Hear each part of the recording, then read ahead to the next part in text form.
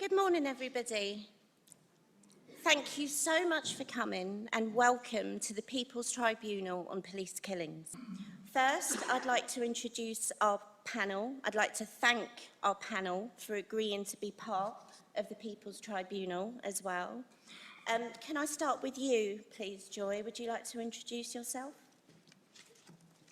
Good morning. It's great to see everyone here, and I know so much organizing has gone forward for the last 2 years.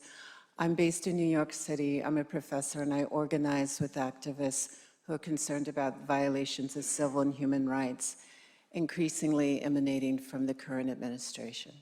Good morning. I want to thank the family for being here and for all the organizing and all your struggle. My name is Esther Mamadou. I am a lawyer in migration and refugee law, and I work on law enforcement violence at borders and in anti-Black racism against Africans in the context of law enforcement. Thank you. Good morning.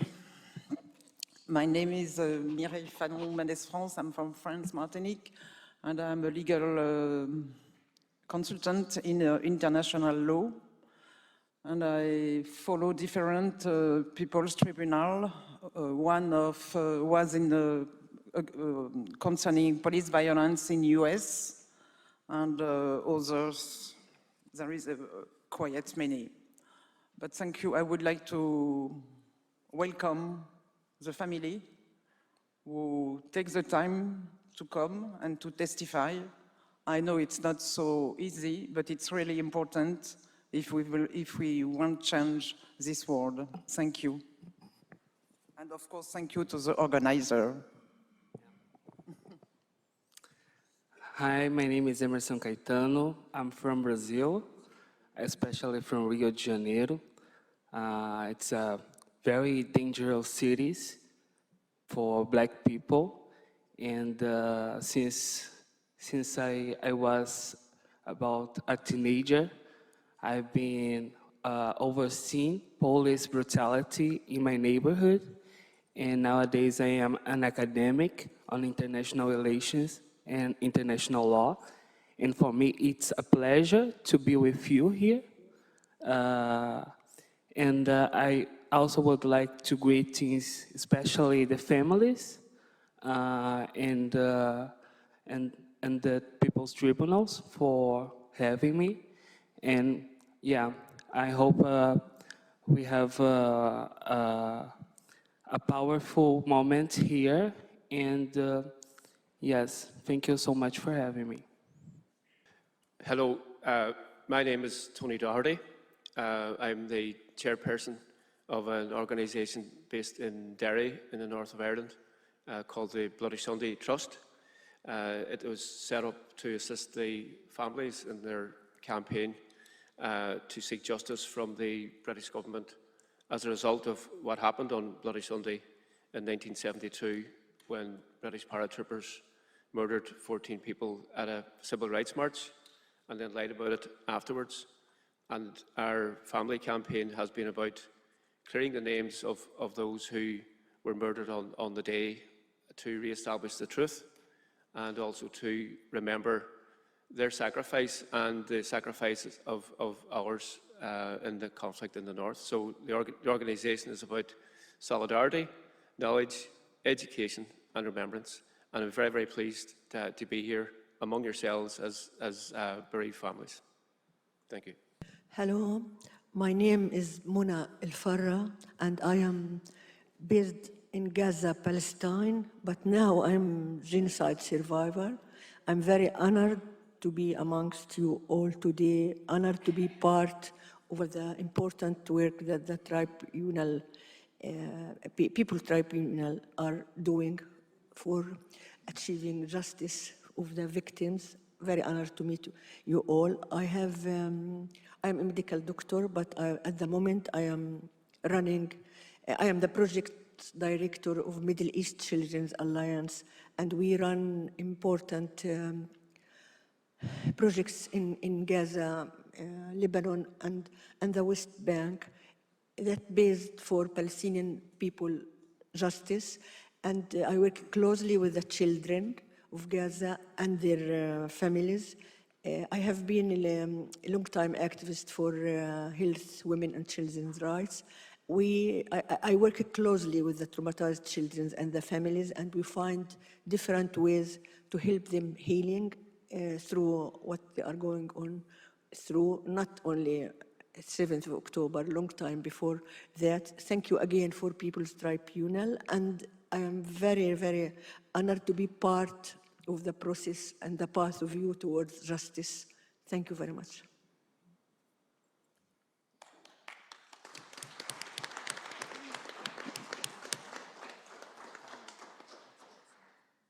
Thank you very much to our panel. We are honoured, we are grateful that you are here, and it will be a powerful movement. I'd like to now move on to our expert witnesses as well. Good morning, everyone. My name is Gus John.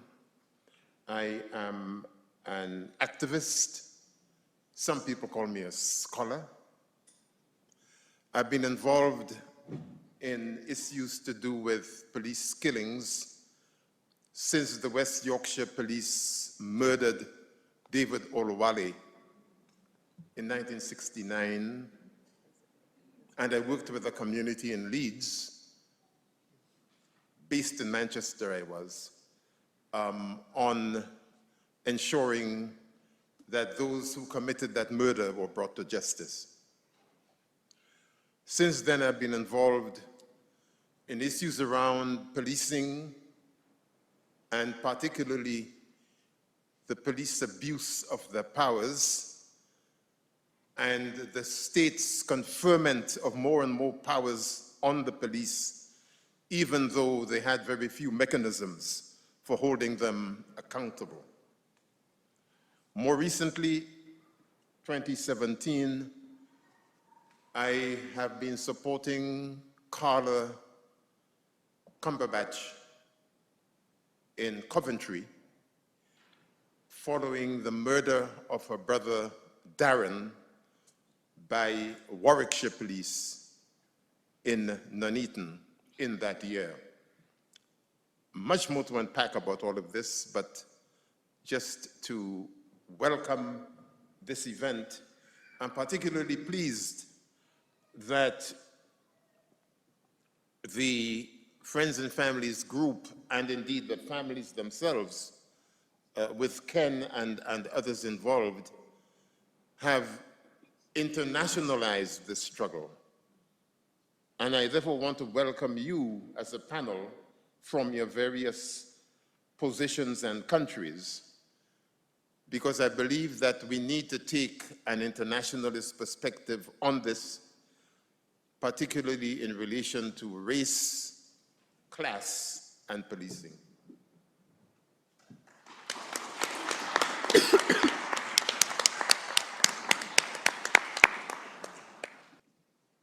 Greetings, everyone. My name is Luke Daniels. Sorry.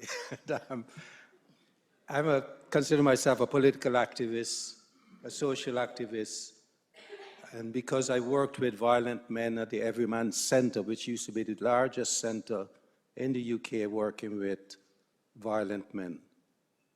I think violence, men who hurt people have actually been hurt themselves, and usually I have to work with them with the early memories of the traumas that they went through. I believe no one will hurt somebody unless they were hurt themselves first. I've worked with men who've killed, I've worked with men who've committed really terrible acts of violence, and I know that they can be helped. I'm also the president of Caribbean Labor Solidarity, and one of our campaigns is fighting for reparations for enslavement. And we know that a lot of the violence that black men face in this country from the police is as a result of racism, as a result of the enslavement of Africans and the lies that were told about Africans that has affected the whole country.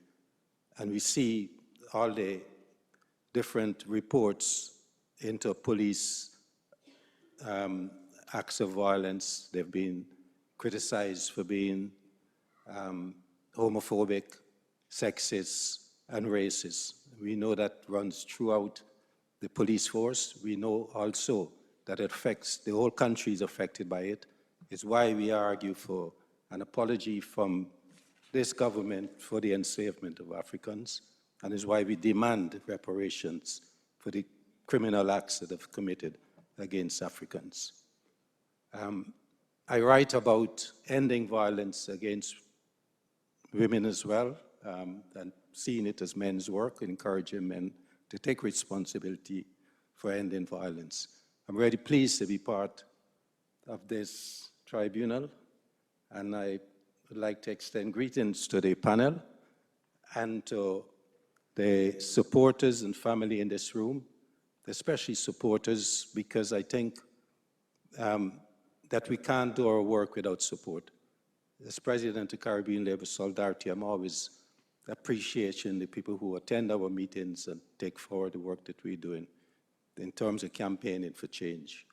And I thank you.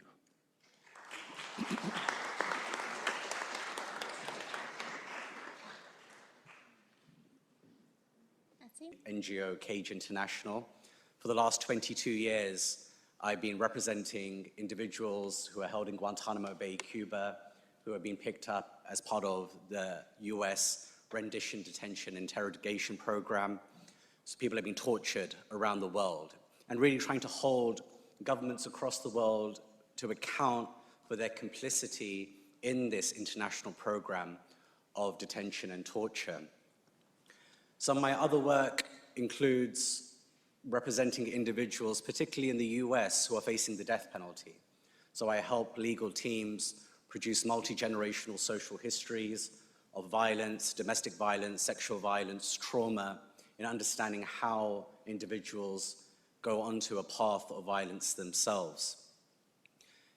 What we see really actually is the role of state violence in all of this. That's one thing that connects all of these moments together, is the role that the state constantly plays. Whether you're looking at what's happening domestically in the US, here in the UK, those who are being held in places like Guantanamo Bay, those who are accused of very serious crimes, what is always present in the room is the state and the actions of the state. And until we have mechanisms to really hold the state to account, we will never really be able to build a just future. And so a lot of my academic work, a lot of the books that I've written and papers that I've written really focus on this element in particular, which is to hold the state to account. So I really applaud this effort. And having worked with survivors of torture, of extrajudicial killings, I really applaud the families for being in this room today. I know how unbearably difficult it is to bear witness to your pain and to your suffering. And I want to acknowledge you and to the panels as well, and to the organizers for organizing this and coming together and showing this solidarity. So thank you, and I look forward to spending some time with you all. Thank you. My name's Paul O'Connor, and like Tony, I'm also from Derry. So you get two of us for one today. I'm working at the Pat Finucane Centre for Human Rights and Truth Recovery. Pat Finucane was a lawyer who was murdered in 1989. It's since been accepted by David Cameron that there was involvement of state forces in his murder by loyalist paramilitaries. And recently a public inquiry was announced, which the family have been campaigning for many years. So we're based in 3 offices in Derry, Armagh and Belfast, and we have a caseworker in Dublin, and we support some 230, 240 families who've all been bereaved due to the conflict. The majority of families that we support have been victims of loyalist violence, right-wing loyalist violence with various elements of collusive behaviour with members of the security forces in those murders. That's been proven. It's no longer up for debate. We also support a large number of families who've suffered through British Army and police violence, who've been killed. In the entire conflict, only 4 soldiers have ever been convicted of murder in the jurisdiction. Even though hundreds of people, civilians, were killed. All 4 received life sentences. All 4 then received the Queen's pardon and were readmitted. No police officer has ever been found guilty of murder while on duty, although a number have been found guilty of murders committed when they were acting within loyalist paramilitary groups. So at the moment, we are active with families and advocating on their behalf in inquests, in police re-investigations, with the police ombudsman, which is the body that investigates the police, with An Garda Síochána in the Republic, with the coroner's service, with public inquiries, but also on issues of truth recovery. And we have various mechanisms. We have a large collection of shoes from families, some 250 pairs of shoes that we've brought over to London. We also have various exhibits that we use publicly and in different fora. The last thing that we've done, and we might touch on it more this weekend, is last year, 2 years ago, we approached the Norwegian Centre for Human Rights, who brought together, at our request and the request of another human rights group, a group of activists and academics from around the world, from Latin America, the Middle East, North America, Norway, and elsewhere, including former police officers. And they did a 200-page report for us on impunity, state impunity in the Northern Irish conflict, focusing on the areas of collusion, torture, and state killings. I couldn't bring that entire report for everybody that's here, but I've brought QR copies so that you can all download it. It's an incredibly important document, and I think it's for us a blueprint of how we tell people what the legacy of our conflict was. Thank you. Good morning, everybody. I'm very pleased to be here, like your good selves. It's been a long time coming. How have I found myself to be here? In July 2017, my grandnephew, Rashan Charles, lost his life in Hackney. He was detained for a stop and search. I saw the recorded footage on social media, on YouTube, and it was invaluable. Because when I looked closely, I was very concerned, deeply concerned, about the actions of the officer concerned. I was retired at the time, but I conducted my own investigation, and my concerns worsened. I, to this day, am in no doubt that the primary cause of his death is the actions of the police officer. What the police did are a primary cause of his death, and if it's not, then it's a significant contributory factor. I'm confident in my findings because I had been a police officer. I worked with the Met Police for a little while, 30 years in all, from 1984 to 2014. As a result of that, I have significant theoretical knowledge and practical experience in the police use of force.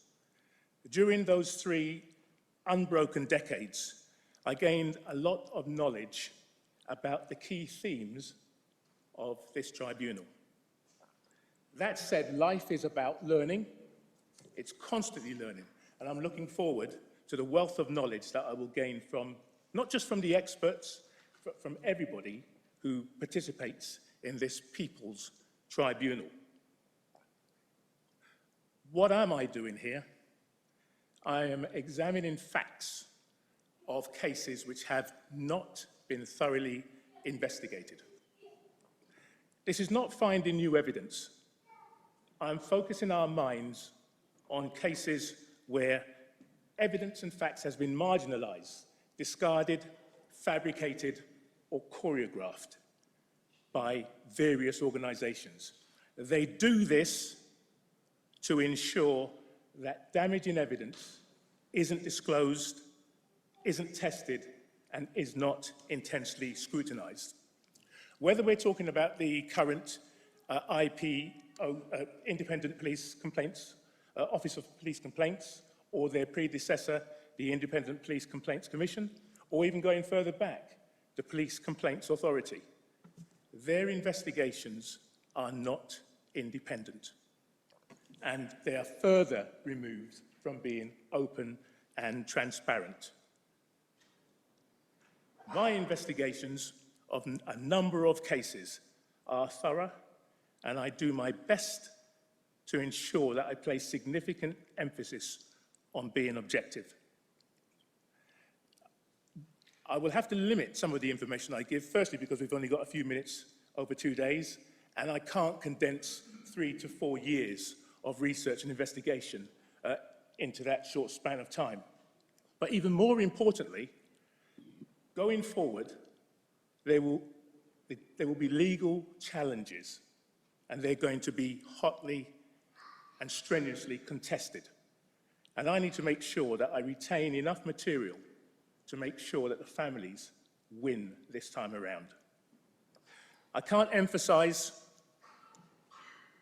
it enough. Where people are killed in wholly avoidable circumstances, and where unlawful use of force is the primary cause of death or a significant contributing factor, I'm determined to ensure that the evidence is properly tested and those responsible for the killing are held to account. My time is almost up, but I like quotes, and one I'll give you, it goes, "It always seems impossible until it's done." I like it because it keeps me going over a number of years. I also like it because it's attributed to the great Nelson Mandela.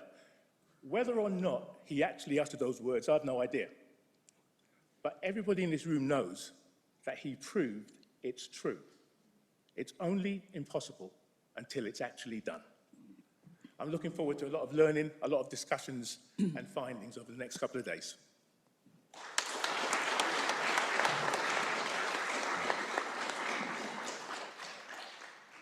Thank you all very much. My name's Samantha Patterson, and my brother was killed by the police in 2007 in Notting Hill Police Station. We're no longer using the term death in custody. He didn't die in police custody. He was killed by the police.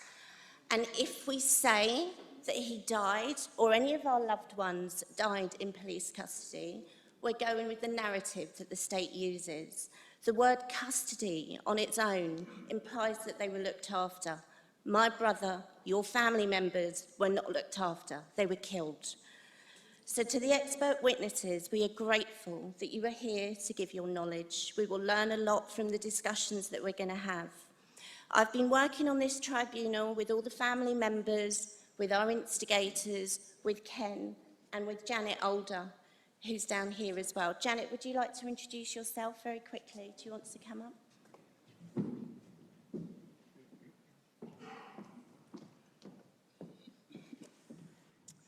Hello everybody, and thanks for coming today to listen to this really important tribunal of the people who's had loved ones murdered by the police.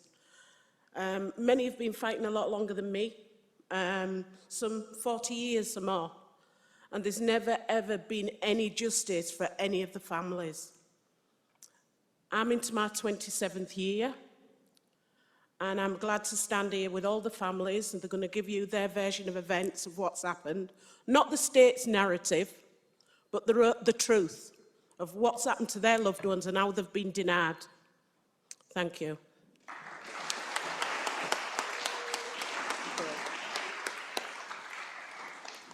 Thank you, Janet. So, as Sam said, myself, Rod, Janet, and other families have been meeting for about a year and a half, probably longer. This started a long time ago, started hundreds of years ago.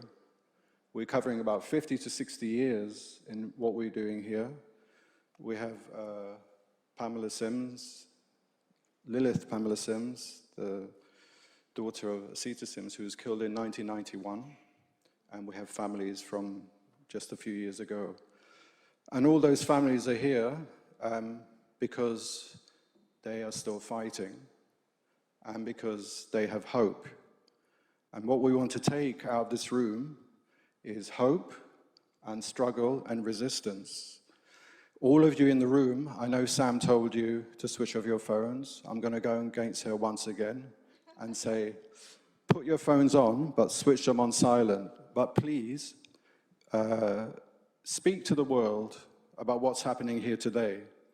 Let people know, in whichever country you're from, wherever you're from, what's going on. Live stream it if you want to. Tell them what you've heard and spread the word. Take photos, take films, and let people know what's going on. Because the voices of the family, and the reason the panel are here, is to listen, but also to take that voice and to amplify it, to amplify those voices. And so that's what we're trying to do. So you should all have been given a QR code, which has got the document. As people have mentioned, we've been working on this document for a couple of years now. The panel have seen it. The panel has also seen the cases, and each case has been investigated. That document will be built up and up and up, and will be used to take different legal actions against the state, and we'll go into that later. This document is important. It's a shared document, so if you have any comments on it, please email us, and we'll include you, because many people in the room have an experience of struggle and of fighting, and obviously we want to take that on as well. So what's going to happen during the day? You have the schedule. I won't go through it. Clearly, there's going to be interactions between the panel and the families in different themes. We've used these 5 themes of terror, torture, collusion, resistance, black resistance, and what's the other one? I can't remember. State cover-up, yeah. Yeah, state cover-up. Those are the 5 themes we've taken, and they are the 5 themes we're also going to fight actions on as the tribunal goes forward. Because as you all know, people are very comfortable speaking about deaths in custody in this country. We absolutely reject that language. I know a lot of people still use the language, and we have to change ourselves. Our minds, many people's minds have been colonized really in using the language of the state and using the systems of the state, and we're completely against that. So these are the messages we need to get to people. When people say, oh, did you hear about that death in custody? You have to stop them there and then and ask them to explain what it means and why they're not speaking the truth. These are murders, manslaughter, police killings. So what else did I have to say? I think it's been quite a long struggle to get here. We're pleased that people are here. We're going to run this for 2 days. We'll talk later about the actions that are going to be taken. I think it's important that the panel are given enough time to ask the families questions, and then also you'll have an opportunity to hear from the expert witnesses at the end of each session, and also the use of force expert, and that's the structure of the day. I'd like to introduce you to Mona Simpson, the mother of Joy Gardner.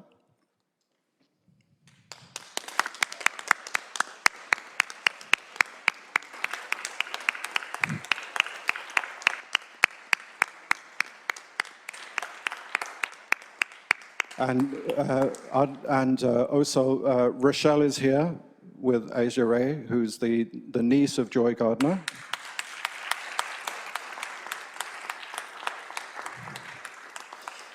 And I'd also like to call on Minka Odofo to stand up, please.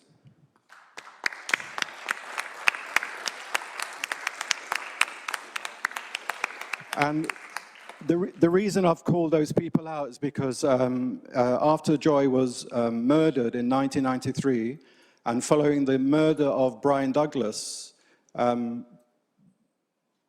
Mona and Minka, myself and Brenda Weinberg, the sister of Brian Douglas, got together to look around at what was happening. And all these killings were happening all the time. But the families were working on individual campaigns. There was no unity. And we decided to form the United Families and Friends campaign, which became a very radical and politically driven organization at that time, which really took on the state and really confronted the state on all the cases that were happening at the time. And since then, we've had more than 30 years of deaths and killings, and the killings go on and on and on. We've had lots of inquiries by Lord this and Lady that. They get nowhere. Nothing happens.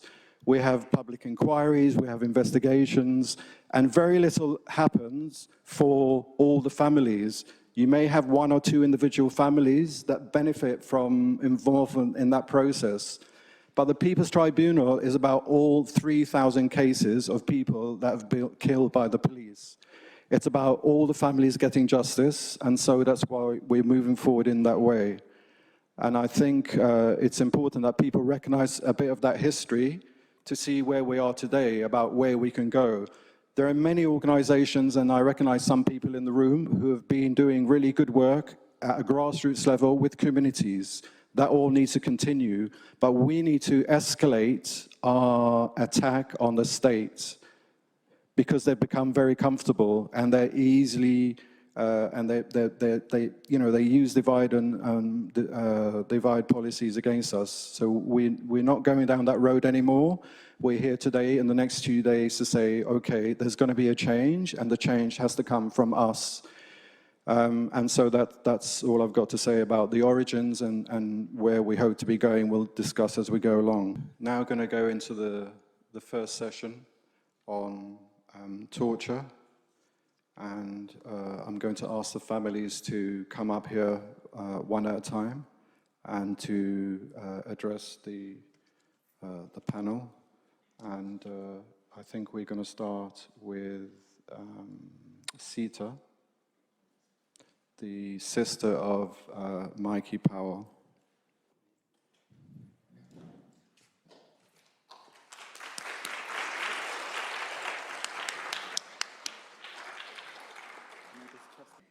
Here goes.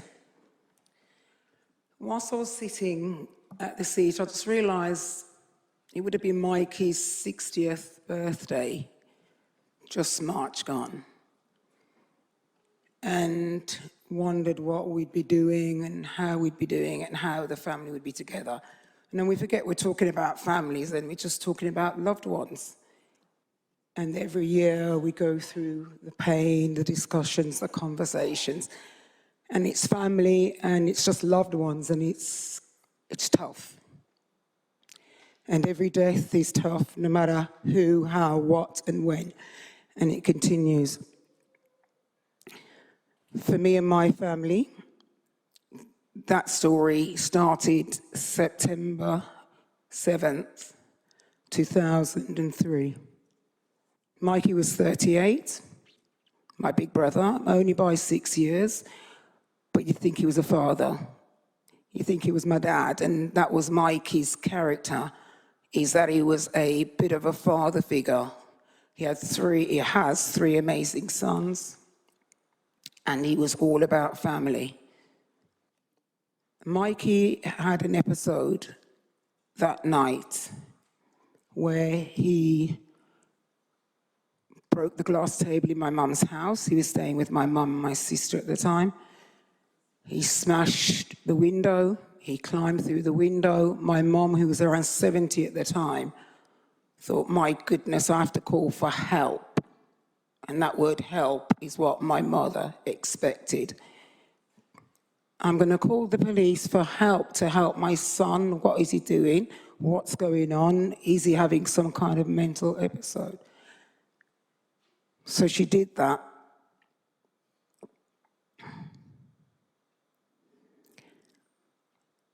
Mikey climbed through the window. He smashed his own car. So clearly something wasn't right.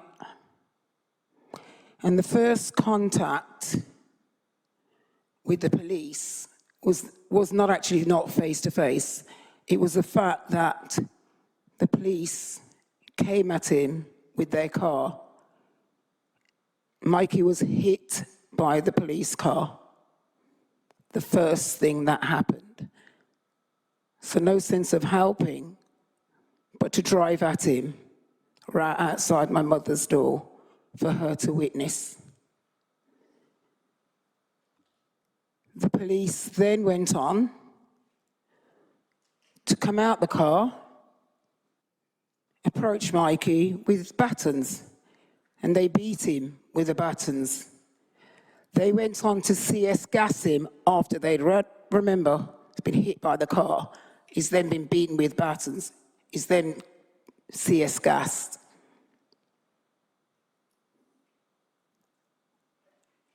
A police van arrives. Everyone's on the street that's witnessing it is saying, what's going on? Call an ambulance, call an ambulance. He's been hit by a police car. He's been CS gassed. He's been beaten. The police van arrived, several officers came out, 5, 6. Officers decided to pin my brother down on the floor, who's probably no bigger frame than myself, and sit on him to pin him down, because he was so strong that 5 officers had to pin him to the ground after he was hit with a car, beaten with a baton, CS gas, then pinned to the floor and sat on for several minutes. And at this point, people are still saying, where's the ambulance? Where's the ambulance? Everyone in the street that's witnessing it, where's the ambulance? After multiple minutes, Mikey was then not transported into an ambulance to a hospital, but was handcuffed behind his back.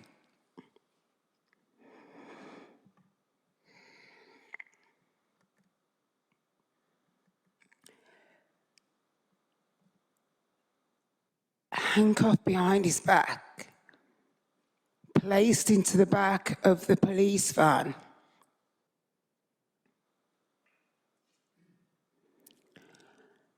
Where, and we know through not the first trial, but through the second inquest, that Mikey was handcuffed behind his back and placed between the seats and the floor of that van, face down, whilst for sure officers sat in the chair, or what else, face down, handcuffed behind his back, gasping for his last breaths. Because as we know, which we had to wait for in 2009, when we had an inquest that we fought for, that Professor Crane said that it was more than likely that Mikey died of positional asphyxia because he was put in that position in the back of the van on the floor, face down, gasping his last breaths. However, the journey to not the hospital, but to Thornhill Road Police Station, some 7 minutes long. When they got to the station, and many of us have seen footage, some are in the room, Tip and myself, Ken, we've seen footage that wasn't shared in the trials of Mikey not walking out the back of the van, but Mikey being carried out, face down, officers huddled up quite closely because there's CCTV, and being carried by 4, 5 officers, carried closely together through into the custody suite.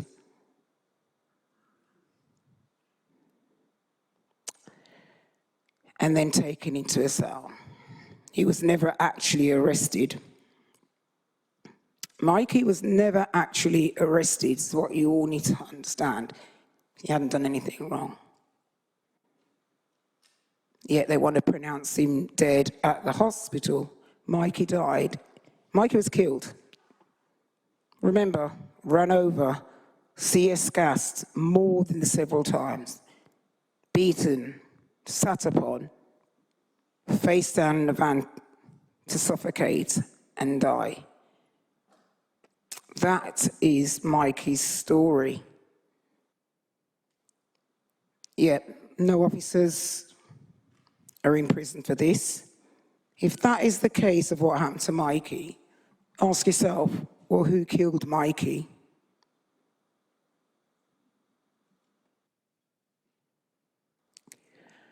And that's really where we are today, because no one's gone to prison.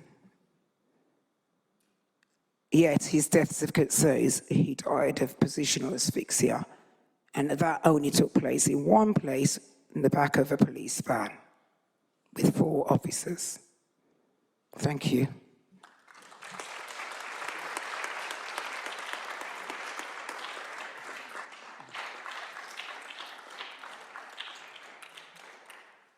Thank you, Sita. So now I'm going to just ask the panel if they have any questions from Sita about Mikey's story or any observations in terms of what she said around any areas of expertise that you have or something you can reflect on in terms of what she said. Mona, yeah, could you share the mic, please? I think you have to press the button as well. First, I would say that I'm totally affected by the story, and I would like to know, because it was not very clear. You mentioned something about the ambulance. The ambulance was not called in the right time? No ambulance ever arrived, despite everyone saying he needs to get to a hospital. So this is the first question. So he was alive, and if the ambulance has arrived on the right time, his life could have been saved? Absolutely. Thank Absolutely. you. Thank you.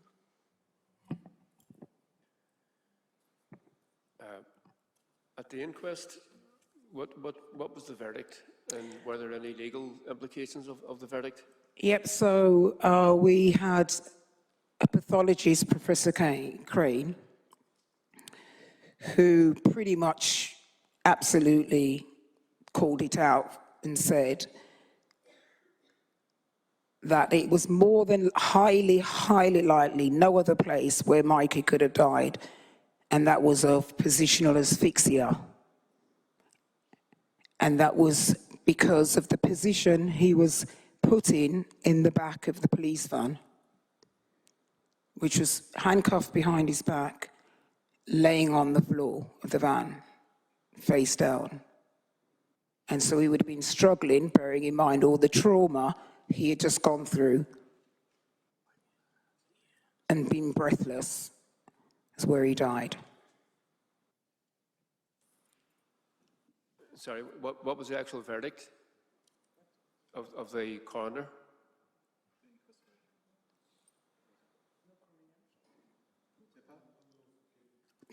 Apologies, yeah. Unlawful killing. Unlawful. Unlawful killing. Sita, can I just ask you a question? Oh. About this positional asphyxia, yeah? The police, are they trained not to place somebody on their front? Absolutely. Yeah, for what reason is that? Well, because if you're on your front, you can't breathe properly. You know, you're going to struggle to breathe. Your lungs are compressed. Your breathing becomes shallow. So if we can't breathe, we can't live. Thank you.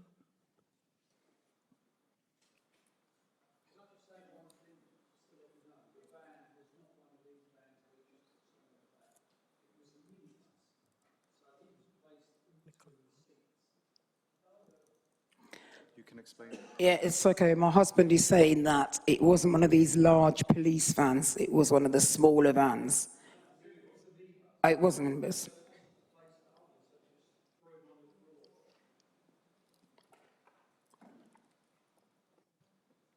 So basically the vehicle that the police used was not a vehicle that was equipped to transport people, their prisoners.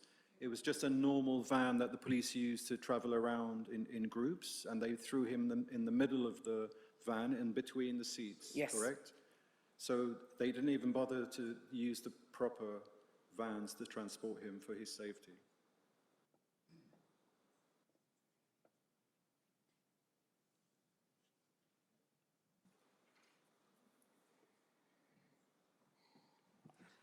Okay, the campaign about the memory, have you submitted anything to an international organization or presented the case for any international organization?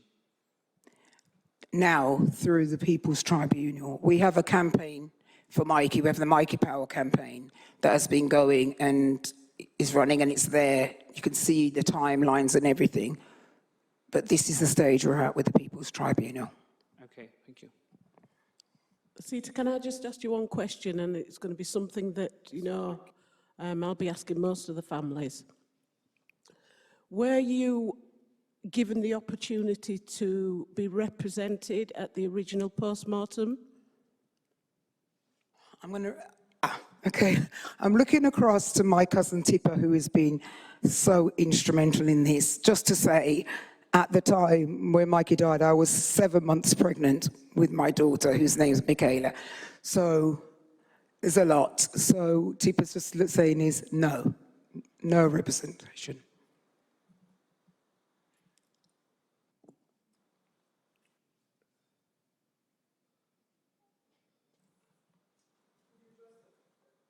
Oh, sorry. Could you just tell us more about the role of media in the case of your brother? Sorry, the what? The role. How they present your role. brother. The role. The role. Because I think it's important also. Yeah. So one of the very first stories, and I smile when I say this, to come out from the media that, they were asked why they drove at Mikey, or in fact, just even before we asked any questions, there was a story that went out that they thought Mikey had a gun, why they drove at him. That was one of the first things that came out through the media, and we as a family shut that down instantly to say, well, why would you think he'd had a gun? And there's like no evidence of a gun. There's no sign that he was holding anything. So the initial role of the media was to try and discredit Mikey's character, which was one that he was a family man. And there was nothing more they could say that he was a family man. No gang member or anything like that. So, yeah. Sorry, I have another question. How do you explain the victim become a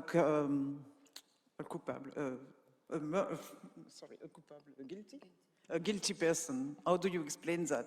The victim, your brother, become a guilty person because he was killed like he committed a crime, and it's not the truth. Well, as I said, that, there was nowhere in the media or anything to say that he was even arrested for anything. So there's no guilt, just innocence.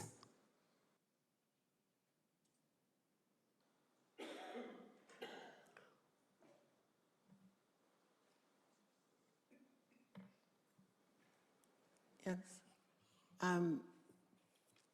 So sorry for your loss, and thank you for all the families you're doing here. I have two questions, one based on organizing and the other on trauma, right? So in terms of organizing, while you were speaking about the loss, well, it's not the loss, the murder of your brother, Mikey Powell, I was thinking about two sites. One would be with Eric Gardner in New York City, who was also asphyxiated by the police by chest compression. There was also an ambulance that was present, and the medical team did nothing to support his life. So one of the issues that was raised around organizing was his daughter, Eric Gardner, who began doing organizings of, quote, die-ins on the street where her father was assaulted by the NYPD. The other part is around litigation, where the family sued and there was compensation. And I'm seeing this is a form of organizing as well. It's not the same thing as occupying the streets or the sidewalk. Organizers shut down New York City for a time before the NYPD, was able to move them out of the subways and off the streets. But the organizing of family members that has like a level of publicity or recognition that gets a mass support, and the other organizing around litigation of compensation. So the family was compensated later, and the ambulance carriers who didn't do their job were also sued as well. So that's the organizing part, how you're organizing or how you see organizing evolving and how you see the militancy in it. The second, in terms of trauma, Erica Gardner organized around her father for several years and was pregnant herself and then eventually transitioned. So in the US, when we work with families, with mothers, with people who are activists, there's questions about how their health, the survivor health is, and what kind of support they need for more construct or more input in terms of their own health needs, surviving the loss of kin.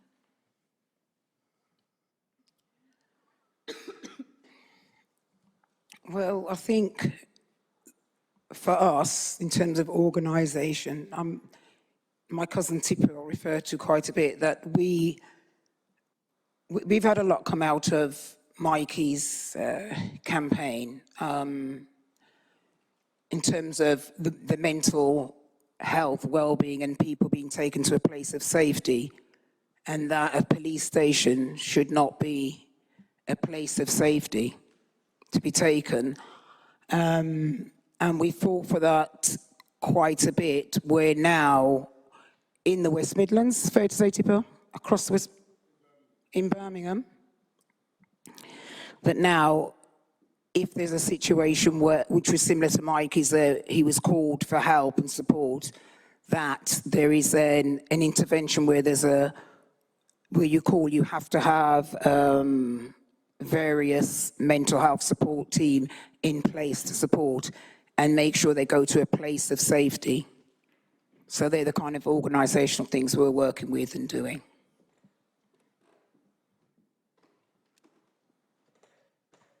Can I follow up one more question, right? One of the things with George Floyd is that people had cell phones and they were taping the assault that the police officer, Derek Chauvin, inflicted on him that led to his death. And when we organized and we were talking about it later, we were kind of struck by our paralysis about maybe our fear of the police that kept us from walking towards George Floyd and doing some kind of intervention. So when you were saying that the people were yelling that, don't just give him an ambulance, they were expressing their care, but it didn't seem like that we were trained to actually make an intervention, or maybe we feared the police so much that we would not make an intervention 100%. to stop a murder. I was curious about your thoughts on that. I guess it would have been, when you look at the George Floyd, it would probably very, very similar. I looked at it as like, wow, people just stood in shock. I just think those that witnessed his neighbours, family members, was just in shock. Some did try, in fact, which I didn't mention, that my brother-in-law at the time did try and help and hold back Mike, and he actually got CS gassed as well. So where a family member did intervene, he was also CS gassed, was trying to prevent. So that's actually did happen, and that's what happened to him.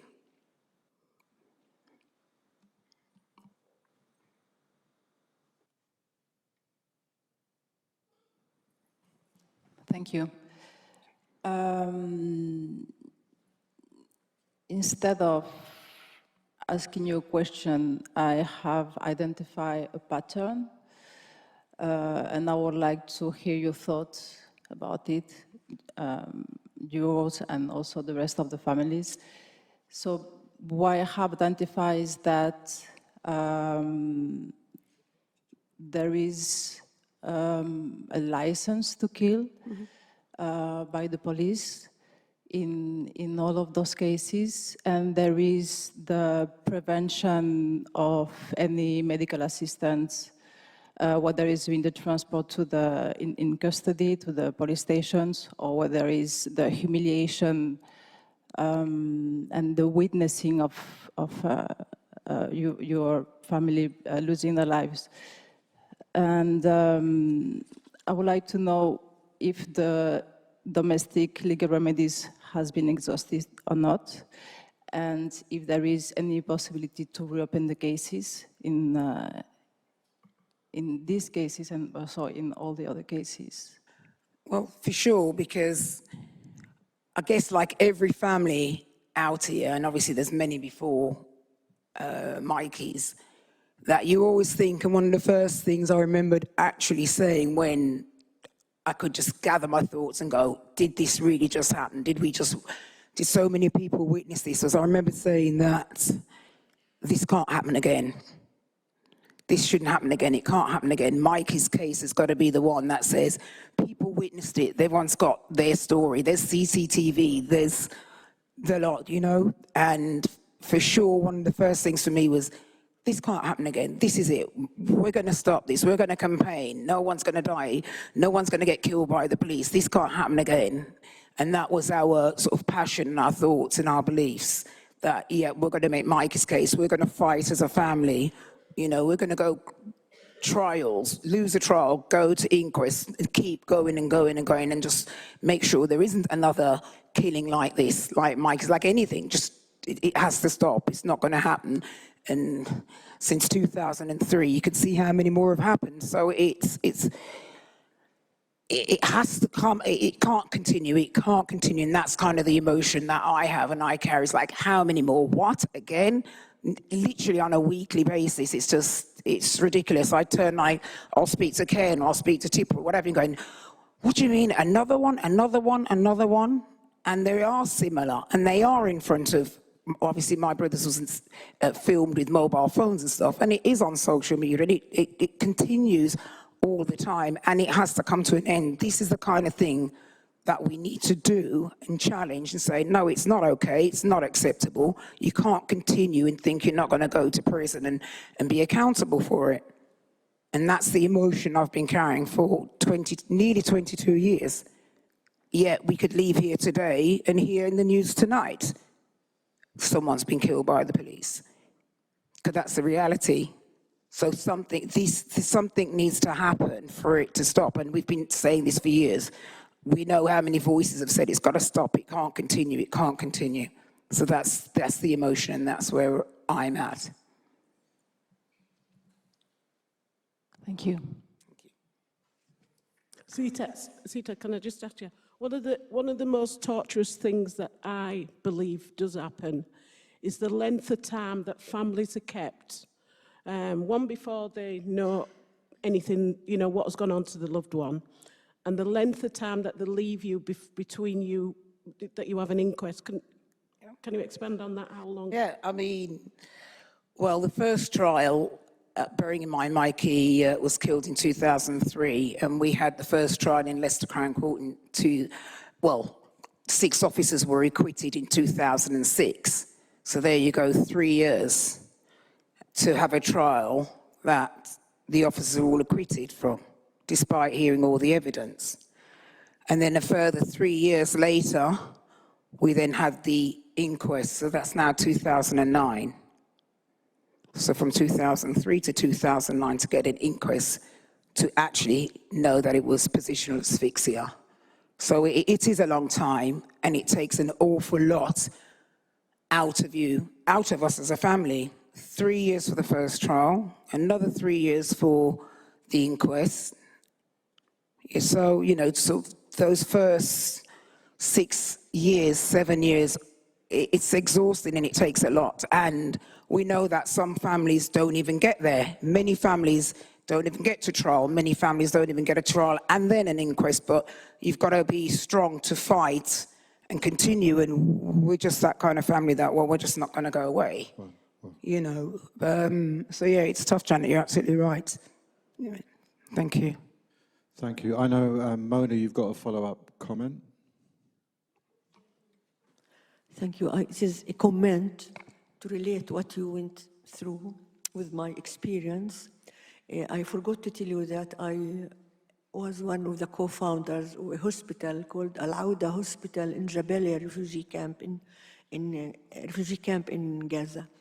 So what I'm trying to comment that the year 2006, June. I was at that time working actively in the hospital, and I heard a testimony by one of our ambulance drivers who, during one of the incursions of the Israeli troops through the east of Gaza, where our hospital was close by, and the ambulance was sent by us to rescue some injured. One guy, he was injured, and the army were there, did not allow the ambulance, the team, the medical team, despite of their readiness. They were like 100 meters trying to negotiate with the army to go and rescue the life of that victim. And as far as I remember, he bled to death while he could have been easily injured, his life could have been saved if he. So this, I relate this to that. And I have another point. It is the same system. Either the police here in the UK or everywhere, USA, everywhere, and the governments, and the Israeli occupation. While you were speaking, I was just thinking deeply and relating this to that. It is part of I wouldn't say just racist system. I would say that this system where there's people are deserve to live and enjoy life, and people, they are just numbers, and their lives doesn't matter. But no, we shall continue telling and working with your group and the others to tell the world that every human being life, manners and justice must be for all, regardless of race or gender or whatever. Thank you. 100%. Thank you.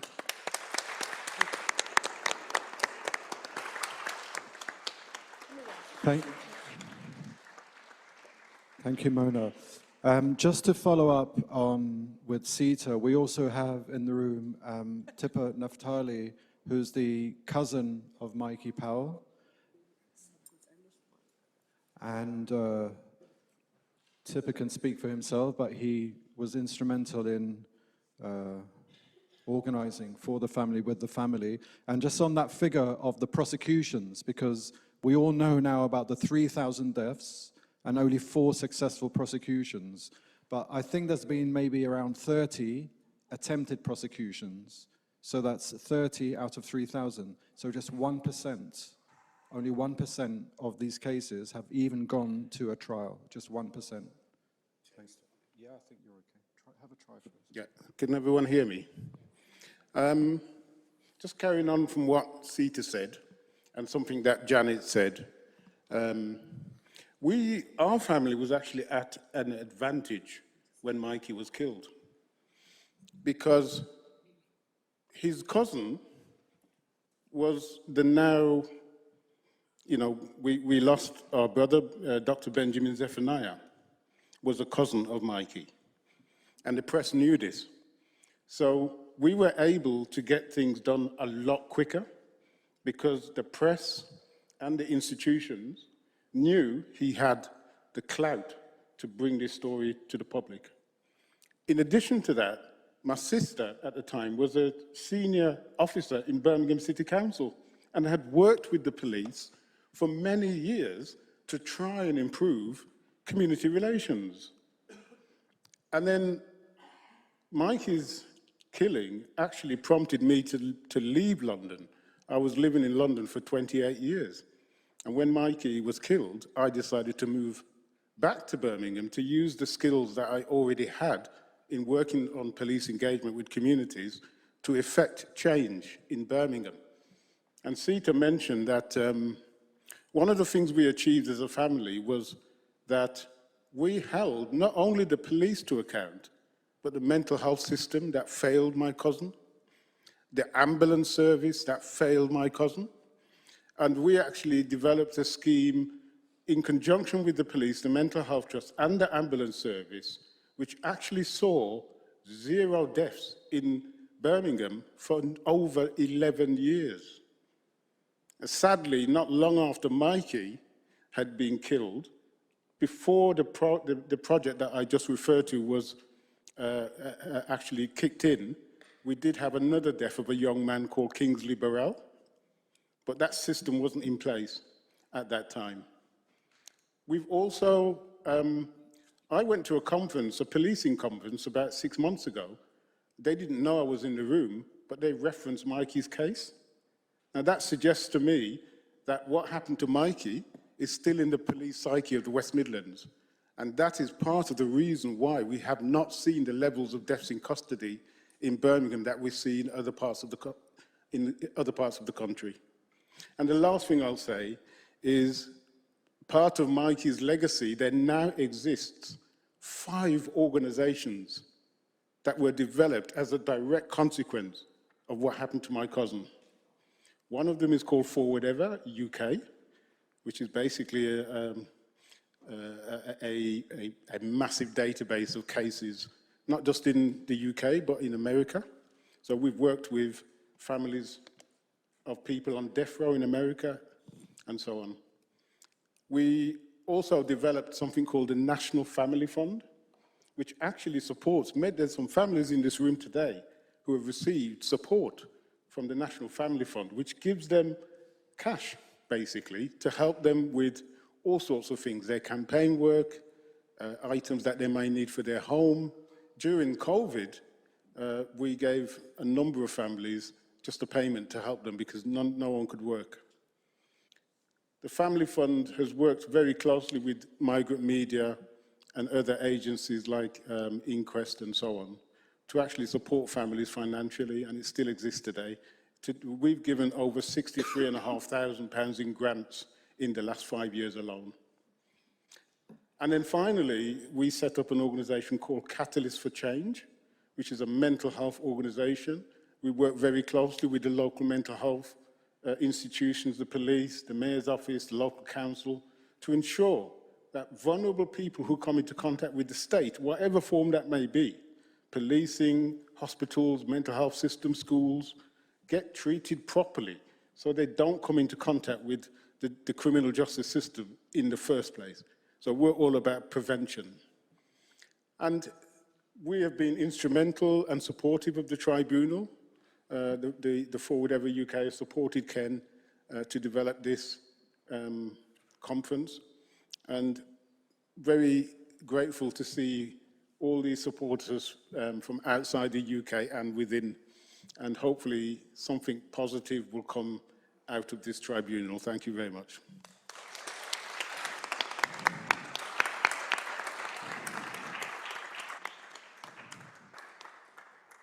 Thank you, Tipper, and thank you, Sita. Unless there are any follow-up questions from the panel, we're going to move on to the next family. Okay. I'd like to introduce Shirley Sylvester, the cousin of Roger Sylvester. Good morning, everyone. Can you hear me?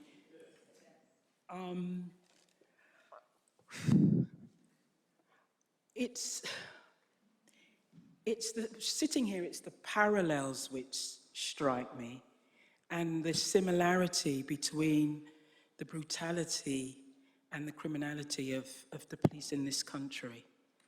And it's something that we mustn't forget. And we also mustn't forget who the people who were killed by the police were and how it's impacted on the families. My Aunt Sheila isn't here today. She's 90, and she has health issues, so it's difficult for her to get out. But not that long ago, she went to visit Roger's grave, and my cousin said to me, my cousin Tracy said, her mum broke down, 25 years later, and she didn't know what to do. She didn't know what to do. And none of the siblings knew what to do. My uncle didn't know what to do. And that's just a measure of the grief that people feel and what the impact on families are. So I just want us to remember that, because this is about humanity and this is about the right to life.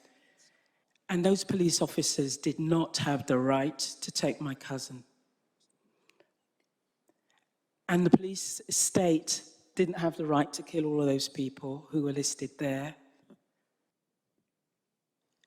And the police forces and the police officers are responsible for this because they allow the same thing to happen time and time again. How many times have we been told, what's the definition if you keep doing the same old thing and you're still getting the same old result? Why is it that nothing changes? And that's why we need a tribunal. Because I think we're fed up of the same old recipes being dished out each time that there's a death. So just moving on to talk about Roger, who I always refer to as my baby cousin. I'm Shirley Sylvester. His dad and my dad were brothers. We had a similar relationship. I always called him the baby. He was 30 when he was killed by Tottenham police. He was a local government administrator. He was, like many people, he was part of a large network of family and friends, and we all loved him. He liked a good meal, and he was fun-loving, and those are the things that we choose to remember about him. So 26 years ago now, he was killed by Tottenham police. There was a call saying that there was somebody acting strangely. They turned up. It isn't like some deaths because in those days there weren't people around with mobile phones. It was a dark night, and we don't really know why he was behaving strangely, and why he was naked. And that's one of the things in terms of the investigations, because that wasn't really looked into.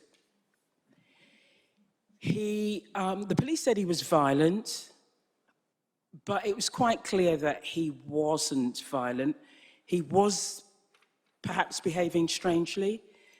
They took him to St. Anne's Hospital, which is a local hospital for people who are mentally ill.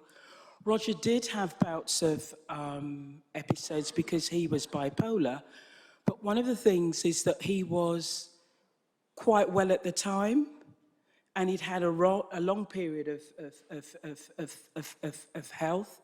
I mean, he was working, he was holding down a job, he was due to go back to work the next day. When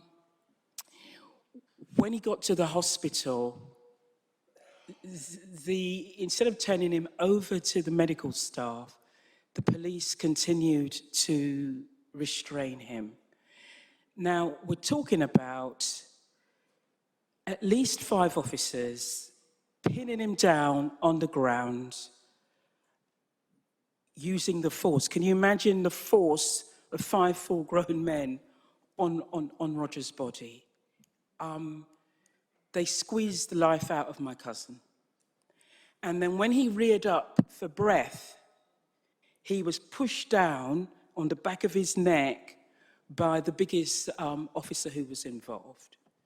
So, and in addition to that, I mean, they wouldn't let him breathe. And all of this discussion about restraint techniques, well, if you're holding somebody face down and they can't breathe, what do you expect? So, Roger's death has got nothing to do with police training or mental health. I mean, if you've got bipolar, don't you need to breathe? And that's the way I see it. This was about straightforward cruelty. It was about straightforward, excessive force. These are people who are supposed to have a duty of care, but they did not care. And nobody can tell me or anybody in my family that they exercise a duty of care. They don't, and they get away with it. That's the way I see it. When Roger collapsed, he was pinned down for 25 minutes, and that's in addition to whatever happened in the van, which we will never know, whatever happened on the doorstep, which we will not know because it wasn't considered a crime.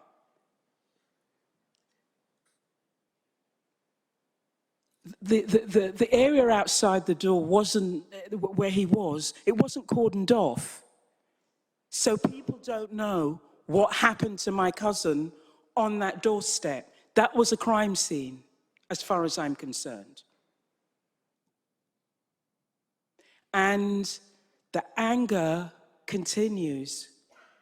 And we will never forget Roger and the way that he was taken away from us.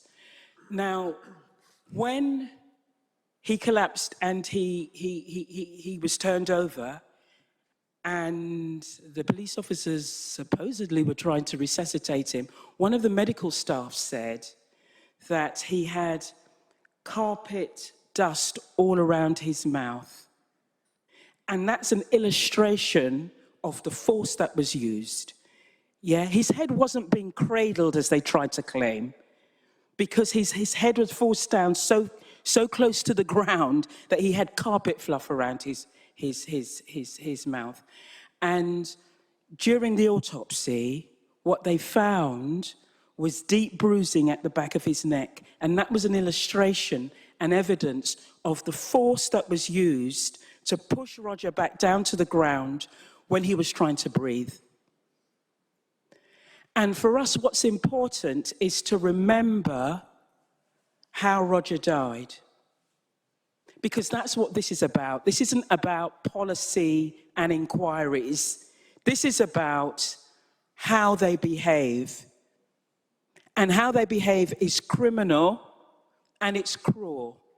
So, a couple of other things. This was Tottenham in the 1990s, and things haven't changed that much now.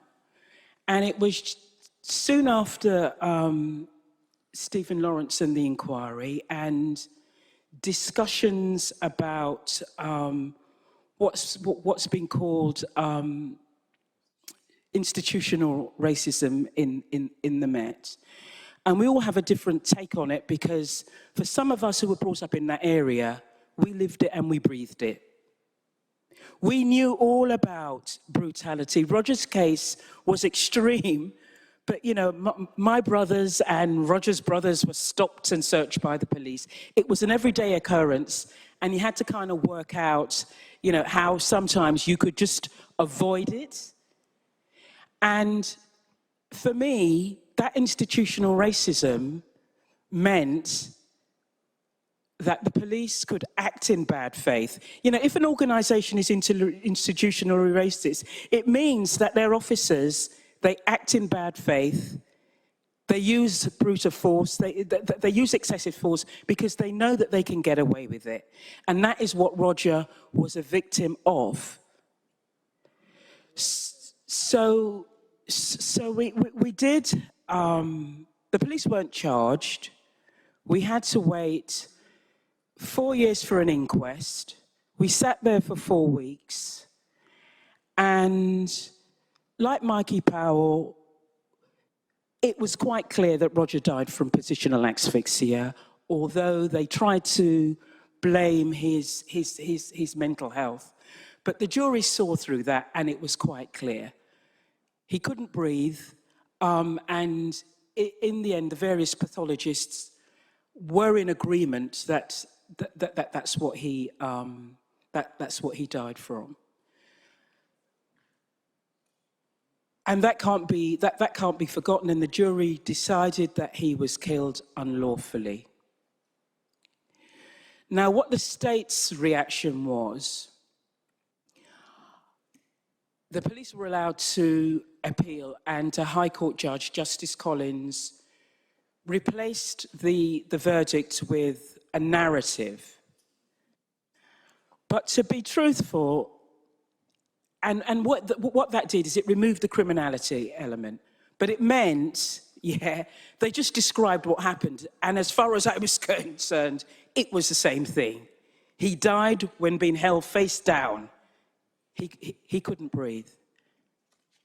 And what does justice look like? Well, the police should have been tried and convicted. Justice is not another inquiry. We're sick of all of that. I don't want Roger to be used as a footnote in a police training manual. I've seen his name. I mean, I've looked at one or two of these reports. I try sometimes not to read them. And I'm still jerked when I see it, because I'm thinking to myself, well, if anybody was interested in lessons learned, I mean, people are always talking about lessons learned. I'm sick to the back teeth of that term.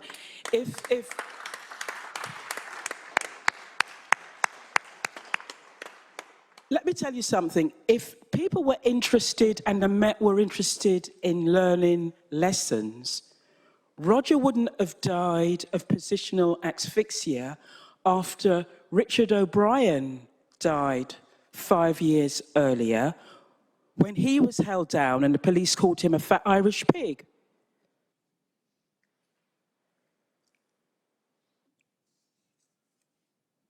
And others would not have died after Roger from positional asphyxia when they were held down. So we want justice. Let's keep the focus on what happened and how they died. Let's remember what Tottenham police were like. I mean, Roger complained of being followed by the police. One of the police officers who were involved in his restraint worked at the Broadwater Farm unit and was known to the police. Everybody knew that he was a prime harasser of our community. So we know the facts. We know how he died. We know who killed him.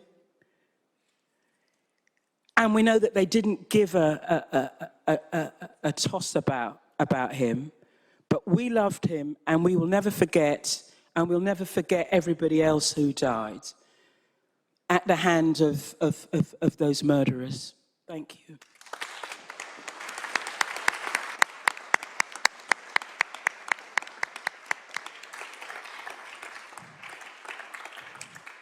Thank you, Shirley. I'm going to hand over to the judges, but just the point that Shirley made about the names, because I remember they wouldn't release the names of the police officers.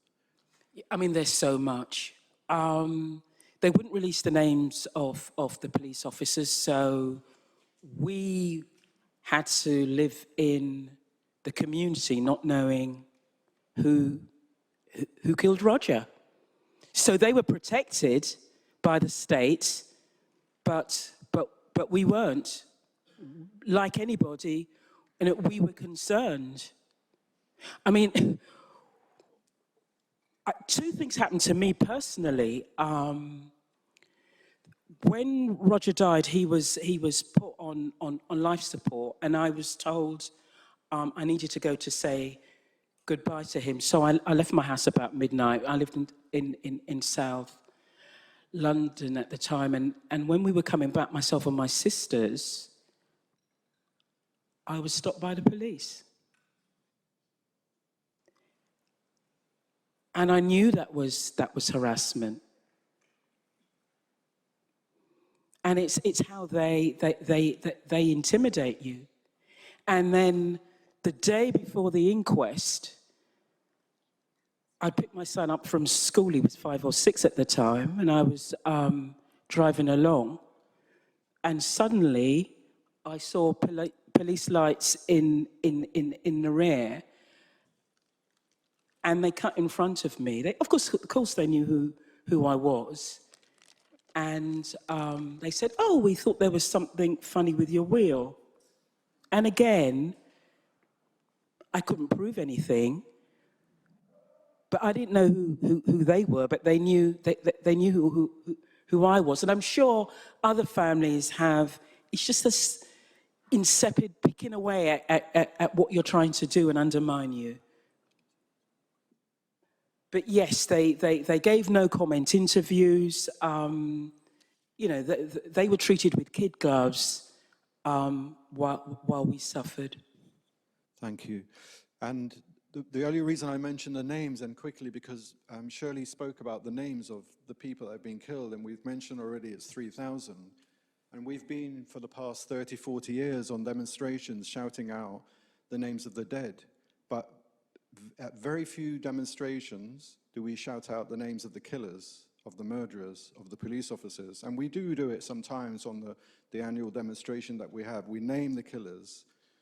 And I think people need to know what's important here in terms of what we're trying to do with the tribunal, is that for the 3,000 names, in each of those cases, there's at least 10 people who are responsible.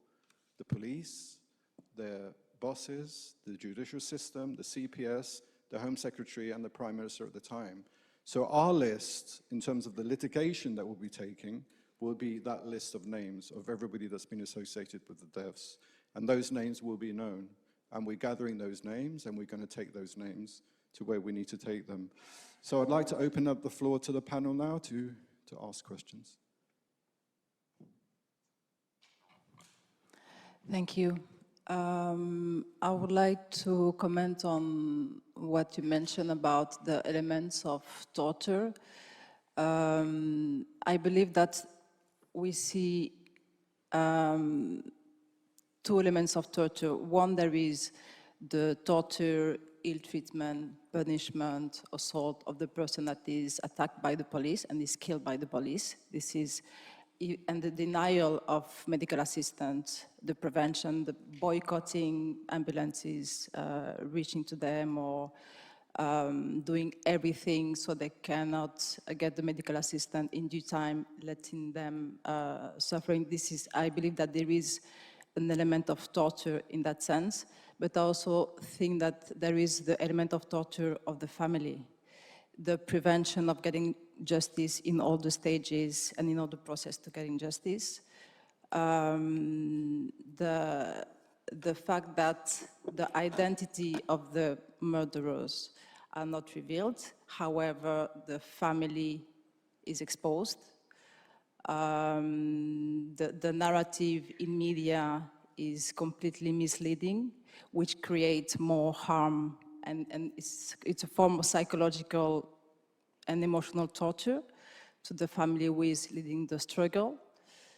And I think we should see it from the lens of those cases are cases of torture in different ways, torture by the system, torture by the justice, torture by the police when the killing is happening.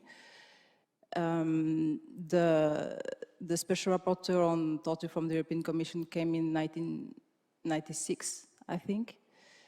And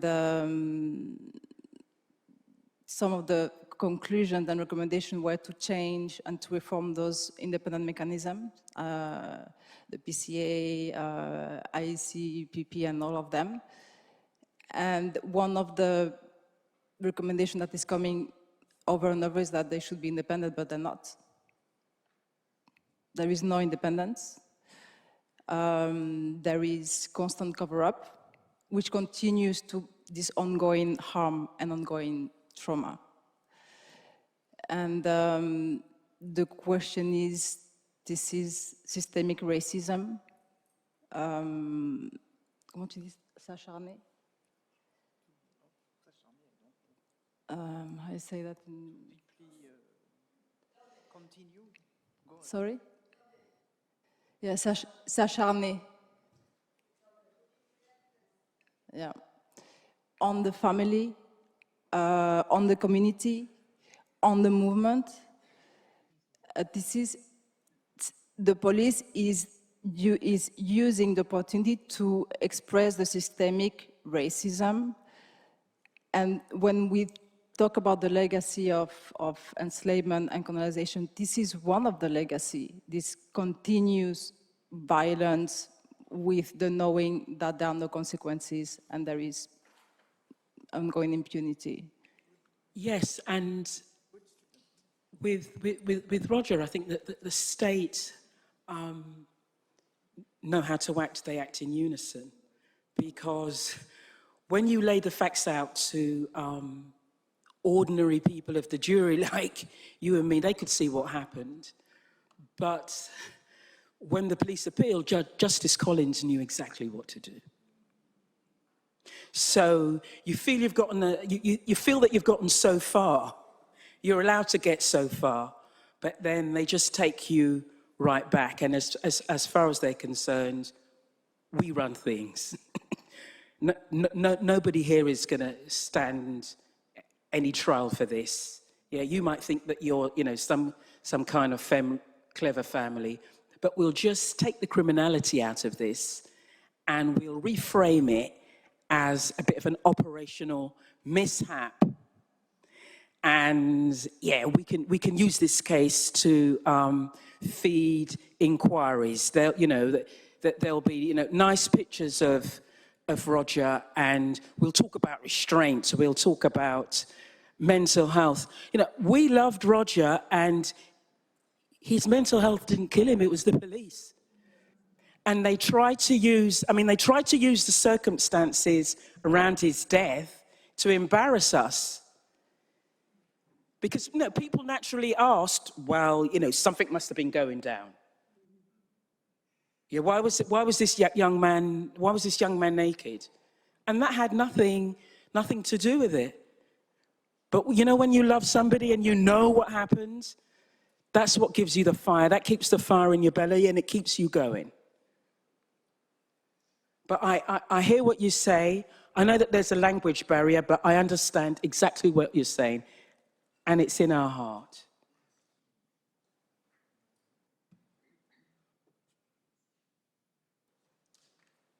Any more questions? Sorry.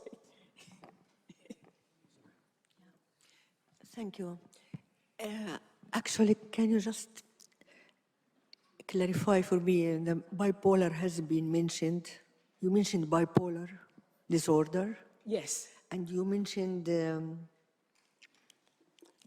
mental illness as well. Can you just relate it to what happened with Roger? And then I have a comment as well, please. Yeah. Roger had been diagnosed as bipolar, but he did hold down a job. I'm not a medical expert, but it's a form of mental illness. But personally, I just sometimes feel that is overplayed. Because he had a normal weekend. He was a big Arsenal fan. He'd gone to Arsenal on the Saturday. He'd gone around to his mates. He had helped his cousin out in the shop. He was on his way back home. His neighbor had seen him minutes before, and he greeted her. He'd said hello. So it's a red herring, as far as I'm concerned. But I'm not going to pretend he wasn't, because that's what they sometimes try to do so that they can embarrass us and to justify his death. But it had nothing to do with it. It had nothing to do with it. And that's one of the reasons why I get frustrated by these pages and pages of, restraint and mental health. If you hold somebody down on the ground, face down, and they can't breathe, they'll die. Their height, their gender, their health, their state of mental health has all to do with it. Okay. My comment.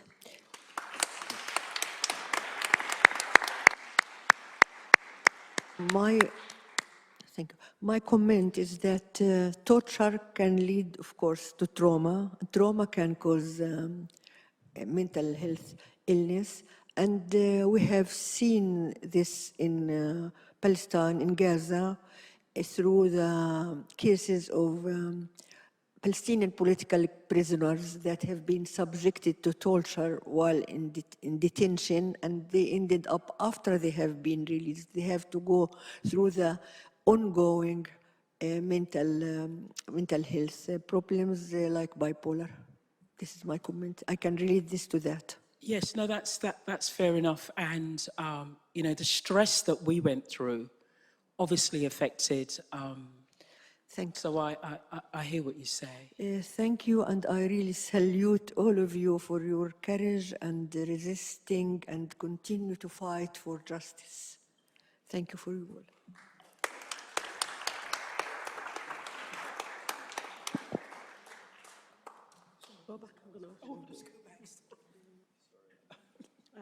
Just a couple of things I'm going to point out, you know, I'd like you to point out to the panel. When somebody's having a crisis like what what Roger was having, I mean, it's bad enough, you know, like for us as ordinary people, you know, like seeing the police and feeling intimidated if they're in a car behind you or whatsoever. Do you feel that Roger would have been traumatized and scared, do you know, when that many police officers approached him? Yes, and for us, that's our torture. Our torture is that, God, I mean, I think it's one of the things that has really, really, really affected my aunt in particular. I mean, your son, it's the details of it. He was naked. We're talking about, you know, January. I mean, every January, every time I see frost, I think about Roger because, you know, and no one covered him up. I mean, that's the treatment. I can't imagine what he went through, and we don't know because he took that to his grave. He was never able to tell us, and that is, yeah, that's how they tortured. That's how they tortured us. I can't imagine how frightened he must have been. In my case as well, this is why I'm asking you this question. Did you find it psychologically torturing for the family when it wasn't investigated what had happened in the van or at the door? Yes. Yes, and it's one of the things that we're still very dissatisfied about. But it was clear how he died. So we know how he died and the medical cause. We don't know enough about the full circumstances. And one of the things you always want to know when you lose a loved one is what happened. It's a very, very simple question. You just want to know, you want the details, it helps you to deal with it. And, you know, and that we've been robbed of that because of how the police operated. In fact, I think 3 officers were later disciplined for not treating the investigation seriously, but that's just throwing pieces of crumbs of comfort to us to make out that someone cares about what happened. And just the last thing, do you know, like you did mention about the unlawful killing that you got and that it was turned over by the court. So you had that up where you really thought that you were getting somewhere, and then you had it squashed by the courts with that implementing that narrative verdict. But your case obviously shows that that narrative verdict that has been given had the same ingredients of an unlawful killing. Yes, because it described how Roger died, but it effectively, I suppose, removed the criminality. So I still remember Justice Collins, saying, well, maybe he was struggling. Yes, they did kill him, but he was struggling. So it's just framed differently. He was struggling for breath. He wasn't struggling because he wasn't complicit, which is how they choose. It's convenient to frame it that way, but he was struggling for breath. Yeah. So the unlawful killing was the only criminal sanction in an inquest. Yes, and that got taken away. It got taken away on paper, but it's here, and it's here, and we all know. Thanks, Janet. Joy? Yeah. I just have two questions. So in the US, we have body cameras for police.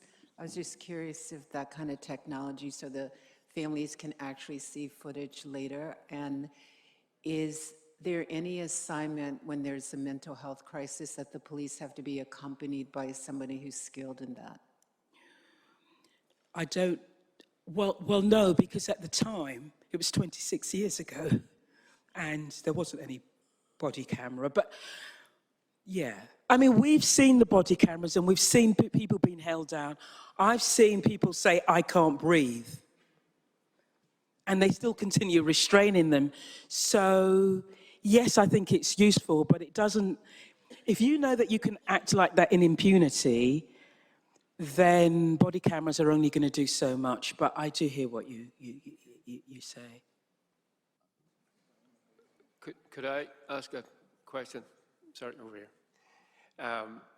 Where I come from, the architecture of the state was used for decades to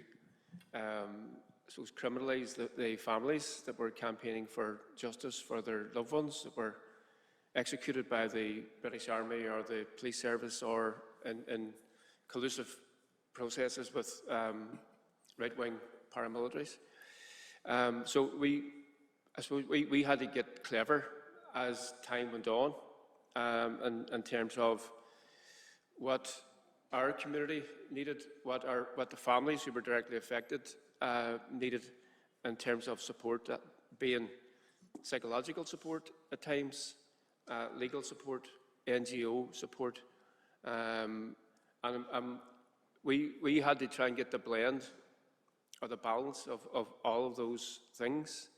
And in the north of Ireland, we're fortunate in a sense, in inverted commas, that we have campaigning lawyers, two of which have been assassinated by the state in the 1980s and 90s. So it's not an easy process by any stretch of the imagination. But I'm wondering, first of all, what do you consider justice to be? Are you properly advised as to what is achievable from the justice system? And this is probably as much directed as yourselves, Ken, as well as, but is there a proper balance between legal representation? Have you campaigning lawyers who work on your behalf?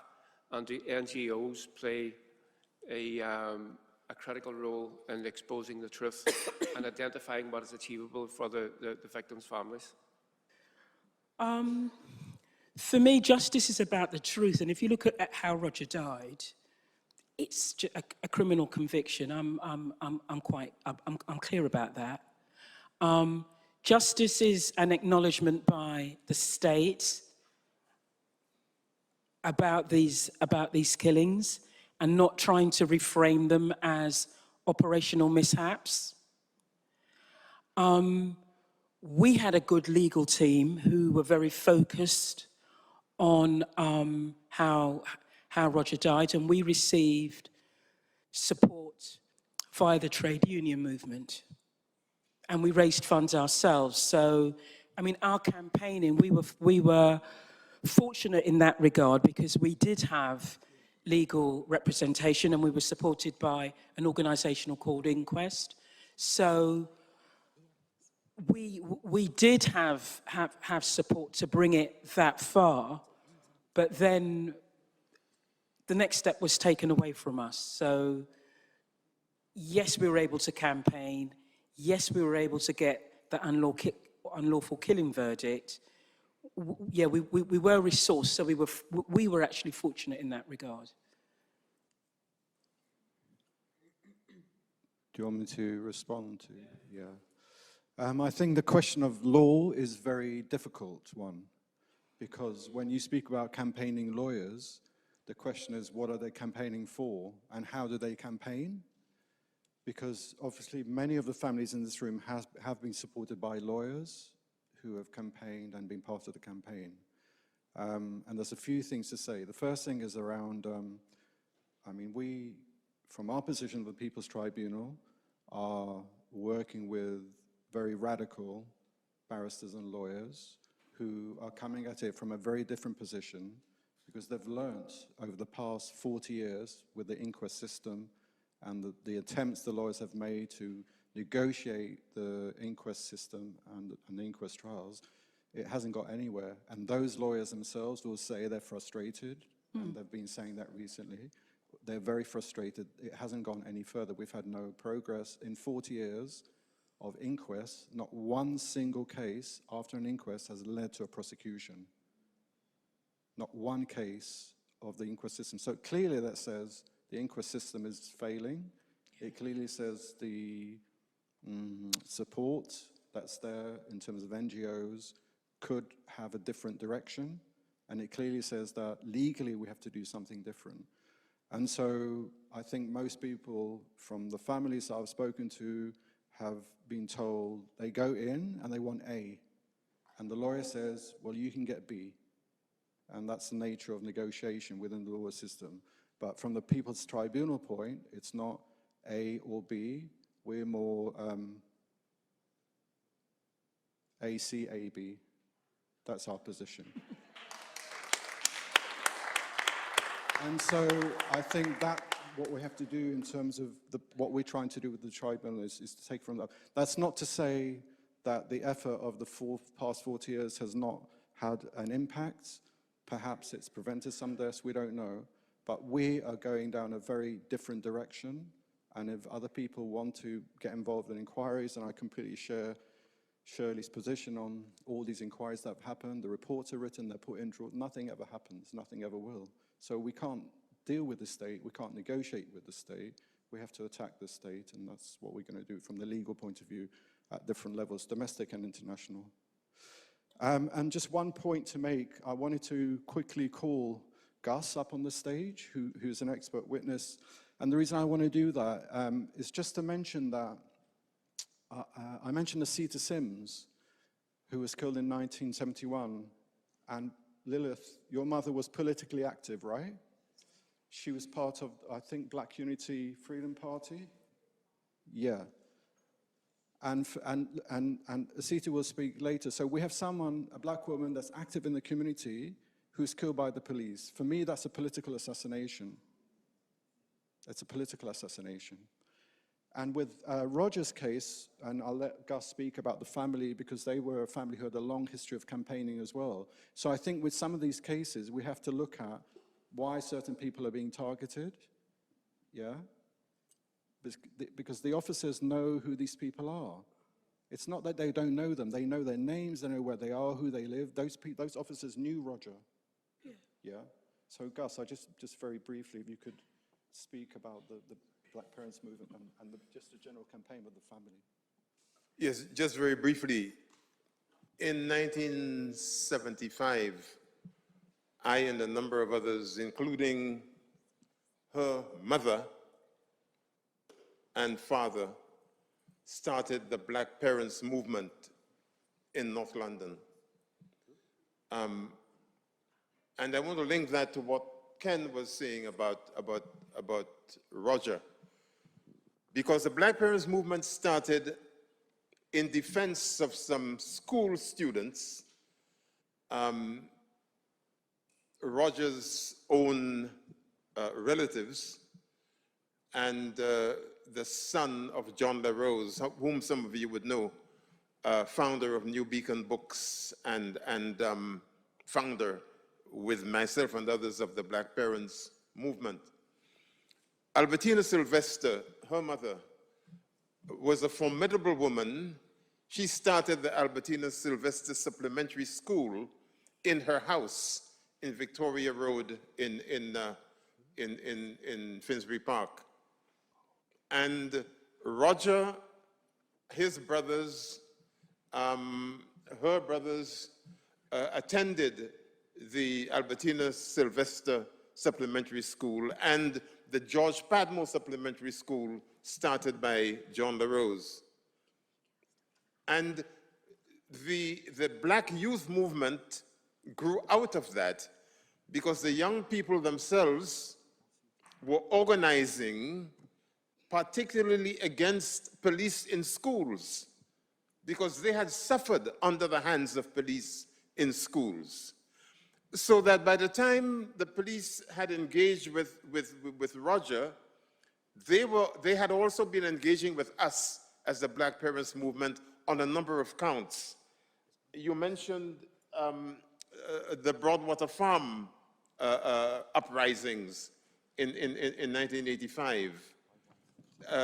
The Black Parents Movement was instrumental in supporting many of the young people who were arrested for being around, not necessarily participating in the 1985 events in Broadwater Farm. So the Sylvester family were very well known to the police because of the activism of her mother and ourselves, and our support in giving space and voice to the Black youth movement that were also concerned about the way the police were treating the young Black people and the way the media was pathologizing and criminalizing young people in their own reporting and so on, which then gave the police, when Roger was killed, it provided, if you like, a backcloth to the way in which the media decided to report those matters. I mean, I don't want to preempt what I'll be saying in my witness evidence to the panel, but we need to remember those connections. And it was not surprising that the Sylvester family were treated as they were in the aftermath of the killing, because the police always, in all of those situations, want to project the view of the public on the family and demonize the families as a justification for the killing of their loved ones. Thank you, Gus. So, thank you very much, Shirley. Thank you for presenting for Roger Sylvester. We're now going to go to the final case in this session, which is the case of Ibrahima C. And I'm going to call Kura Jagni, who is Ibrahim's cousin. Kura.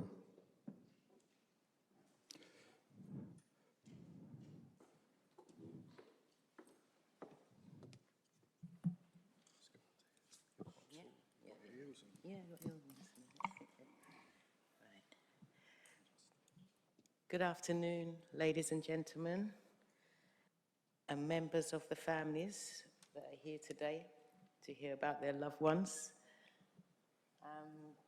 Basically, I am the cousin of Ibrahima Say, who was killed in police custody in 1996. And that particular day was a Friday. And in the evening, I decided to visit his wife, in fact, and him, but he didn't happen to be home by then. I went with my mother-in-law, my son. It was a Friday evening. We were sitting there, laughing, joking. And also, his wife had a baby who was only 6 weeks old. So we were helping her out as well as. I didn't live far from them. They lived on the Romford Road, a busy street. So we were there, and I looked out the window. I saw Ibrahima running across the road. So I thought, oh, he's coming home, you know. He came up the stairs, and he looked at all of us, and he looked at me. He said, Kura, you got to go. I love you, I respect you, but you got to go. And I found this strange. And so I said to my mother-in-law, let's go. You know, he looked a bit stressed out. So I said, all right, let's go. I woke up my son, he was sleeping. He's like, you know, come, go out, go. He was sort of pushing us out, you know. I remember even my mother-in-law didn't have her shoes on. That's the way he was pushing us out of the house. So that's the way he was pushing us out of the house. And so we managed to get her shoes, got in a taxi, went home. Around 5 a.m. in the morning, my husband comes home, and I said, "Where you been?" He said, "There's a problem. Ibrahima was arrested." I said, "Oh, what's wrong?" He said, "You know, the police came and they arrested him. He was a bit high-rated, and yeah, so he's gone into the police station." So I quickly got dressed. The police was called by the neighbor because he started to chant Allahu Akbar, which means God is great. And he prayed. He was praying. And also the children were beside him on the bed. And he just prayed. So at this time, the police came. They knocked on the door. They met him praying, prostrating, Allahu Akbar, all the time. And then they sat up and he held his child, and who was around 5 years old, and he held his new baby, which was around 6 weeks old. And he picked them up, and the police said, "You know, you have to come." He went down the stairs peacefully. He got to the outside, and he said to his friend came then, and he said, "Take my children." And then he took the children, and then another friend came, and he said to him, "You're coming to the station with me. Whatever you do, you follow me." He said, "Okay." They went into prior to that, I must say, as he went out to the road, it was about 30 officers waiting for him. It was the scene, they said, they couldn't understand it, why they got 30 officers for just a domestic dispute. So anyway, they took him to Ilford police station, accompanied by his friend, and kept insisting, "Anywhere I go, you follow me." So he agreed. When they got to Ilford police station, and by the way, they were from Forest Gate originally, but they took him to Ilford police station. When they got into the foyer of the yard, the van was parked up, and then they opened the doors. There were 3 officers on the right, 3 officers on the left. It was like an entourage of officers there. He got out with his friend, and he said to him again, and this time he spoke in his native language, which is Wolof, "Keep beside me." And then all of a sudden, an officer said he has to go to a different room. You know, he can't go along with him. And he said, "No, he needs to stay with me," you know. But they didn't allow that. So they took his friend to another door, to the right, I guess. And as soon as they've walked him over, one of the officers, which was I think he was about 6 foot or so, according to the court, he grabbed him from behind. And he grabbed him as a bear hug, I would say, and put him to the ground. And then Ibrahim turned to his friend and said, "You see what they're doing to me?" 3 times. That time he was taken away, his friend was taken away and placed in a room. By this time, that's all he saw. He wasn't aware what was going on as soon as he was in the room. Back to the situation in the yard. By this time now, they've put him to the ground. There's 6 officers. One was on the left arm, one was on the right arm, one was on his left leg, one was on his right leg, one was pressing on his back. So there's 5 people, and I believe there was one in front, which is 6. And they just kept him there, and then they say, according to them in court, he was, according to that's what one of the police officers said, he was superhuman. They'd never, in all their work as police officers, they'd never seen someone so strong as him, to the fact that he managed to throw them several feet in the air, 6 of them. by that time, I was getting wound up, to be honest, you know. And yeah, so like they held him there for a while, I guess. I used to probably trying to struggle to breathe, he's face down. And according to what was said in court, he was lifted up to his knees, I believe. And I think, if I can recall, it was a lady, police officer, that sprayed him with the CS spray. And not only did she spray him with the CS spray, she didn't spray him the length that she should have sprayed, which is 6 foot. She sprayed him at 3 foot. I believe then he was taken into the foyer and slung on the floor by the counter where people come in every day to, you know, to present their case or to ask questions. That's where he was thrown, face down. In the court, to my understanding, the way it was perceived is that they were just walking like he was a plank of the wood, part of the wood flooring, stepping over him, doing their work, giving them paperwork. This is what I'm visualizing, because that's what they're saying. Didn't turn him over. He was still on the ground. I think somebody noticed that he wasn't breathing, so that's when they called the ambulance. And when the ambulance came, themselves were upset.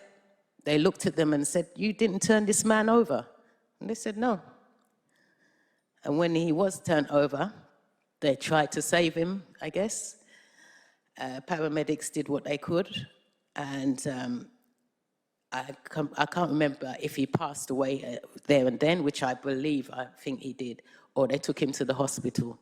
But I believe he passed away there on the foyer. So by this time, his friend doesn't know he's dead.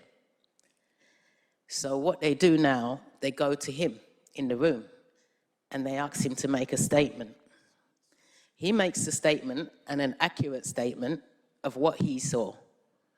And that was it. They released him. He still didn't know he was dead. He went back home. I went to the hospital with my mother-in-law to comfort his wife, Amy. She's saying, "Oh, you know, he just get a little stressed now then, but, you know, it will be okay. I'm going to call him later, blah, blah, blah," she was saying. So we're there trying to comfort her, you know, and I think they believed there was 4 of us in the room. And all of a sudden, we see these 2 police officers come to the hospital door, talking with a nurse. I think she was a high qualified sister, maybe. And they came over to us. And they asked for her. We said, "This is his wife." I knew there was something up because they weren't the normal Bobby on the beat. They were, you know, with their caps and stuff, and, you know, they looked high ranking. And they sort of like, you know, said, "Amy, you know, I got to tell you, I'm sorry to tell you, but your husband has passed away." We collapsed. I collapsed. I just dropped because I didn't know. This was like, wow, you know, like, I couldn't believe it. And then all of a sudden, he said, "Oh, by the way, his body's next door to us. You could go and have a look." I was like, wow. I said, "This is a bit callous, isn't it? Like, next door. You'd think he'd be at the morgue or somewhere, but next door." So anyway, we went to see the body. He's quite a dark-skinned black man. But what I saw on his forehead was a bruise that, wow, it was massive, you know. And also his nose was black. It was full of black liquid. And that's the first thing I noticed. And, you know, I think there was some bruising at some point in his arms or so. And, yeah, so we left it at that. We went back. We tried to, you know, contain Amy. She's just lost her husband in a crazy way. And, yeah, she got better. she came to stay with me because I wouldn't allow her to stay at home alone, and she just had a baby that was 6 weeks old, so she came to live with me. We tried to help her and my mother-in-law. A couple of days later, we had a march. We had a protest in Romford Road, Green Street Police Station, to be precise, because that's where the police officers came from. I remember that Ken wanted to interview me there, so I said, no problem, I'll do it, you know. And I was like where I am now, and the police station is like there. And I've looked up, and I've seen 2 officers throwing eggs at the protesters. One was a woman, she was laughing. The other one was coercing with her. It was nothing to them, it was no big thing. It was just throw the eggs down on them, you know, and I can swear that that's what happened. Yeah, I was livid. I looked up, said, they're throwing eggs. And that got me more angry to talk about what's going on in the situation. And, you know, I said that we will get a result in this by God's grace, you know, and we did. We got unlawful killing. The case was phenomenal for me. What these people did, the way they did it, imagine 30 officers in one room, taking notes, eradicating some of the mistakes, comparing notes in a room to get all the statements in accordance to what they should do. That should never have been allowed, you know. We had some brilliant lawyers, Mr. O'Connor, Mr. Thomas, thanks to them. They were really good. At times they were really frustrated. At times that we had to adjourn the court because the lies that the police were saying was too much for them even. And they'd come up to us and say, sorry, but you know, the way they're lying, it's just too much. That's lawyers saying that. So yeah, they were brilliant anyway, and I thank them so much. Yeah, I'd just like to say, you know, just have faith. Things will go through. We will get justice. 2 of the things that I'd like to say is that I would like, and I would really, really wish that we could have a national debate live on TV, be it just the UK, be it worldwide. I think that is essential, so people can really understand what these families are going through. It's not just black people, it's a variety of people, ethnic groups, you know, and one thing I would like to happen is that we go ahead with a live debate. Secondly, the police should be vetted. They should, you know, from their history, from when they went to school, if they had any inkling of racial tendencies, then they shouldn't join the police. And yeah, I just want to say one more thing. About 8-9 years ago, I got a letter from Scotland Yard, and they just had my address. It said, whoever gets this letter, please call. So I called them. They asked my name, address, and they said to me, I'm sorry to tell you, but we were spying on you, and we just like to let you know that we're having an inquiry about this. I was shocked, yeah. Anyway, time is running, and yeah, thanks everybody for your time and your efforts. I'd like to thank the team, Ken and his team. They've done a brilliant job, and we all should continue to support them. And yeah, have a great day, guys. Bless.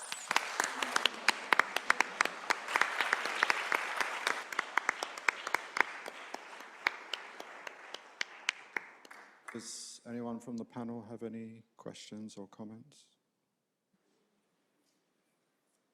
Joy. Beyond the letter of them spying on you, did they give more than an apology, or was anybody ever brought into discipline?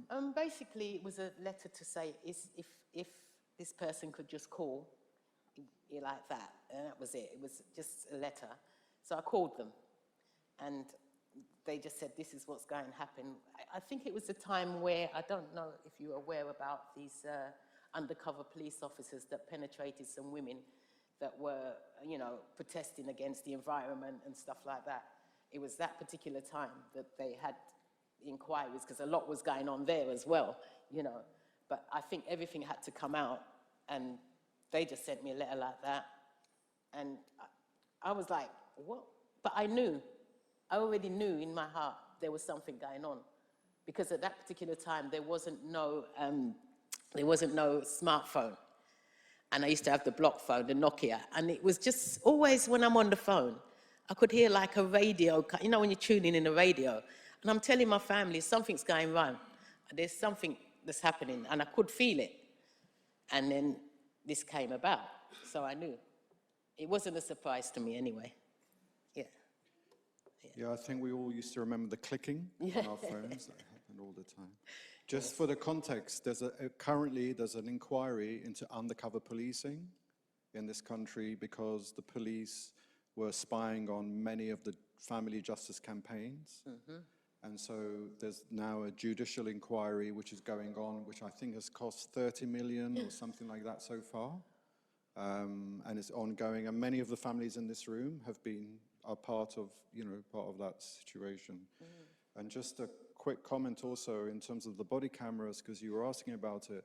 I mean, they were brought in, obviously, since Ibrahima was murdered. And sometimes they don't work, sometimes it's pixelated, sometimes a certain bit's missing. Even when we do have the evidence and it's clear on camera, even then, it's not enough. So even if everything was filmed, and if you look at George Floyd and everything else, sometimes even when people see it, they don't believe it. Yeah. But still, yeah. I just want to reiterate on that. In my case, this was done in the police yard. So clearly they should have had cameras in the police station. But unfortunately that day, they happened to be not working. I have one more question. So after 2020 and George Floyd, right, the U.S. had more civilian killings and they gave the police more money. And so in terms of your experience in UK, are the police budgets exploding, and even though there's no accountability? I think at present now, what is happening is actually, there were cuts in the police right now. In these days, they're saying that 1,400 have been let go because of funding, I guess. But we don't seem to have, we don't feel the impact of changes in this country. I don't know about America, but here, it's just, I'm sorry, we'll try to do our best. And that's all we've always heard, We know from even in the 70s, there have been racist police. They never hid it in the 70s. They used to put their NF badge on their coat, they never hid it, you know what I mean? They just had to Yeah, so we don't really feel the results. We don't really feel that something has been done to help us. There's nothing that I can think about. I could be wrong, but no. It's just a pattern all the time. Oh, yeah, guilty, but overturn it. They're not going to jail, so they do it all the more. Because, if you can beat somebody up or kill somebody and not go to jail, c'est la vie. Yeah. So we're going to have now, if there's no questions from the panel, we're going to hear from Rod again on use of force in these cases, so he can speak a little bit about the actual use of force. And just in terms of the funding, I mean, police funding changes up and down, but what they're certainly spending a lot of money on is defending police in court. And I just want to, with Sheiku's case, Ade, how much do they spend on defending the police officers? 22.5 million was spent just by the state on defending police officers in an inquiry. So the money is spent on that. Thank you for having me back again. I'm going to be very brief. The testimony from the families are so powerful that these are the voices that need to remain in your minds and not mine. So I will whiz through just some observations I have. It's pretty clear that in these three cases, no crime is suspected. We're talking about individuals who all the individuals who were killed, they required medical intervention as opposed to arrest and high use of force.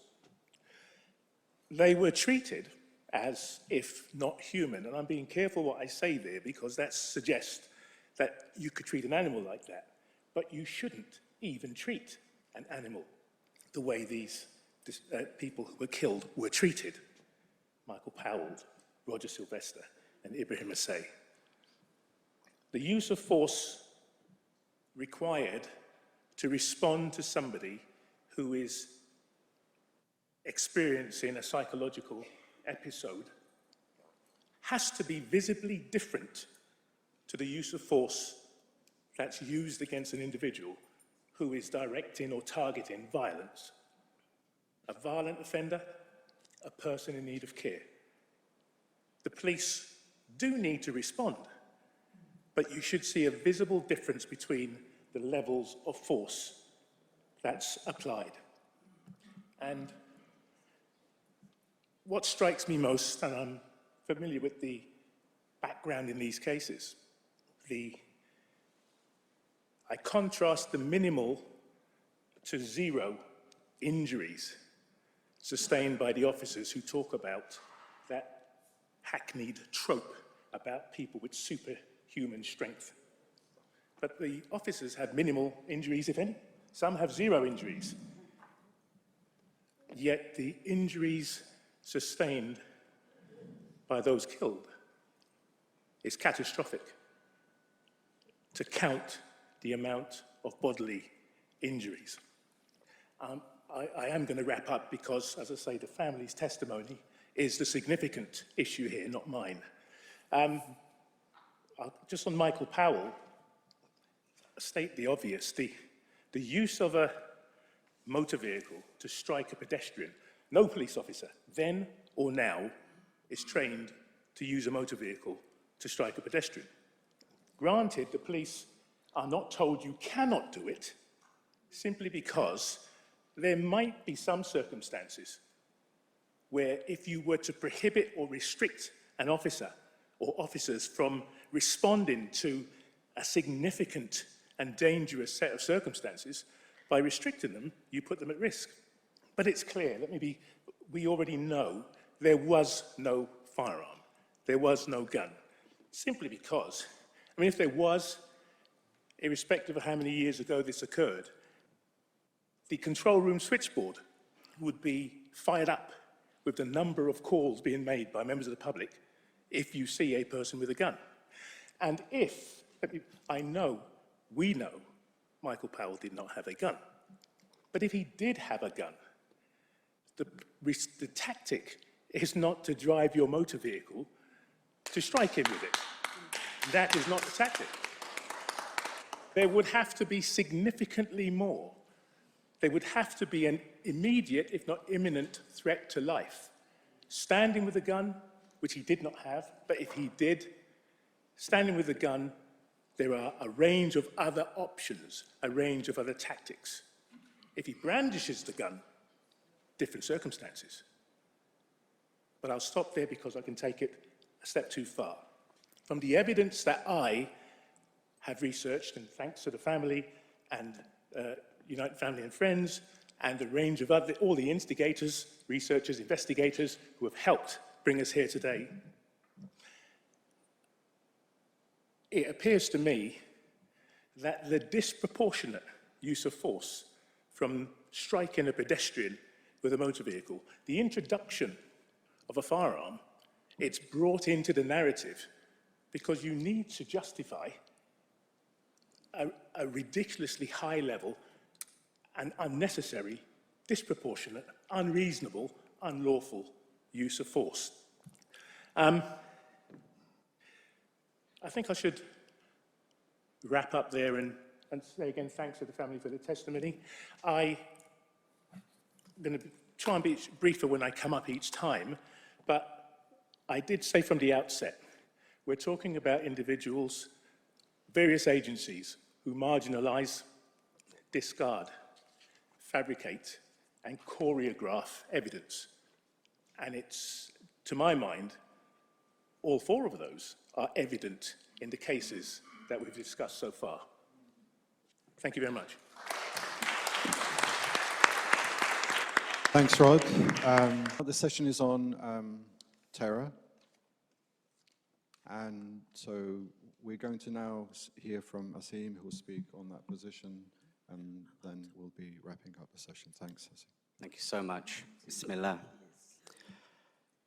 So actually, the video you showed earlier and the list of names up, it reminds me of my very first political education as a child. I don't know if many of you will remember the movie Cry Freedom, but when you get to the epilogue, when you get the end credits of the movie, you see a list of names scrolling. And what they do is that they describe in the deaths in South African police custody in the apartheid era. And it says, you know, died by accident, suicide, suicide, suicide, suicide. The names are just scrolling and scrolling and scrolling. And it seems like it's endless. And that image up there reminds me so much of that end sequence of the movie. You know, and obviously the movie's about Bantu Steve Biko and his killing by the South African police during apartheid.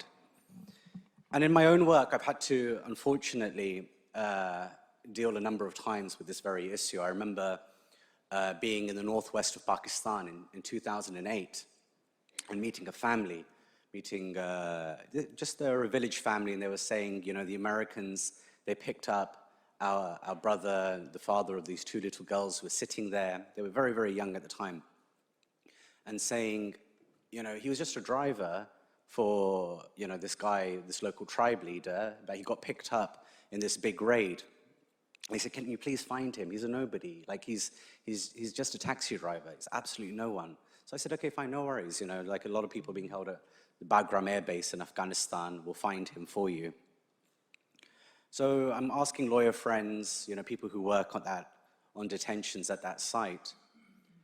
And then a few months later, the Associated Press reveal an investigation where a man by exactly the same name had been beaten to death by military police at the Bagram Air Base. Remember, this is a nobody. He's absolutely, in terms of who they were looking for, the terrorists, the Taliban leaders, whoever else it might be. And I rang the family and I said to them, like, you know, my condolences to you. And they said to me, what are you talking about? Nobody had bothered to inform them. And we've seen this pattern again and again and again, where there are certain lives that are not valuable. They are made less. They are made subhuman in so many different ways. In my work in Guantanamo Bay, we saw this again and again and again, so many times. Military officers, police officers, the FBI going in, conducting various forms of torture, all of which describe exactly what you have all described today. The CS gas, the 6 people on points at different parts of the body, pinning down, face down, every single time. And they were doing this not even on a daily basis. They're doing this at an hourly basis to different prisoners around the camps. And remember, there were almost 800 people being held at Guantanamo Bay. There was one moment that came in 2006 where 3 men died of asphyxiation in Guantanamo Bay. They had been dry-boarded, which is when you place a sock in the mouth in order to stop the person from being able to breathe correctly. And it was really interesting that they, of course, denied that, you know, the instant response. And again, I'm hearing the same tactics being used of trying to marginalize families, to minimize their pain by putting it on the detainee themselves. And they said about these men that, for a start, this was an act of suicide.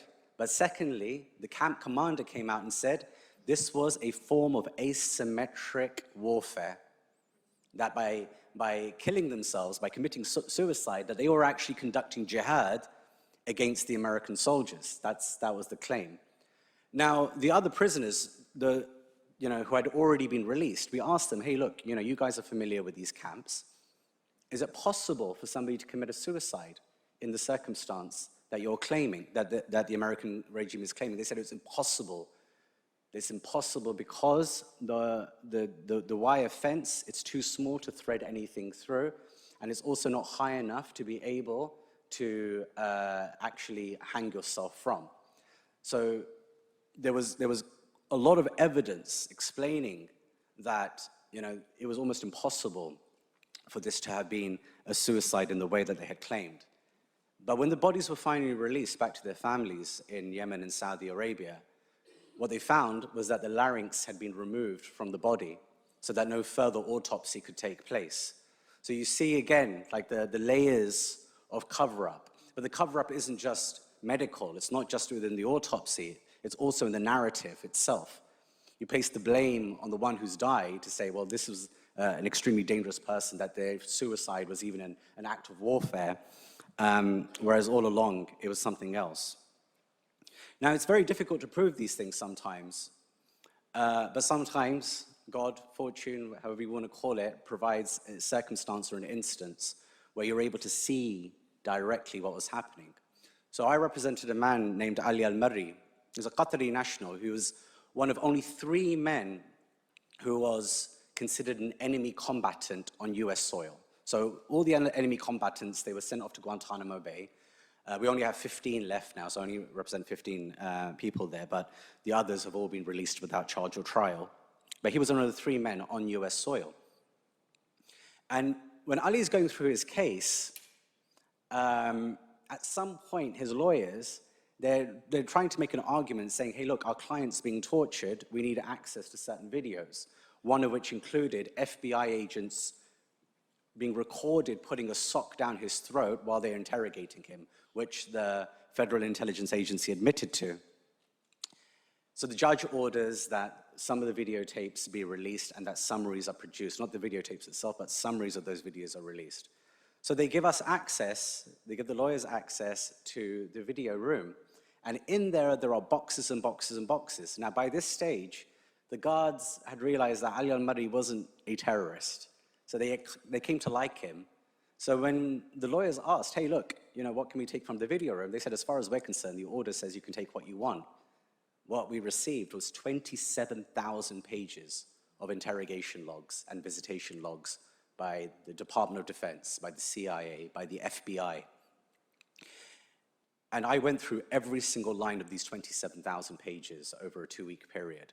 And the documents relate to psychologists, police officers, FBI agents, CIA agents, Department of Defense, military police, coming in with their names all there, very, very clearly visible, alongside these logs which say, after 15 minutes, show him pictures of his family. Next 15 minutes, assess behaviorally how he's reacting to these pictures of his family. Take his Quran away from him, see how that affects him. Turn up the heating in his cell, turn down the heating in his cell. Like every 15 minutes, they're trying different things to try and use torture to force him to cooperate, coerce him into giving a false confession about himself. But what was fascinating was the moment of the dry boarding itself, because at some point you see in the logs themselves how frustrated they're getting with this man. Because he was a very principled person. He said, look, you know, I'm here without charge or trial, a completely innocent man. You know, why are you doing this to me? I refuse to cooperate with you because I haven't done anything wrong. And when they finally, they're the ones who lose their patience, right? They're the ones who lose their cool. They're the ones who aren't able to control themselves, whereas they are supposed to be trained to control themselves. So in this one interrogation where instead of, you know, kind of talking to them, he just starts reciting Quran to them. He's just like reciting Quran to himself. He's just like, this is where I'm going to find my peaceful place. They get the sock, they shove it down his throat, they wrap it around it in tape, and he's literally suffocating to death.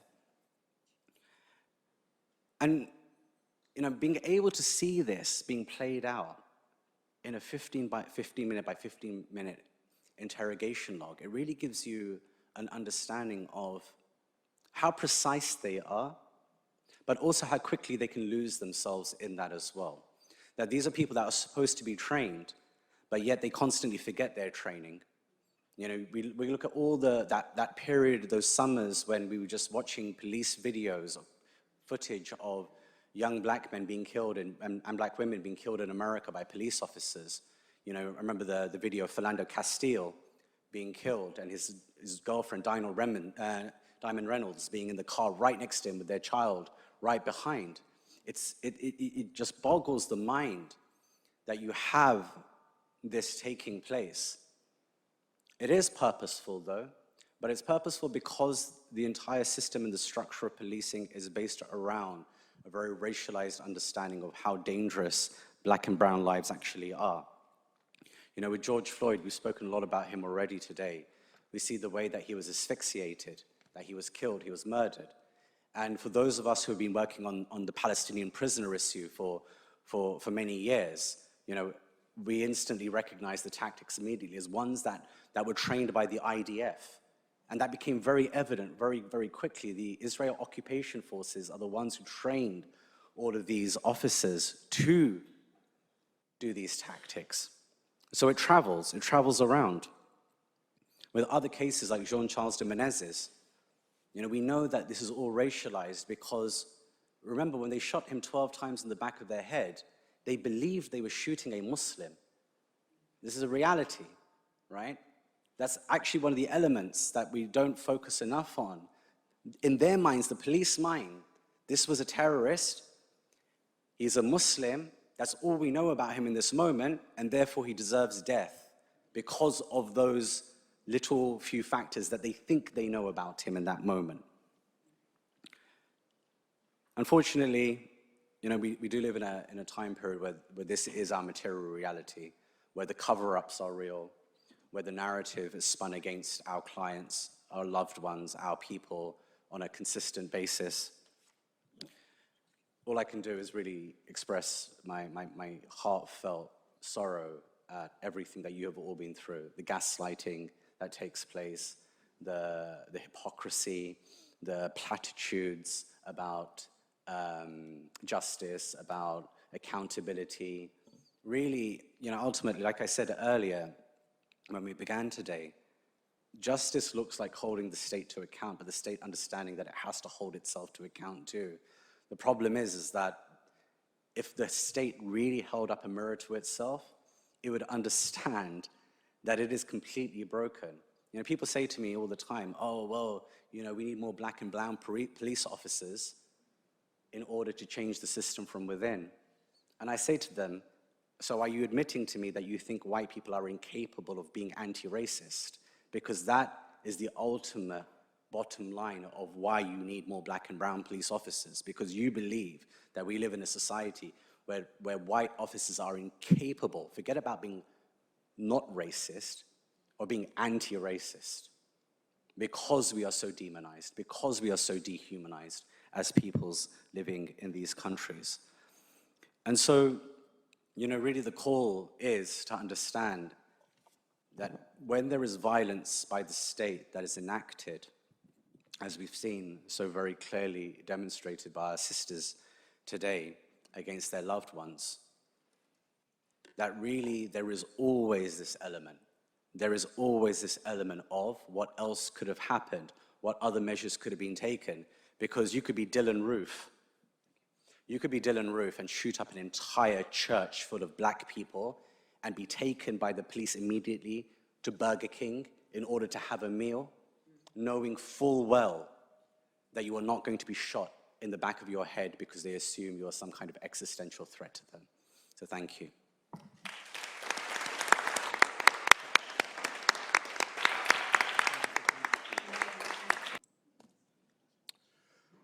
Okay, we've outlined the themes before.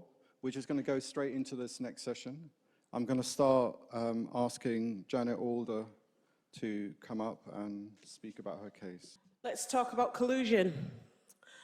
I've had every single institution, state institution involved in Christopher's case, from the hospital to the Crown Prosecution to the IPCC, Home Office, the whole lot of them have been involved in this case. It was 1998 that Christopher had died. He'd gone to a nightclub and he'd been punched, and he was a victim of an assault. My brother Christopher was like just a year older than me, and most of my memories from childhood.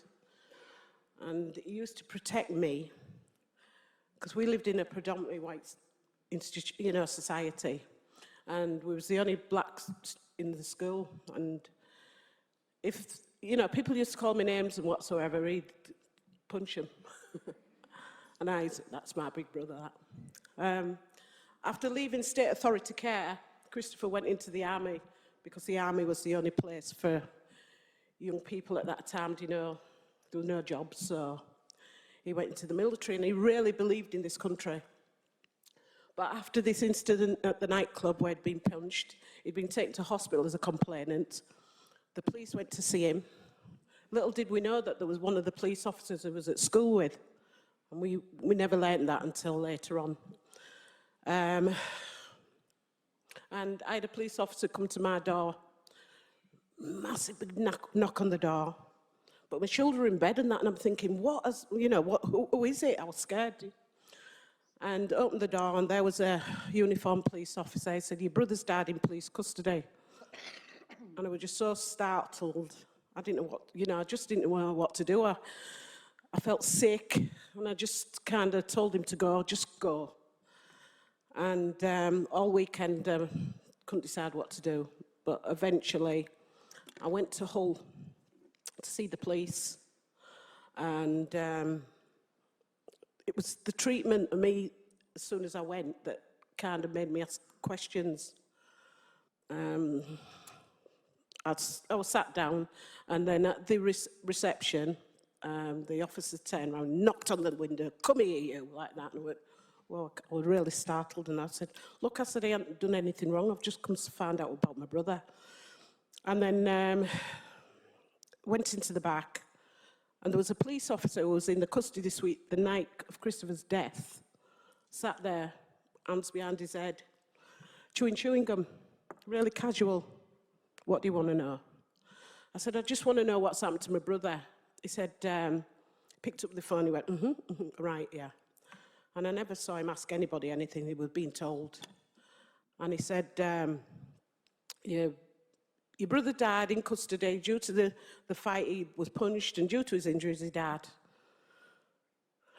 And I was absolutely shitting myself in that place. I was scared stiff, because it's intimidating. It's meant to be intimidating. It's the police station and that.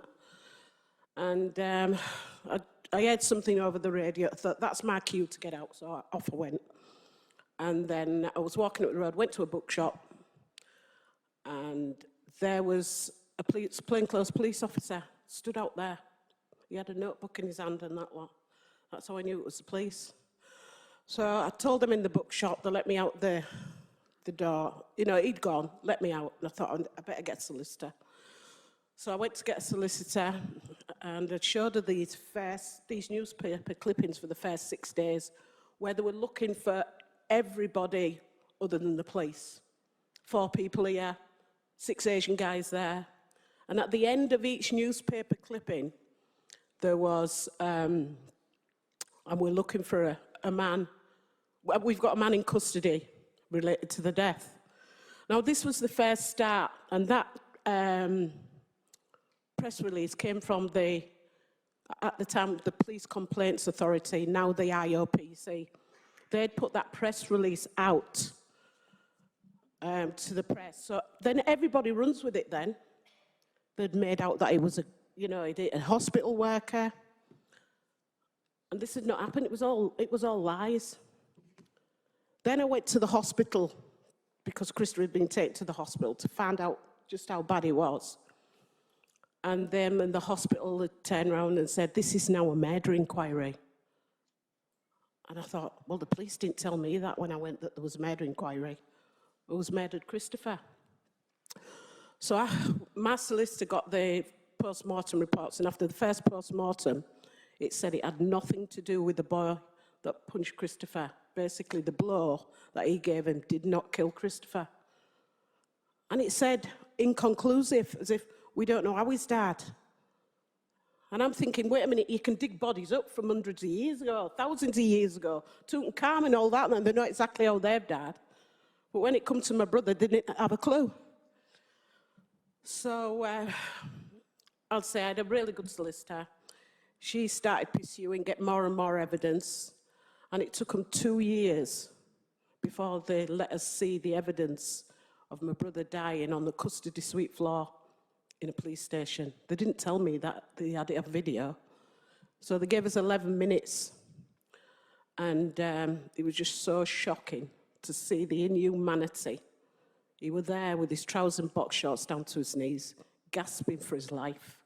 And they're all stood about saying, we need to charge him with something more severe. We can't just have him there to prevent a breach of the peace. And I really couldn't believe, I had belief like most people do. I had belief that the state does the right thing. And if you're involved with the police, you're probably in trouble. That's just what we're all taught. And then I thought, once I'd seen the video, I thought, surely they're going to prosecute him. But the Crown prosecution refused to prosecute him. But when we got to the inquest, there were 9 ordinary men and women that had listened to the evidence, and there was evidence that they'd cleaned the van, they'd destroyed Christopher's clothing, the police officer's clothing had been dry cleaned and returned, his belt was missing, and he had more severe injuries than he had when he'd left the hospital. And still the CPS would not prosecute him. So because most of the experts that had looked at the post-mortem reports were ex-police officers or they worked in the same field together, we then went to Northern Ireland and we got Professor Crane. And he looked at the video and he said, you don't need to be a rocket scientist. This man's died due to the way that they've placed him on the floor, handcuffed behind his back with his trousers down, and they've just left him. And they're all stood about talking about charging him with more severe charges. Then we forced the CPS, because we'd got an expert, we'd forced the CPS into prosecution. That was 4 years later. And then, no, sorry, it would be, yeah, 4 years later, we forced him into a prosecution where they took the evidence that we'd got, the one expert that knew how Christopher had died, and mixed it with 4 experts that they'd been collecting over the years to say, well, he might have died anyhow. It could have been a cardiac arrhythmia. Even though there's no evidence of it, it could have been a cardiac arrhythmia, so we can't prosecute him. So we did eventually get to trial. And it was so shocking to see how freely these police officers were walking about in that court. And in the end, I was the one that ended up in the dock. And that's purely because I wouldn't shut up about some racist evidence that had been found on the video. They'd been heard making, they were that confident, they'd been heard making monkey and chimpanzee noises and references to the Ku Klux Klan. And I'm not going on that fucking banana boat. Or if I do, put my hood up, wrap it round me, and cut 2 aisles out. And I'd been saying to the CPS, I felt that Christopher died because of the colour of his skin. No evidence of it, they said. And now they've found this evidence, because it was something that they'd not set originally at the case, they couldn't just introduce halfway through the trial. So then they came back to me and they said, oh, by the way, what we've done is we've got that the police had got their own transcript, and they're saying the monkey noises were strange laughter. It wasn't banana boats, it was banana boots, and they were yellow paper shoes that they had on.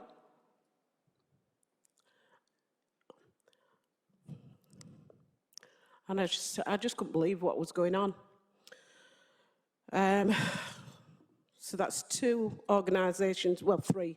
That's the police, that's the Crown Prosecution, and the Police Complaints Authority.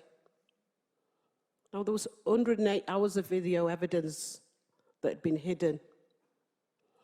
There was a girl in a cell, asked for a blanket, and they left my brother on the floor with his trousers down to his knees.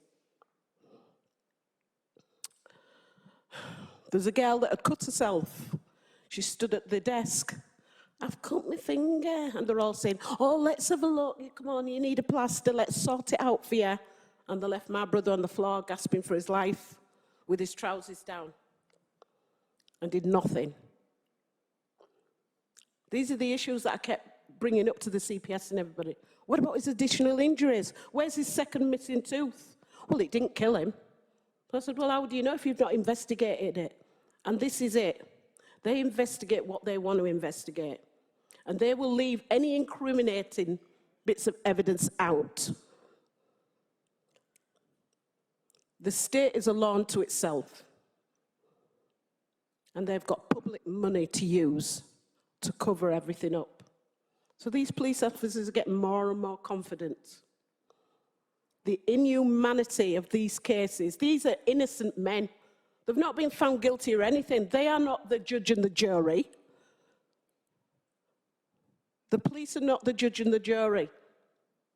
But they've got the whole system behind them to protect them. I was that angry that I thought, right, I'm going to show the world what you've done. So I put the video on television so that people could see it for themselves. It caused a bit of a stir. David Blunkett had turned around and said, oh, we need an inquiry in whatsoever. We'll have an inquiry. This inquiry was like 400 pages long.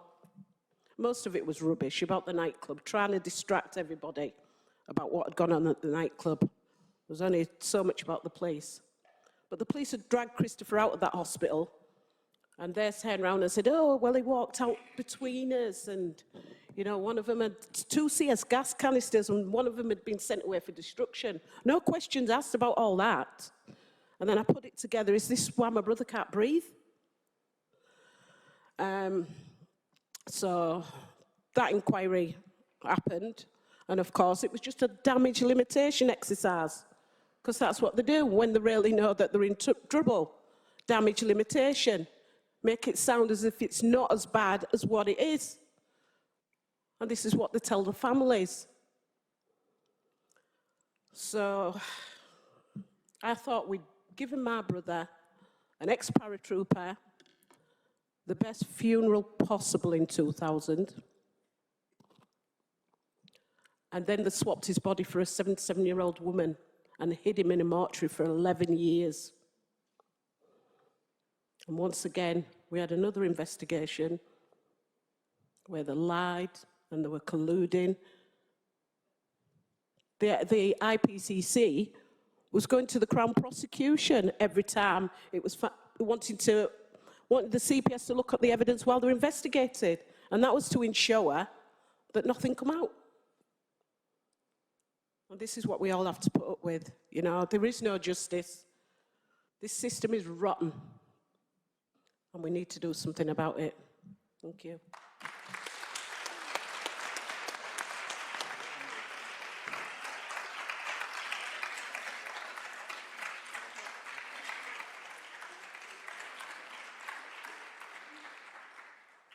Thank you, Janet. Does the panel have any questions or comments that you'd like to make?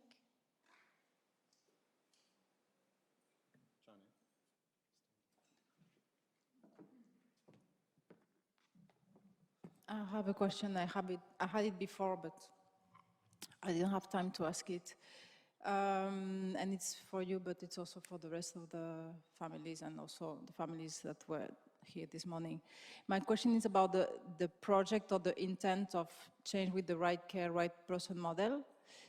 So as far as I understand, there is an intent to try to implement the fact that when there is a mental health issue, there is a call for medical assistance, that instead of sending the police officers, some medical trained personnel should be sent.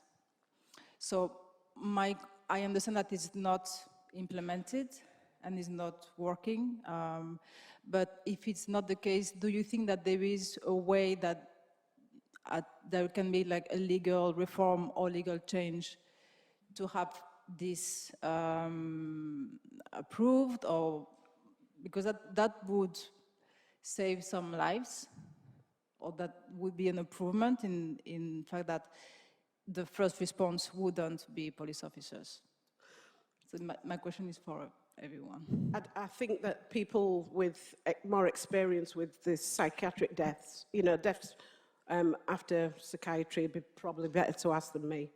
I don't have enough experience on that, I'm afraid. I think Aji will be speaking about Seni's case in relation to that.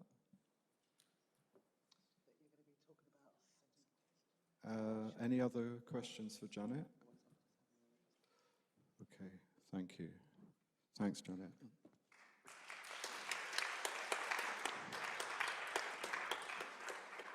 Okay, I'm going to call Stephanie to the stage. Stephanie was one of the other people who, from the very early days, was part of the campaigning and part of UFFC.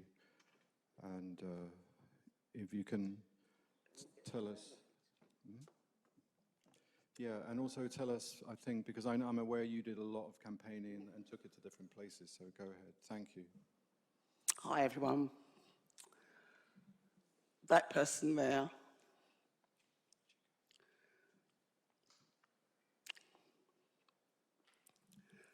That's my twin, my beautiful twin brother that died 32 years ago this November. In fact, it's half of my life now, as I'm 64. So Leon was alive for as long as he's been dead. This all started when Leon was accused of stealing a till out of British Home Stores in Greater Manchester at 5:30 in the evening. He got chased. They couldn't catch him. In the end, they chased him with police cars because he was that fit that he was leaping over walls, he was scaling buildings, and he was escaping. Leon was on home leave at the time, so he was due to be released from prison. They tackled Leon to the floor. His face got badly injured, and they took him to Stockport police station. As most people do that are in that situation, he gave my younger brother's name. And the narrative throughout the time that they had Leon in custody was he's an escapee, not that he was somebody on home release. Now, the reason they used the narrative of an escapee is Leon got out on the Friday, which was the 20th of November. And I remember this because on the 22nd was my younger brother's birthday. So Leon had got out on the Friday and he was due to go back to prison on the Monday. He got arrested on the Saturday. So they should have notified the prison that they had Leon in custody, and they chose not to. Now, they held Leon for 6 days, and in that 6 days, he's meant to have turned around and said to him he was a heroin addict, and he needed all these various tablets in order to bring himself down, or I don't know the ins and outs of somebody who takes that substance, but apparently he needed something to bring him up and something to bring him down. And this was the narrative that the police was putting out all the time. He's an absconder and he's a druggie. Now, for Leon to do the run that he did and the distance that he covered, a heroin addict can't do that. They can just about run up these stairs to those doors. Leon was pelting it in that much speed that, like I said, they needed to catch him with a car. And even then, they had to veer off to catch him. Whilst Leon was in custody, his health was deteriorating. And the FME, which is the medical officer at the police station, came in and kept saying AOI, all in order, which meant Leon was fit to be detained, fit to be interviewed. Now, his solicitor, who just happened to be an ex-police officer, said, look, my client is seriously ill and he needs to go to hospital. No, no, no, he's feigning illness. There's nothing wrong with him. And they put him back in the cell. Leon deteriorated even more, where he was throwing up on the interviews to the extent where he was in the interview room and he slumped to the floor and hit his face on the floor. And they put that down to feigning illness in order to escape. As the time went on, he got worse, and now he's vomiting up green bile. The cleaner went into the cell and said, oh, there's all this shit all over the floor. Leon was naked. He was covered in all bodily fluids. There was green bile up the walls. There was blood splattered up the walls. Where he didn't make it to the toilet in time, he vomited in front of the pan. But he's fit to be detained. He's feigning illness. Bearing in mind, there's a hospital 500 yards away, and they could have took him there under escort, but they chose not to. What they did is they put Leon back in the cell, left him there. The next morning, they went in. He was semi-conscious. They said that he was not responding, and he was being truculent and difficult by not answering his name. They took Leon naked, bar from one sock. They carried him out of the station, into the van with a dog, placed him face down in the van, and drove him maybe less than 100 yards to the courthouse. They carried Leon out naked, face down, and placed him face down on the cell floor in the courts. When it was his turn to come up in court, Leon wouldn't respond. By now, he's unconscious. The usher came down and said that he's feigning illness and he's being difficult and he's not coming up to court. Not that Leon could not go to court, Leon was unconscious. So they remanded him and they put him in a place called Denton, which is in Stockport. It's a disused police station. In there, the cells are kind of opened and they have an association area where there's a TV. They saw Leon being carried in, and even one of the prisoners there said, he don't look right, Gov. I think he needs a doctor. Nah, he's putting it on. He's feigning illness, trying to escape. And they put Leon in a cell, broken windows, no blanket, no pillows, nothing. And they placed him on the floor and left him. Excuse me. Whilst Leon was in the cell, everybody else was out on association. And they were watching TV, and there was a PC sitting there. And Leon was moaning. So one of the prisoners went and looked through the hatch and said, Gov, he looks really bad. You need to get a doctor in here. He don't look good at all. So with that now, the PC said, can somebody turn the TV up, please, and drown out that noise he's making? Leon eventually died.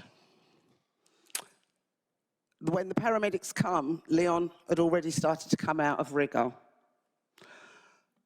When I went to view my brother's body, I even said to them at the morgue, you've brought out the wrong body. Where's my twin? I did not recognize my own twin brother.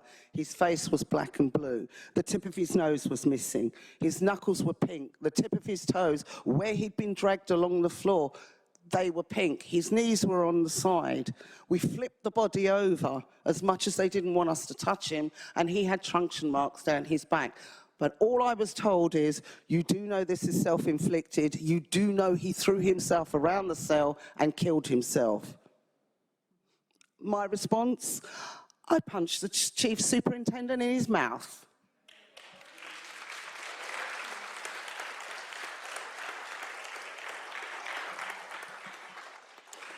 So we've had We've had 3 inquests. I'm about to wrap up because there's others.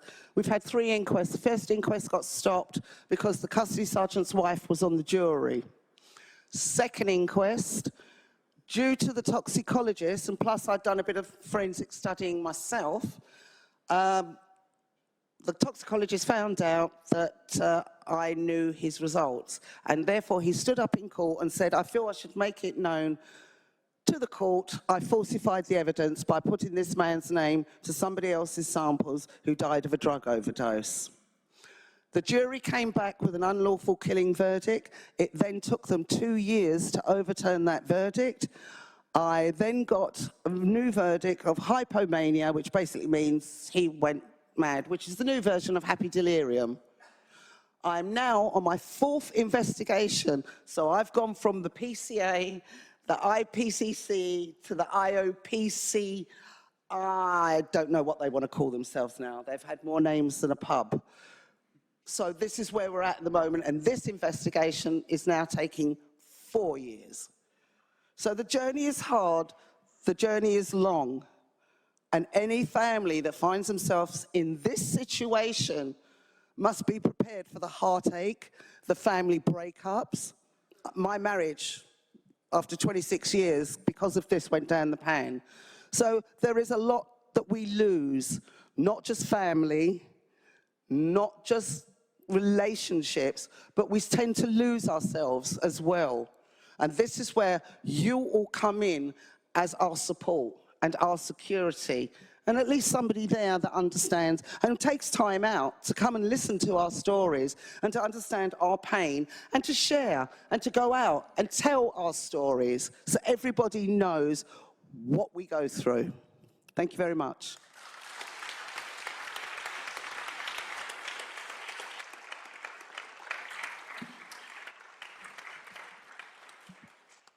Okay. Yeah. So thank you. Is this clearer? Yeah. Can you hear me? Yeah. So we're just going to ask the rest of the speakers just to directly address the tribunal panel. I'm sure everyone else can hear, yeah? It's just because turning like this, we're not getting it all. So I don't know if you have any questions for Stephanie?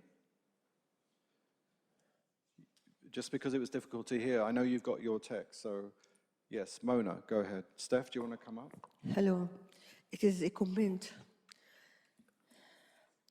for, I don't know, I lost my tongue.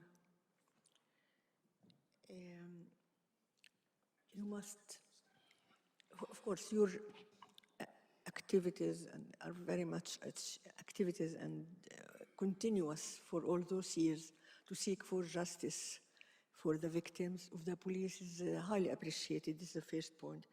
The second point in Palestine, in Gaza, which I try to relate this to that. There is a family of Rachel Corrie. I'm sure some of you or maybe have heard about Rachel Corrie, the American young woman. She was only 21 years old when she was trying to defend the Palestinian people in Rafah houses, and she was killed very clearly, and her parents, whom I know through this, have been campaigning for years in the USA, and they went to the justice, the case went to the Israeli court, and the soldiers were free. And this is, of course, leaves scars in the psychology of the parents and the family, and for us as Palestinian, the unaccomplished justice. Because the girl was very peacefully and she was very clear in front of the crane, and she was killed. But the parents continue. And in your case, your work is appreciated, but also there are other things to be done, if you may listen to me, like to have unity between all of you, or special days of the year or whatever, to sit together and do your cases together. In my opinion, maybe you get me wrong, or it is very important. It will strengthen your position if you have done it as a group through the years. That will make your case even more powerful. For us now, currently in Palestine, and especially in the Gaza Strip, where I came from Khan Yunis, a small town in the south of Gaza. There is a collective trauma at the moment. If we are talking about trauma and children and the women and the population, like people don't have time to grieve. People don't have time to express what they are going through because everybody is suffering like the others. I think that's it for me. And really, again and again, I am honored to be amongst you today and you. I'm honored to be part of your, I don't know what I'm going to do, but part of, at least to know more about your case. And I don't know what the future will bring, but I have not a romantic dream. This is reality based on work, on actions that all of us who are working against injustice, either small injustices or large injustices, and in between, and different sort of injustices together, one day justice will prevail. Thank you. Thank you.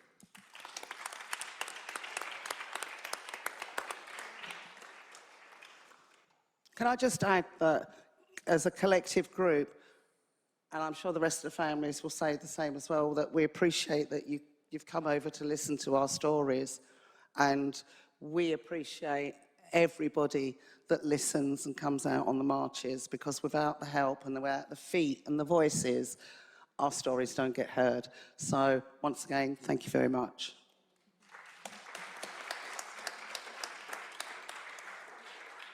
Stephanie, my question is about the mental health episode, which appears to reflect quite a few of the witness statements already this morning. I mean, first of all, do you feel supported in terms of your campaign? And is there enough sort of knowledge sharing and sort of capacity building between the various families and the various groupings so that one learns from the other? I suppose the reason why I'm asking is that where I come from, growing up in the north in the 1970s and 80s, many of us thought we knew how much collusion was taking place at that time between the police force, which was the Royal Ulster Constabulary, the British Army and right-wing paramilitaries. So we thought we knew, but we didn't really know until the threads of collusion started to be picked apart from the 1990s right up until the present day. And what we thought we knew at the time was trivial compared to what was actually happening in terms of the state collusion with loyalist organisations. So I'm wondering just, and in the north of Ireland and throughout Ireland, there's a high level of collective opposition to state collusion and a high level of collaboration, research and documentation and so on. Does that happen to the same extent here, particularly with regard to those that have been killed and who have experienced a mental health episode? Well, I think what it is in this situation is that the first narrative that is put out is one that the person who passed, I hate to say, like, we lost our loved ones, because you lose keys, you lose change, you lose your dog, but you do not lose your loved one in a station or an establishment. That's the difference. Now, as far as the collusion goes, the first narrative they like to put out is mental health, even if, as in Leon's case, there was no mental health, but it was a way to vilify the person in order to make them look like the bad person. And that's where the narrative starts, and it starts to snowball, and then it starts to pick up more momentum, that somebody else will put something else that will stick. So before you know it, you have this big ball of post-it notes of somebody trying to describe your loved one when they have no idea of who that person was. Now, as far as sharing my story, when Ken and Brenda started up United Families and Friends campaign. Prior to that, I was going to inquest to Deborah Coles, and it was Deborah that started putting me in contact with various different organisations and introduced me to Ken. Now, without that collective and thinking you're the only person that this has happened to, that you go out there and think, well, this is going to be a demonstration, and it's going to be a demonstration or a march of one. Until that day I turned up and saw the amount of people there, that Leon was not one, Leon was not two. By the time Leon had died, it was over 12,000. So it's just one of these things that we now collectively, everybody has got to have this one voice in order to bring it to this government and any successive governments that enough is enough. And we're sick and tired. As far as I'm concerned, it's like it's a safari, you know, and they're the big game hunters and we're just the animals out there ready to be taken down. Well, I'm sorry. I hope in my lifetime that we can shut this down. You know, I have a son and I have a daughter. I have grandsons. You know, and it worries me, even though they are not of the same mix as me. I mean, I've got such a mix-up. My mum's half Jewish, half English. My dad's from St. Vincent. So, you know, I've got this melting pot. I'm worried for the kids of today. And that's the thing that worries me. But if they can join in and be an extra voice, a young voice that can carry this on, more power to them.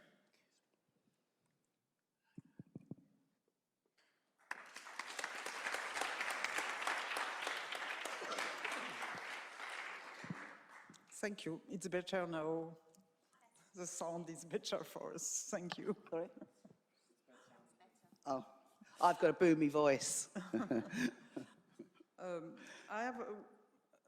It's not really a question, but it's a comment, and it's addressed to every family, because what we can see since this morning, it's a lot of proof disappeared.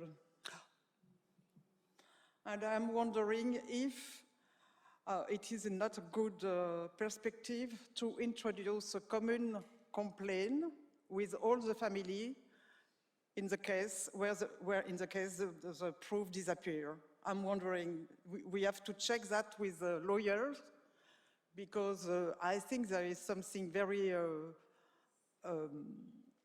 very problematic regarding the justice. And of course, when the proof disappear, it means denied of justice. Justice denied is no justice at all. Therefore, I think we have to use this kind of recurrency in different cases to open something different, but helping at the end, helping to prove the case was not judged with justice. And sorry, also I have also a comment. For the 4 cases, it is 4. Yes, for the 4 cases, since this morning also, there is something very common to all these 4, is the way the police is telling a story or on the surhuman force, a prisoner who can escape from the prison, who can't escape from the prison, drug addict. And, superhuman. Superhuman. Have these superhuman strengths. Yes, exactly. And also, I think we have to use this argument to demonstrate it is exactly the perfect example how racial white supremacy is identify black people or Arab or black people. And I think also as a human right or a legal person or whatever, we have also to denounce this bias how the police and how the system is perceiving Black people and Arab people, to denounce that and to use that as argument if you, as a family, decide to go to the European Human Rights Court also to denounce this kind of bias. But it's the same as let's just say, right, you pick up the newspaper, big, strong Black man having a mental health issue, straight away splashed across the pages. But do you ever see big, strong, white male having a mental health crisis? That narrative is never used. So why should it only be indicative to people of colour? That colour has to be used to describe the situation. If it's not good enough to describe a white person in that situation, and I'm being objective here because I'm of both sides, and I can't take one side over the other because that'd be disingenuous and disrespectful to my parents. But this is a narrative that we also have to break down. Yes, yes. That the journalists of today need to stop focusing on ethnicity. Yeah. I have a problem with that word, but I got it right. And also, he put in question the issue of Black masculinity. Absolutely. Because, I mean, Black about masculinity is described in near enough everything that's out there, be it in a magazine, be it in a newspaper, be it on stage, in a film. You know, a Black man's always portrayed as, you know, I'm not going to take no shit, I'm going to kill you, I'm going to this, I'm going to... But white people do it too. So let's have a balance. And, or better still, let's just drop the colour thing out of it. Man having a psychotic or a mental breakdown, that's all that's needed, that's all that's required. Sorry, please. Oh, no, it's okay. Yeah, I finished here. Yeah, it seems to me that we are dealing with a very corrupted, xenophobic, racist, classist jurisprudence.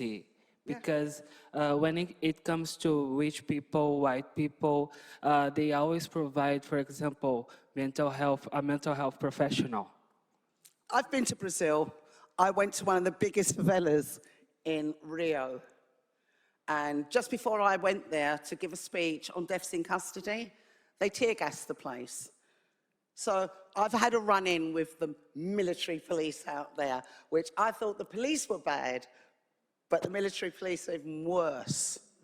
And the racism between the Brazilians, of the white Brazilians and the Black Brazilians, astounded me. So I do understand, and I can empathize and sympathize with what goes on in your country because it's not dissimilar to here, apart from the military police. Okay. Is that it? Thank you. Oh, sorry. Go ahead. It's for you, but it's always a bit for everyone. I think there is also an element that we need to take into account when we analyze the patterns, is that there is this element of continuous humiliation of the body of the person that is being killed. Not only denying assistance, but letting the person be in a situation that is really dehumanizing and humiliating. In this case, there were other people figuring out and realizing that he was in this situation. So it's even in front of when he went to court, in front of everyone, in front of the fellow detainees, there is also this element of and this is an element of ill treatment, the way that the body is completely humiliated, to like if it wasn't a person. Well, in life and in death, because the same with myself and with, I'm sure there's other families here. When Leon died, they did not store his body properly. So by the time we got his body back for burial, it had to be a sealed coffin. So it's not only in the throes of life, while they're dying, they're humiliated, they're also humiliated in death. So we have to ask ourselves why. That's a question that we need to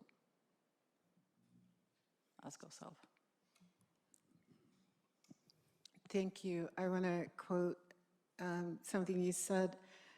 Everyone has to have one voice. Leon was not one person. Leon was 12,000.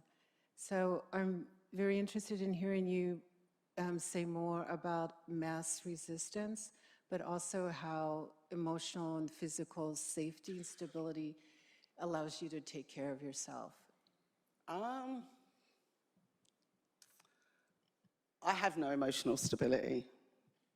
I have been a hot mess for the last 32 years. There are good days and there are bad days. And I'll be honest and truthful, yes, I've taken an overdose 3 times because it was unbearable, the thought of being without him.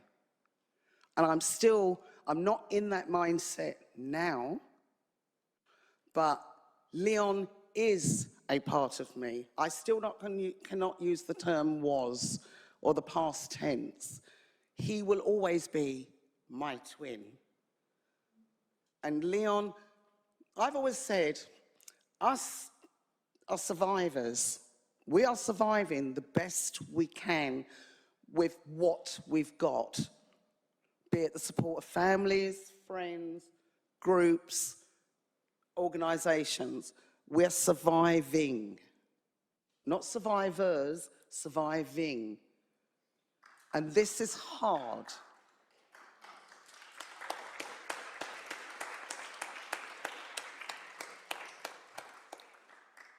Every time I see a picture of Leon, I took this picture. We was mucking about. I was pregnant with my daughter, Bewley. And it was a lovely sunny day that day. And that's the memory I try to keep in my head of Leon. But I've always said, now that we're at 3,000, over 3,000 people dead by the state or the institutions, we, us, collectively, are the voices of the cemetery. Because they don't have their voice anymore. It's down to us, the surviving, to speak their voice, their story, and never let them be forgotten for all the right reasons. That they were decent people, they had a right to live. And nobody had that right to take it away from them directly or indirectly. And this is something we need to stamp out and to show this government and society enough is enough. And if we can all speak in one voice and one language, I'm sure we will be heard.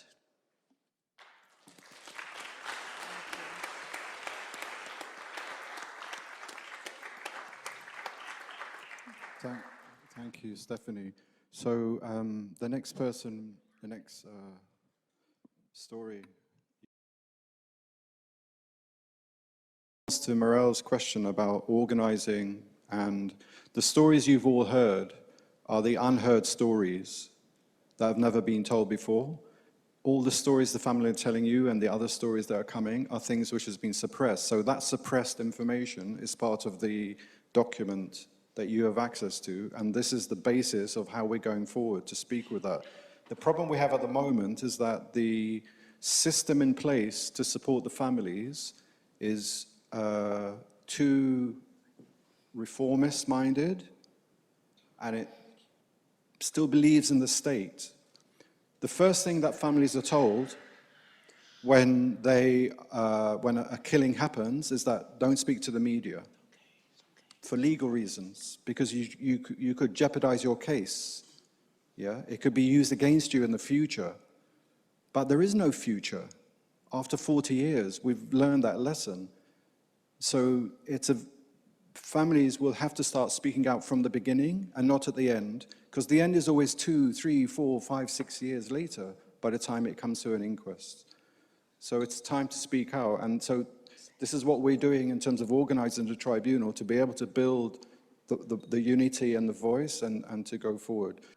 My heart goes out to all the families in the room, in their graves, the people in their graves, the thousands of people who've been killed at the hands of the state, who have suffered the inhumanity of the state, a first world nation, so we're told.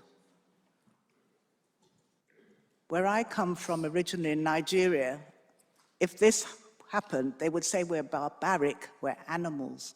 This is a first world nation who have killed, murdered thousands of people. Shani, as we call him, was 23, finished his master's, wanted to go and do his PhD, and had an episode, his only psychotic episode, over the weekend of August, bank holiday, and went as a voluntary patient into a hospital. And as a mother, I will never, ever forgive myself for taking him to be really, what I say, slaughtered. I thought they would care for him, but he was murdered. And I can never, ever forgive myself for that. You know, a mother's pain, not to say that a sister's or brother's or cousin's pain is any less, but a mother's pain is deep. It's not the natural order that I should bury my son. That's not it. He should have buried me. But as a mother, I've had to do things that I shouldn't have to do. When Shani wanted to leave as a voluntary patient, instead of calling me, which they'd agreed to do, they called the 11 police officers. This is in a hospital, in a mental hospital, mental health hospital. The nurses and doctors couldn't cope. They weren't trained.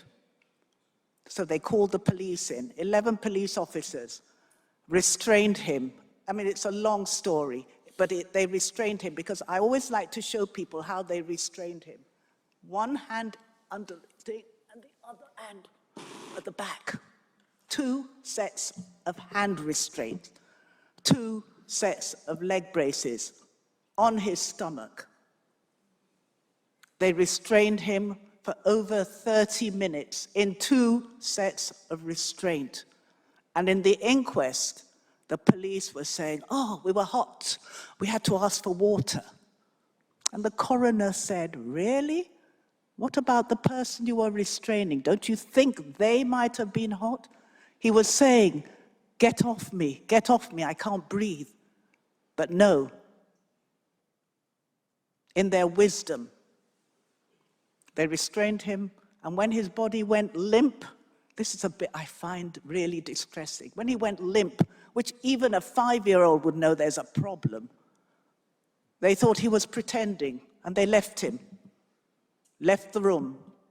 Hospital staff were outside watching, and in fact, one of the doctors, his evidence at the inquest was that it was like watching the police restrain an animal. I always say this, he's dead and buried. But that shows you the brutality, the inhumanity of a force of police that are meant to protect their citizens. But in fact, if you're black, unfortunately, you're fodder.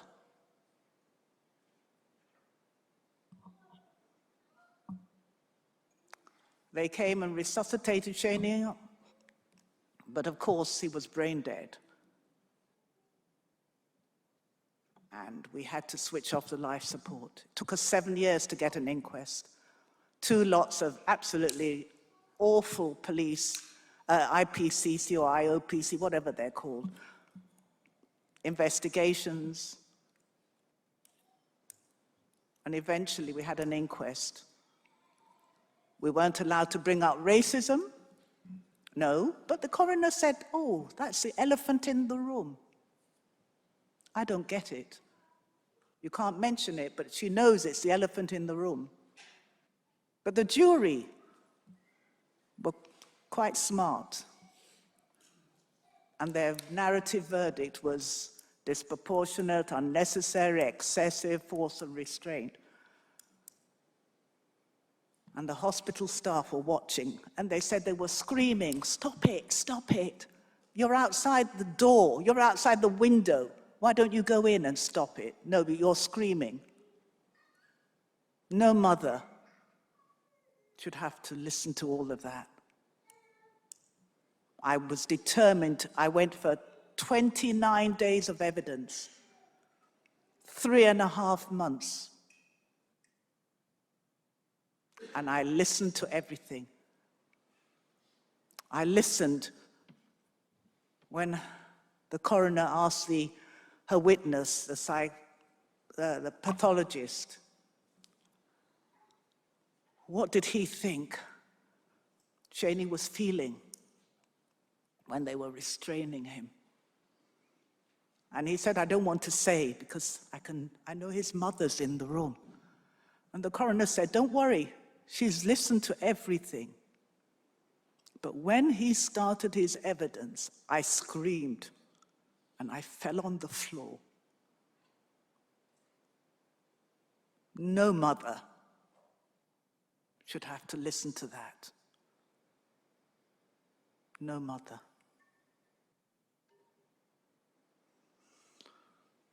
After the inquest, nothing ever happens to the police, nothing. They walk away with impunity. They can murder at will. Why won't you murder when nothing's going to happen to you? Why?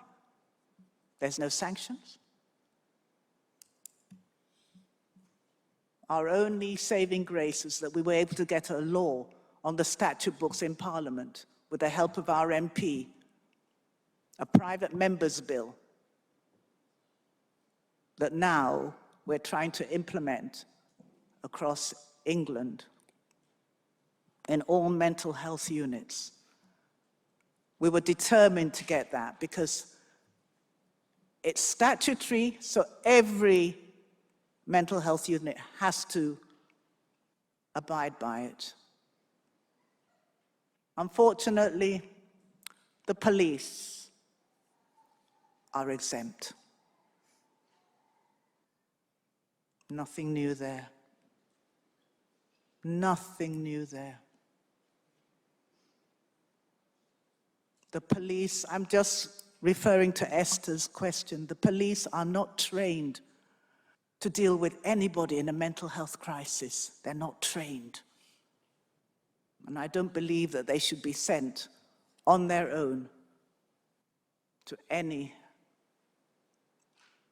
mental health crisis.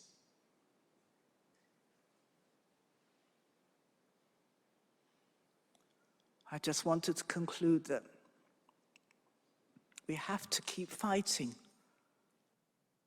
I shouldn't be doing this at 75. I shouldn't be doing it. But if I don't do it, if I'm not his voice, what's going to happen? At least I know through the law we're saving a few lives, because I get told this by nurses and doctors. We're just saving a few lives that we can. But people are still being murdered. People are still being killed, especially black men, when it comes to police brutality. Thank you.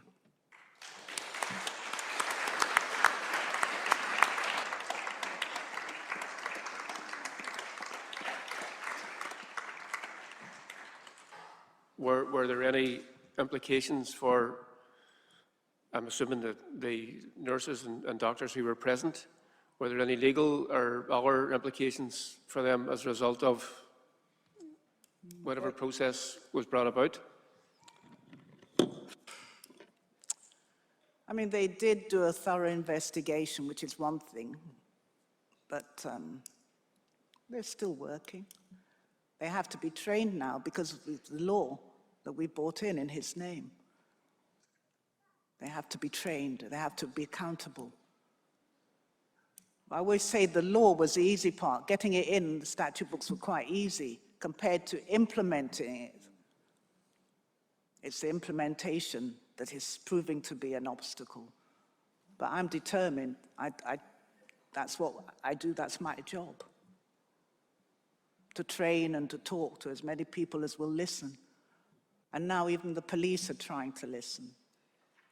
Only because we got a consent order in the court. So they have to listen. They have to do a training for police officers. And we're just trying to stop it being a tick box exercise, which is what they like to do, digital training. No, that doesn't work.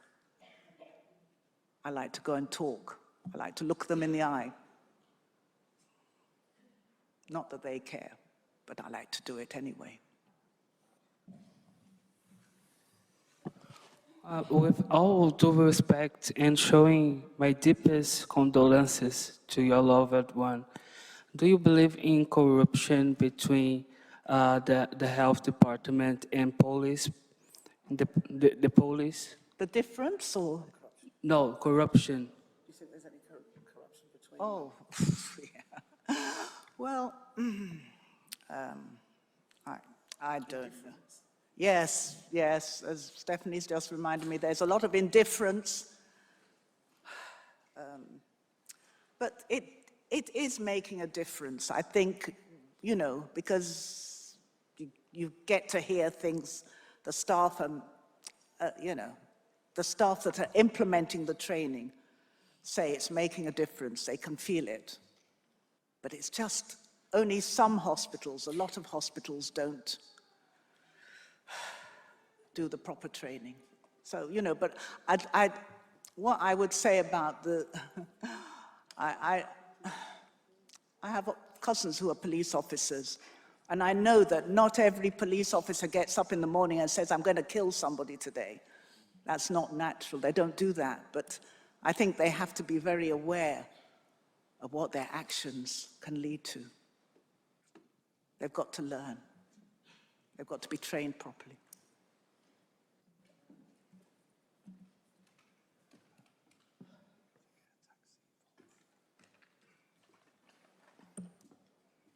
Hi, thank you.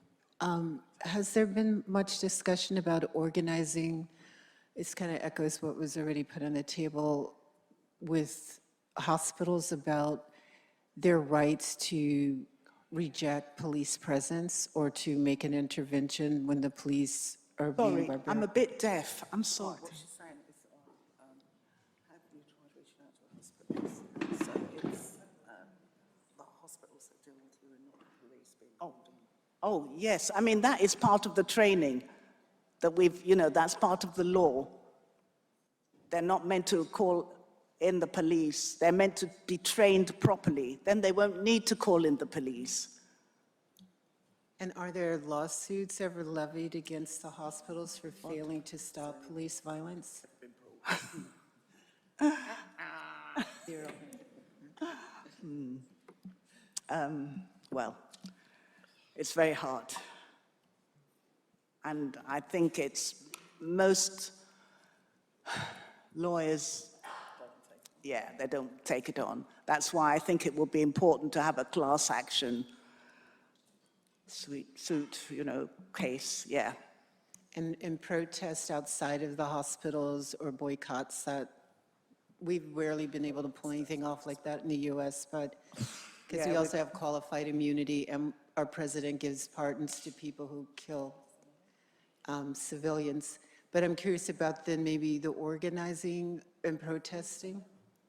Yeah, we've organised protests, like, not me personally, but... Yeah, we do, yeah, we have. But now I've taken let's go and train them, let's try and save lives. That's, yeah, the best we can do.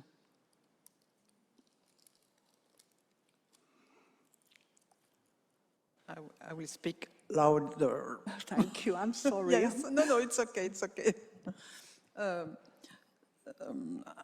I try to understand how it's possible for an hospital to not protect a patient. And the kind of collusion there is between police and hospital staff hospital. Did you get some information, or did you introduce something to get an answer how it's possible, this collusion is possible? Let me get an answer. Is it possible for you to try and get answers from hospitals, or was it that French was up against institutions? Yeah, no, I'm sorry, I'm really, you know, yeah, I'm partly deaf, sorry. It comes with the age. Yes. Yeah, I mean, all I would say is most of the hospitals that we deal with are really interested in moving forward, in saving lives. Most of them. And so they have to do the training. It's statutory, they have to do it. They have to organize it, they have to report. The only thing is, you will find that they try and fudge. They try and muddy the waters. They try and maybe not give the true picture of what's happening, how many restraints. Or they'll say, oh, we've had no prone restraint this month. Yes, but you have had mechanical restraint, you had medicinal restraint, you have coercive practices. That's all restraint. So, you know, it's a mindset. It's a mindset. It's just taking much longer than I would like it to take, but we just, I'm not giving up. That's what they want you to do, give up. I'm not, until I'm buried. Yeah, that's it. Yeah, they all have, yeah, one word can mean 10,000 things, you know, so, you know, it's a battle that we continue to slog at, we continue to do, just to keep going. Okay, any more questions from the panel?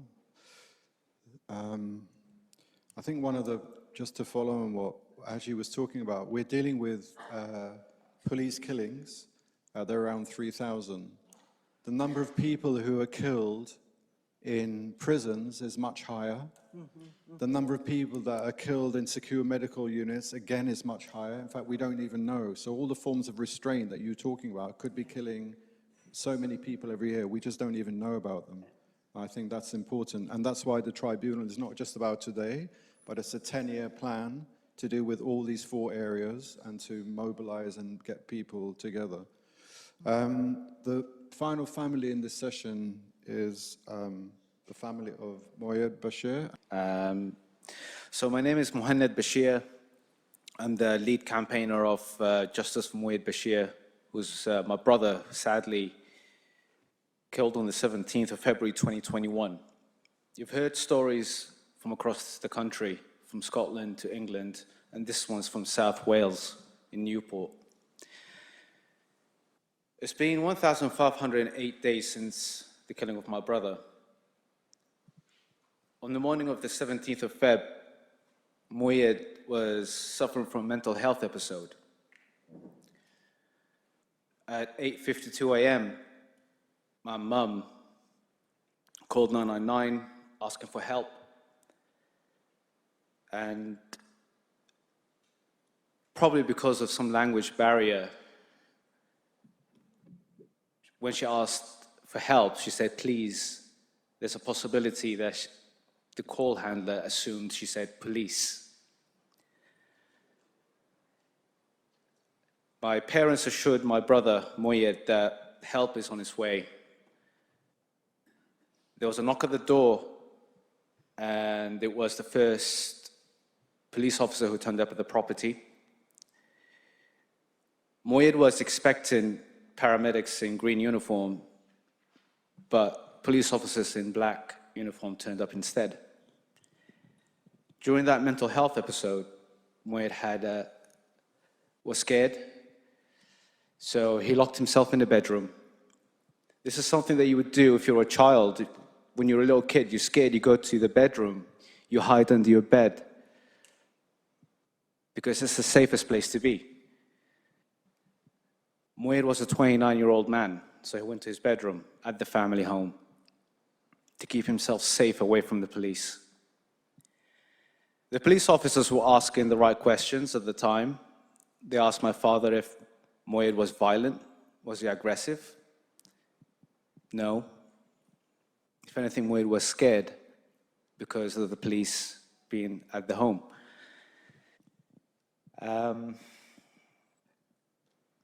Then there was a bit of commotion in the bedroom because Mouayed had a mental breakdown. So the police officers asked for backup. There was a bit of confusion why the police is at the home. And they made the way in to the bedroom. Mouayed was fidgeting. And he was telling the police to go away. My parents seen the state of Mouayed in the bedroom. And they asked, where's the ambulance? Where's the paramedics? Because Mouayed is suffering from a mental health episode. Prior to that, in January, Mouayed was a victim of a stabbing injury where he actually had a second chance in life. He survived death back in January. And then in February, the police made their way into the house, and unfortunately we lost him then. During that confusion and commotion on that morning, there was communication breakdown between the Gwent police officers who turned up. There was more than 5 of them, just for one person who was suffering from a mental health episode. So the call handler from the ambulance was in communication with one of the police officers to get all the accurate information, address, name, the state of the person. The police officers were so confused, they were given wrong information to the call handlers. Some were accurate, but the incorrect information was provided to the call handler, which was entered to the data on the computer, and that caused an algorithm where the priority of the call was not as high, even though Mouayed was suffering from a mental health episode. At the same time, my mother, she's known for having angina, which is a heart condition. So she started suffering from chest pain. And she told the police right there and then, my heart, my chest. And they called called the ambulance again. But this time it's for my mother who's suffering from a chest pain. So that call has been prioritized instead of my brother's situation. During the confusion and the communication between the Gwent police officers and the call handler, there was a bit of confusion about whether Mouayed was conscious or unconscious at the time. And that's because Mouayed was straight away handcuffed and leg bound. He's been put in restraints, so he was not under arrest. This is the most confusing thing. So the call handler asked the Gwent police officer, is Mouayed conscious? Well, he's making noises. Is he breathing? Shallow breathing. So is he conscious or unconscious? I want to know so I can enter the data into the system. The police officer couldn't give a straight answer, so the ambulance and the call handler decided to do the right thing and enter the correct information, saying, if you don't know if Mouayed was unconscious and he's having shallow breathing and he's not responding to you directly, then he's unconscious. The ambulance arrived at 10:04, and the call was made at 8:52. And then it was taken to hospital at 10:59. The doctors who tried to work on Mouayed and revive him, but we lost him at 11:41.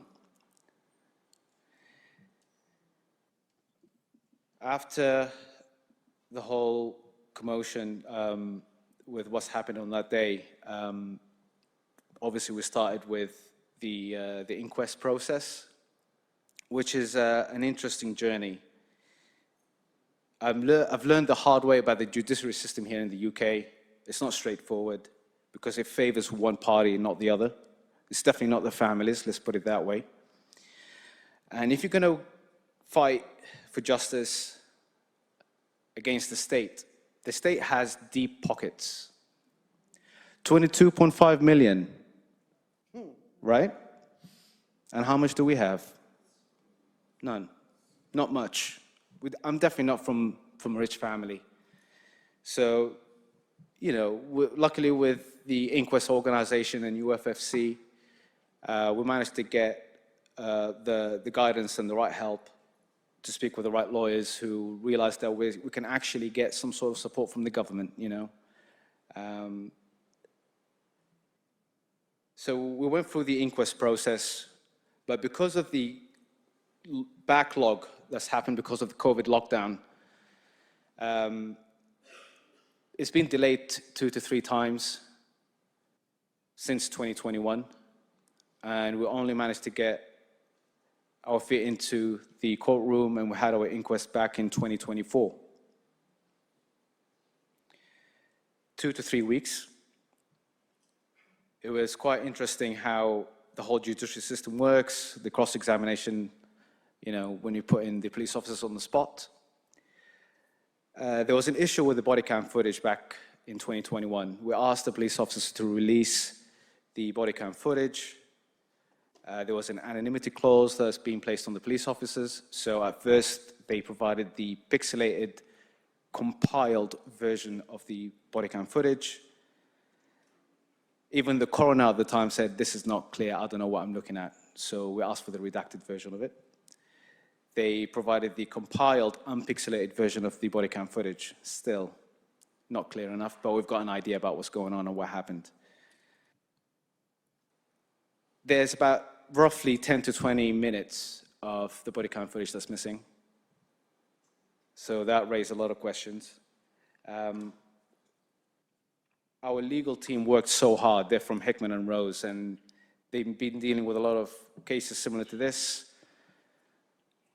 So during the inquest, one of the police officers had a conversation outside the property while waiting for the ambulance to arrive.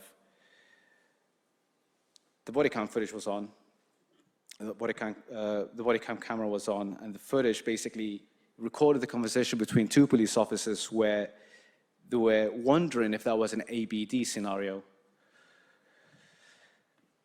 Acute behavioral disturbance. This is the mental health episode that we're talking about, and I remember you asked that question earlier. Some police officers say they have been trained. On paper, yes, they've done the modules and they've attended the training sessions, looked at the slides, signed the paperwork, yeah, fine, I've done the ABD. But on the ground out there, you don't know how to handle a mental health episode. Very similar to other families here as well. They're not trained. So the mental health issue with my brother, it started years and years ago. It's not just about how the police was treating Mouayed. It's not about the failings within the health system. It goes back to, and this is quite new information as well, my brother was detained at Brook House to be deported because the government revoked his visa. So we came to this country back in 2001 when we were little. As you grow up, we've been granted visas, right? We all got our citizenship. Mouayed was being a mischief, and he's been known to the police. And because of that criminality, the Home Office decided to revoke his visa. Therefore, it's not legal to be in the country. And one of the notorious detention centers is known as Brook House. There's been an inquiry about this here in the UK. An undercover reporting has been done by Panorama. And during that particular period in 2017, Mouayed was in that detention center where the officers at the detention center deliberately harassing and bullying, psychologically harassing and bullying people in there. Some people were suicidal. Mouayed was one of them. because of the stress and the trauma. Mouayed won the appeal many times against the Home Office, so they released him from Brookhouse. When my brother picked him up, we were all celebrating at the home. Yeah, finally he's out. He's never been the same, and that was in 2017. So the mental health issue has been ongoing from that point up until 2021. So yes, the state, from top to bottom, all parties who were running the government and running the country, whether they're Conservative or Labour, it doesn't matter. They're all guilty, and they're all accountable.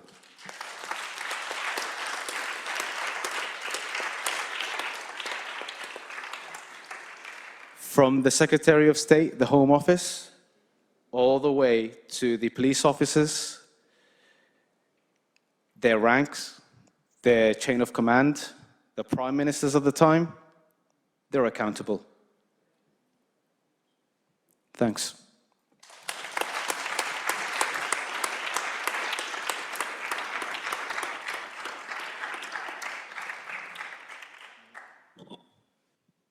I know there are a lot of similarities in the cases, so some of the questions may be answered by the other families, but if there's anything with this specific case you wanted to ask?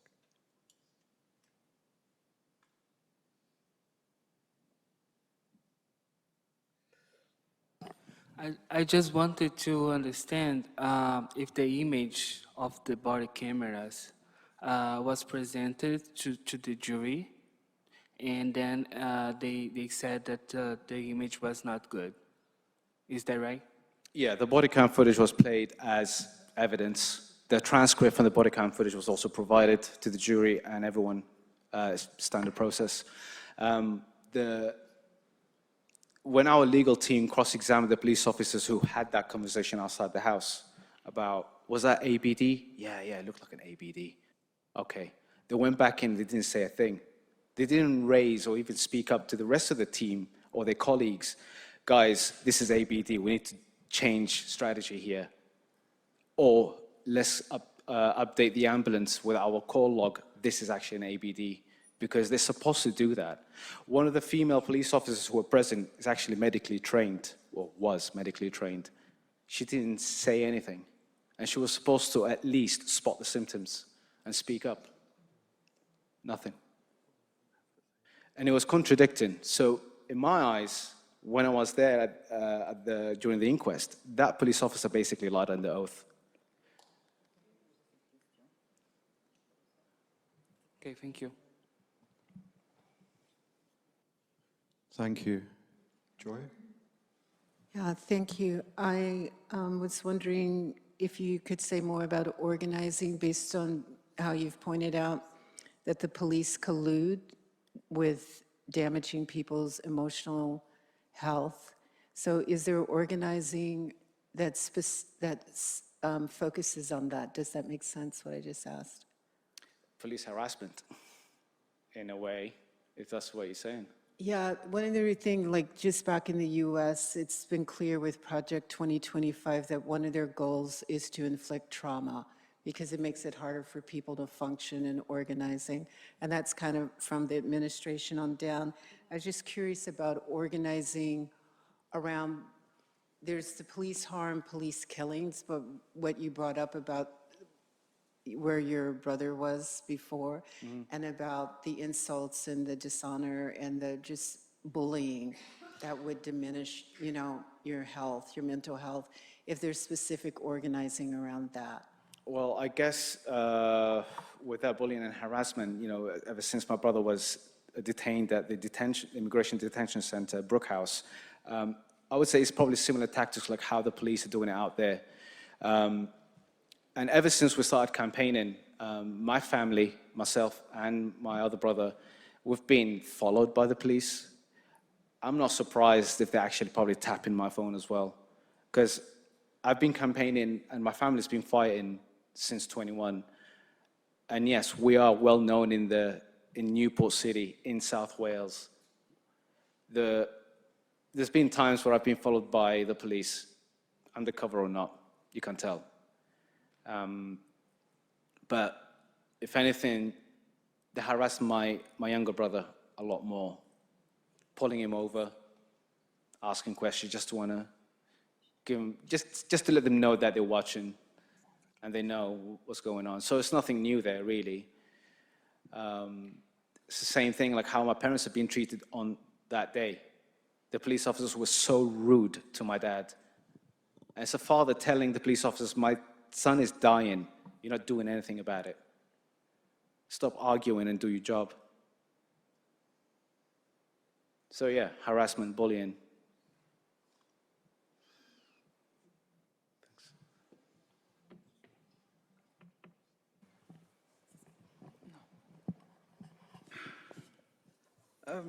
I have a question, but not really specifically for you, but for all the family, because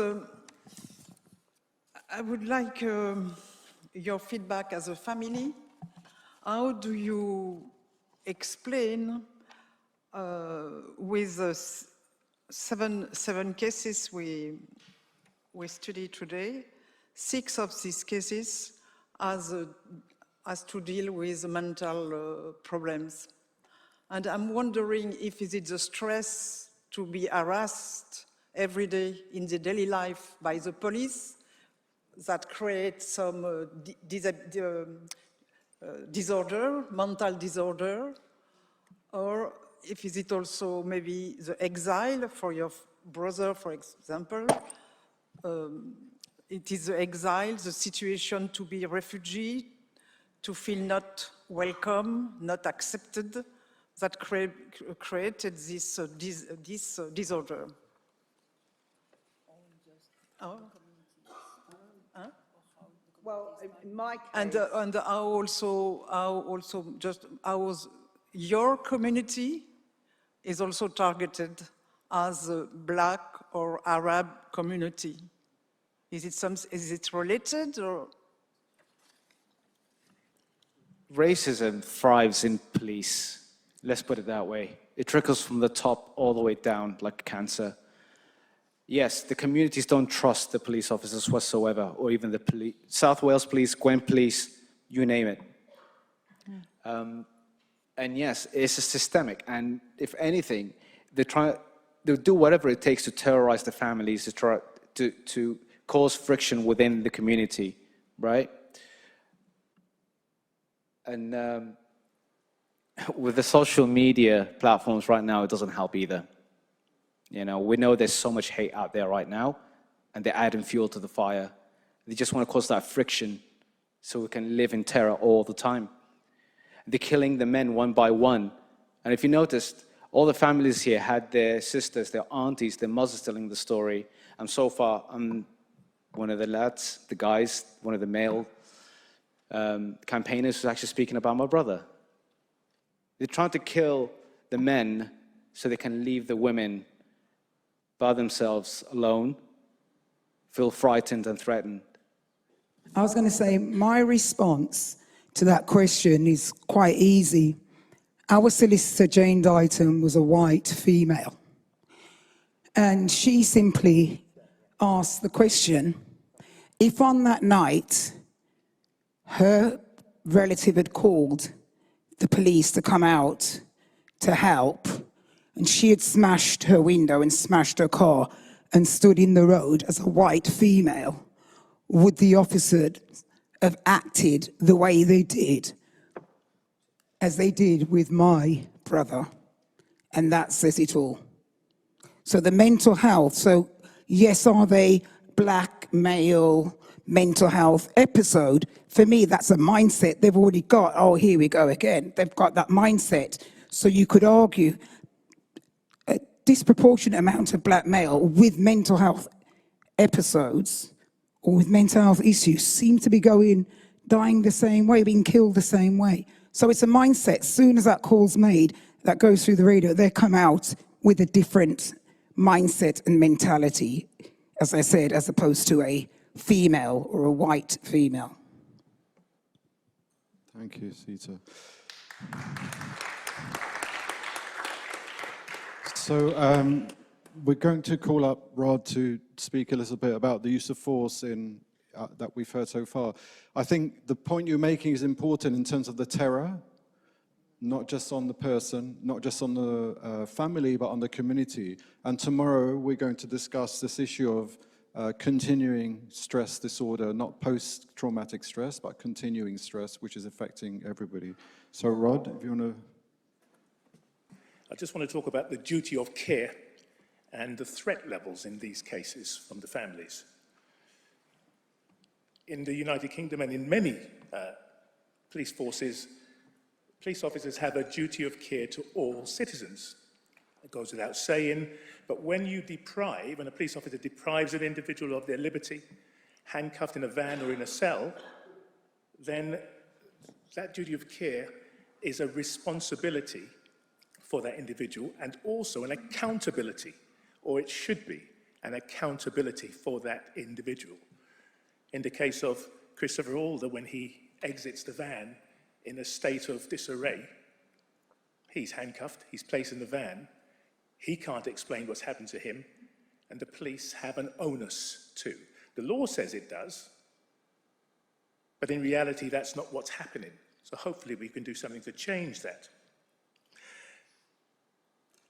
What was the threat level immediately prior to the death of all of the individuals? The threat level, in Christopher Alder's case, he's handcuffed, he's in a van. I have some concern about the offence that the officers were dealing with him for because, and without getting into too much technical detail, a breach of the peace is actually medieval legislation. It's a power which allows the police to detain somebody and remove them from a location, take them to a police station or to a cell, and ultimately to court. But there is no conviction, there is no criminal record from a breach of the peace. So I'm a little bit unclear and concerned that threats to using capacitant spray or CS spray against Christopher Alder was appropriate. It seems grossly disproportionate to what they were dealing with. If he was presenting such a significant threat, then I would have thought the officers would be arrested in not for breach of the peace, but for one of the myriad offences against a person or public order offences. Those all end up with substantive sanctions somewhere down the road. Leon Patterson spent multiple days in custody. Senny Lewis was partially sedated before the police took over responsibility. I also know there's some confusion between the medical staff because they say the police usurped the responsibility. The police argued that the medical staff gave them responsibility, but it matters not. It's still that duty of care, and it's still that threat level assessment, which I argue is low. And Mouayed Bashir, he removed himself to the bedroom. We're not talking about an individual who sees police or sees a foe and launches an attack. The police ultimately have to go to find him rather than him present himself.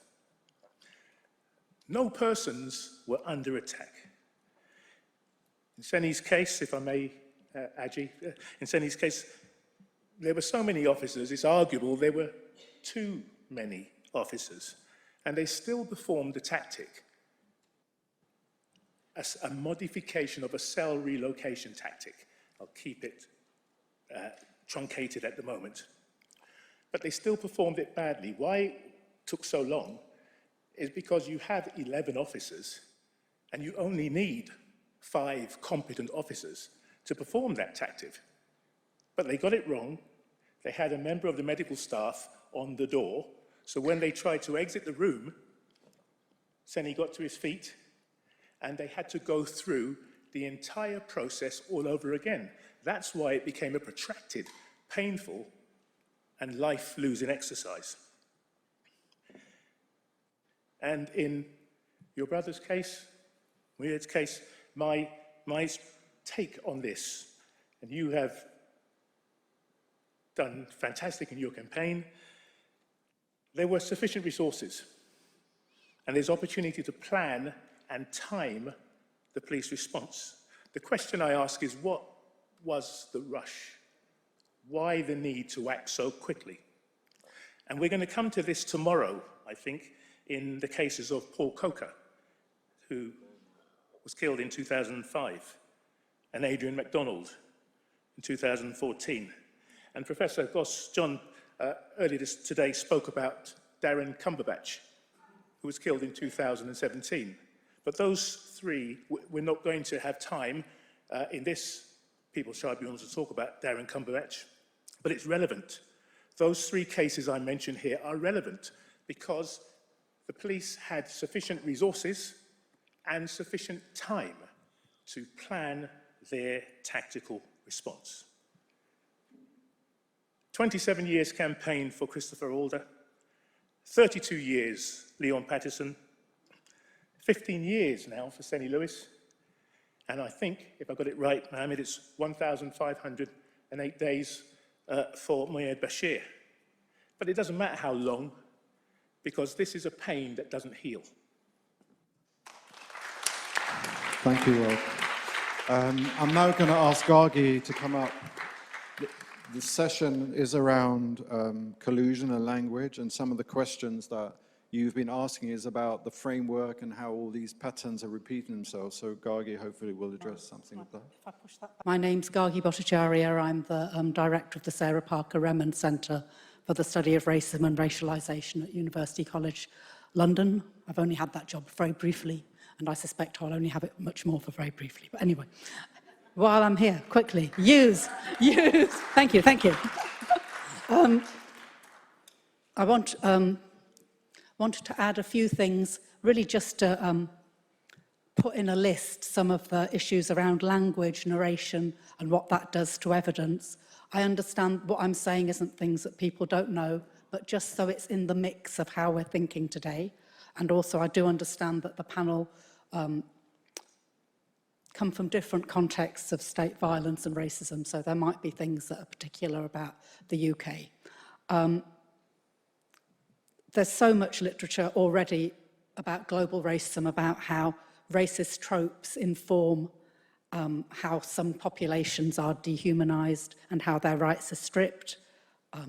We know historically that colonial modes of violence spent quite a lot of their energies saying, well, these people are not even human, so we can do all these things to them.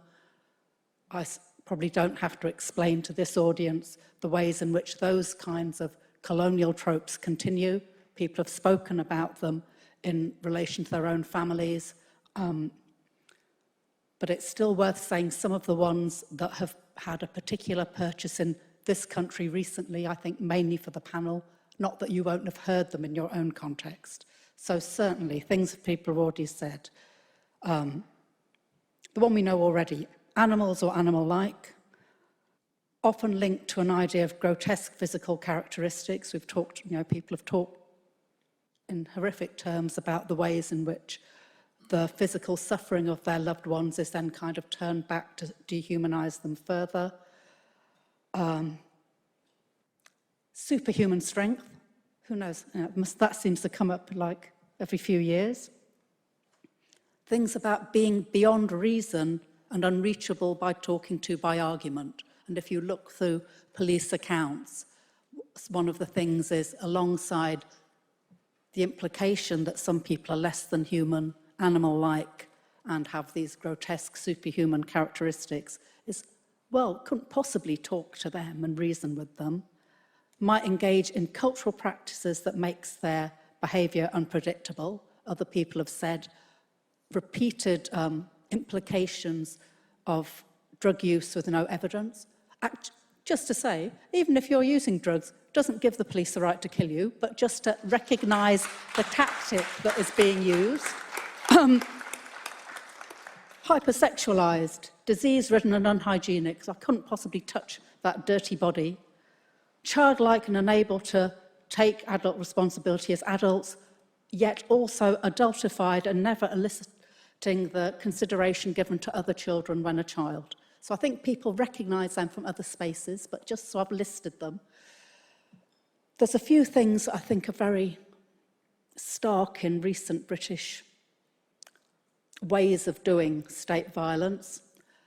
And some of it is not only what's said, and people have talked about what's said to make people who face state violence seem like, well, they were not even human in the first place.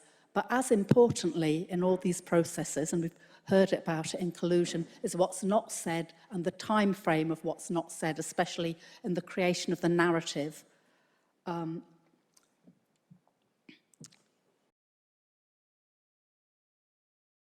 Days in, me and Gus were briefly speaking about lessons learned. And I'm afraid I think that the lessons learned are just better ways of hiding. I don't think we're training the state to be nicer, but they are learning from us. So when we do bits of politics, they change their practice. So we're in a power dance. So things they might have said in '82, they don't say so openly now, but there's certainly this thing about denying that any violence took place at all. And different families have said it today. The idea that there's an underlying medical condition, even though no one on earth knew it before, and that someone just dropped dead, and luckily the police were there to take notes. That happens again and again. But also a collapsing of medical need as a way of justifying state violence. And I think all the cases we heard here today in this session were about that. That instead of, it's been said so many times, instead of having an additional duty of care because of mental health or other medical needs, histories of mental health challenges become the cause of death and also allow the police to be kind of invisibilized in the scene altogether. Because they would have died in any case. I've forgotten which family member said this, but in some of the accounts I was reading as well, as if these people were already dying and just surprisingly the police luckily saw them at the point they were dying and noted it. That's the story, isn't it? So that's the one thing about medicalising, invisibilise the police altogether. And alongside that, and I think this is probably in other countries as well, but my understanding is that one of the defences police can use is that they felt a genuine sense of threat. And so you can see both the monstering and the misuse of medicalised terms is part of how police can say, well, if you had seen what I had seen, you would have been as violent as that as well, because I have never seen a human look like that. So that's the racist tropes and the invisibilising of the police action go together. So I've got a couple more things, so I know they need to get... People have talked about how many cops are put on one body. I'd like to suggest that that is part of... It's not exactly language, but it's like a theatre of state violence. It's a way of being able to report and make us this ongoing kind of claim that these people are not like any people you have seen. It needed a whole crowd of us to restrain them. You don't know what we do, you should be afraid. And you can see that even in the reporting, that excess is part of how you dehumanize people. I don't think it's an accident that we hear in case after case after case. People are already immobile, it's just been said. People already sedated, then have a whole crowd of people crush their body. That's a tactic. It's a tactic of communication. And I think, sadly, it's a communication to the broader community as well.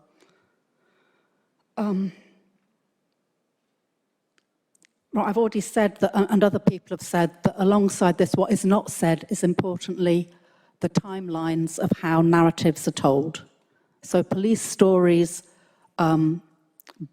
choose which episodes are taken. Many of the families here report the ways in which it's very clear that the point at which the most deadly violence was used against their loved ones is completely absent from the record, a record that is completely narrated by police officers, often in vans, but also in other spaces.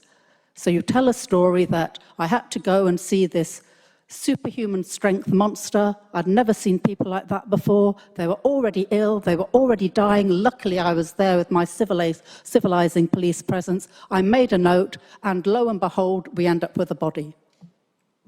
All of that, and the last point I want to make is just a kind of, I can only make it as a grammatical point. In some ways, I'm glad Mona is not here, because I think it's a point I was saying to Ken, I think we've all learnt from watching the last 18 months of genocide against the Palestinian people, how you tell a story of an incident using the passive voice, as if people drop down dead but no one kills them, as if horror happens but there's no perpetrator.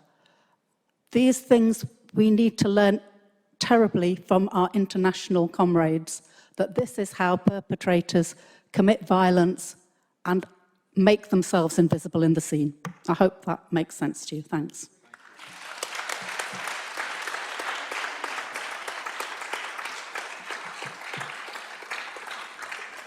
We're coming to the last session for families. The reason we've called this Open Testimonies is because the tribunal has been researching and investigating and instigating for probably around 2 years now. And each of the family cases that you've heard today and that will be presented tomorrow, and others who aren't here today, have had an investigator working on their case, some longer than others.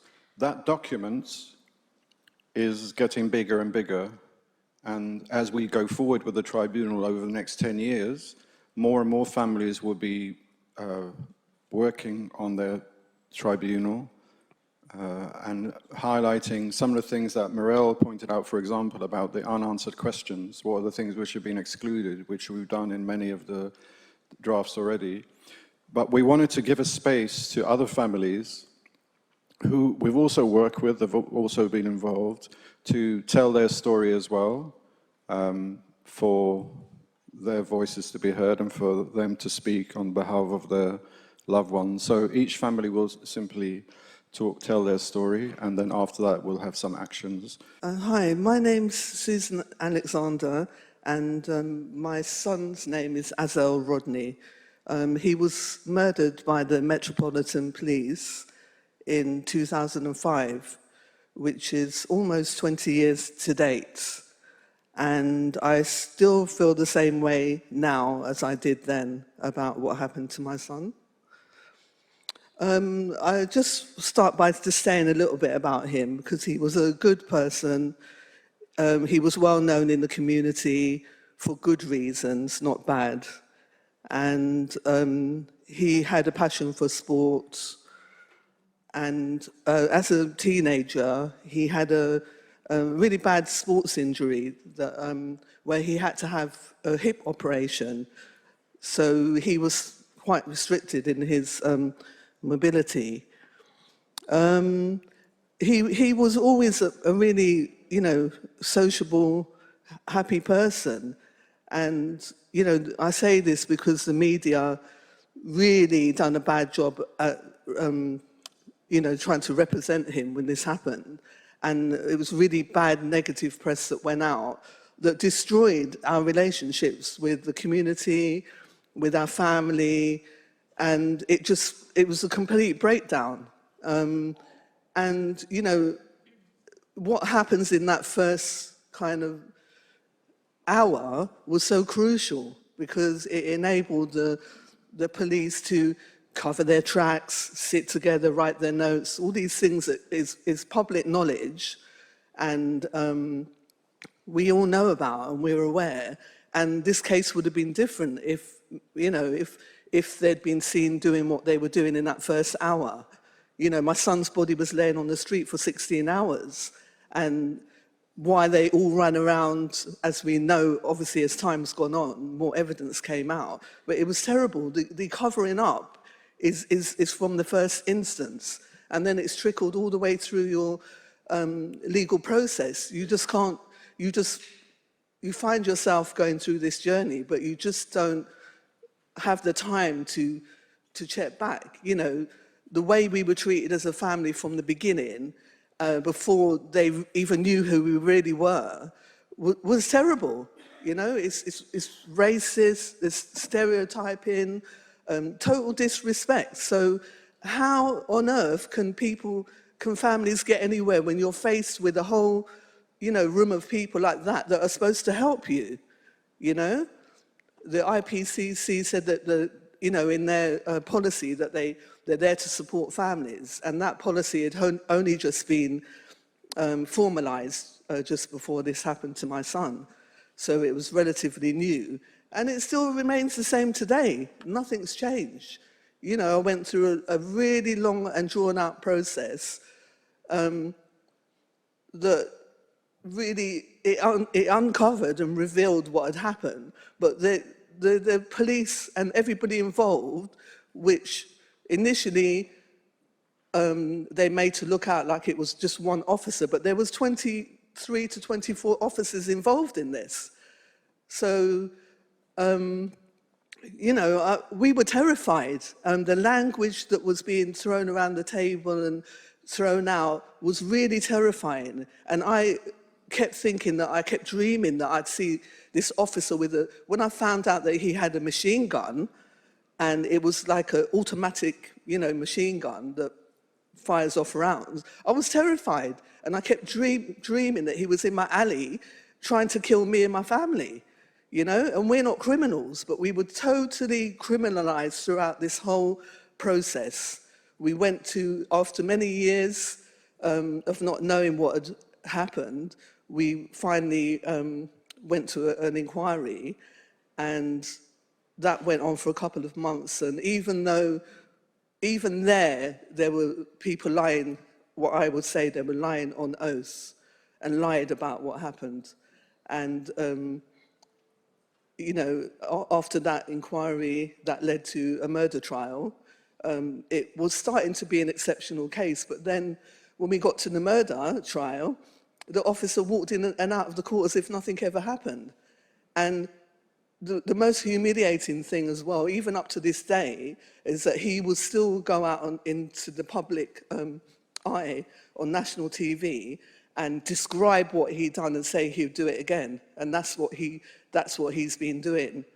And you know, it's just so traumatic. It's just you never get past anything. You think, in the beginning, I felt that they were going to this would just take a few weeks. You know, I was aware of the legal system and what its capabilities are supposed to be, and theirs, and it just went on and on and on, and it went on for years. And that, like I said, now it's 20 years, you know? So there's a lot of things that came out of the inquiry. There were recommendations made that no one's addressed. You know, there were things in that executive summary, which I have here, that clearly says that things have got to change. The Metropolitan Police, the way they're doing things, it gives those recommendations clearly.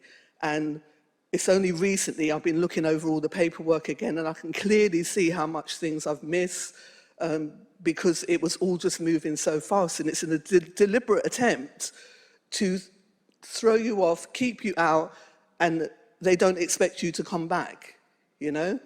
So I'm still here. I'm working alongside families and to try and make a difference. Also, back in 2005, there was this policy going around about no shoot to kill. And I remember I got slightly involved in the beginning, and then it just kind of disappeared. I don't know what happened to it. But these officers in particular, they're trained to kill, and that's definite. In my eyes, that is what they're trained to do. So in order to change things, it's going to be very hard. It's the system and the legal process from start to beginning that has to be, we don't need it. We don't need that, you know? We honestly don't need that.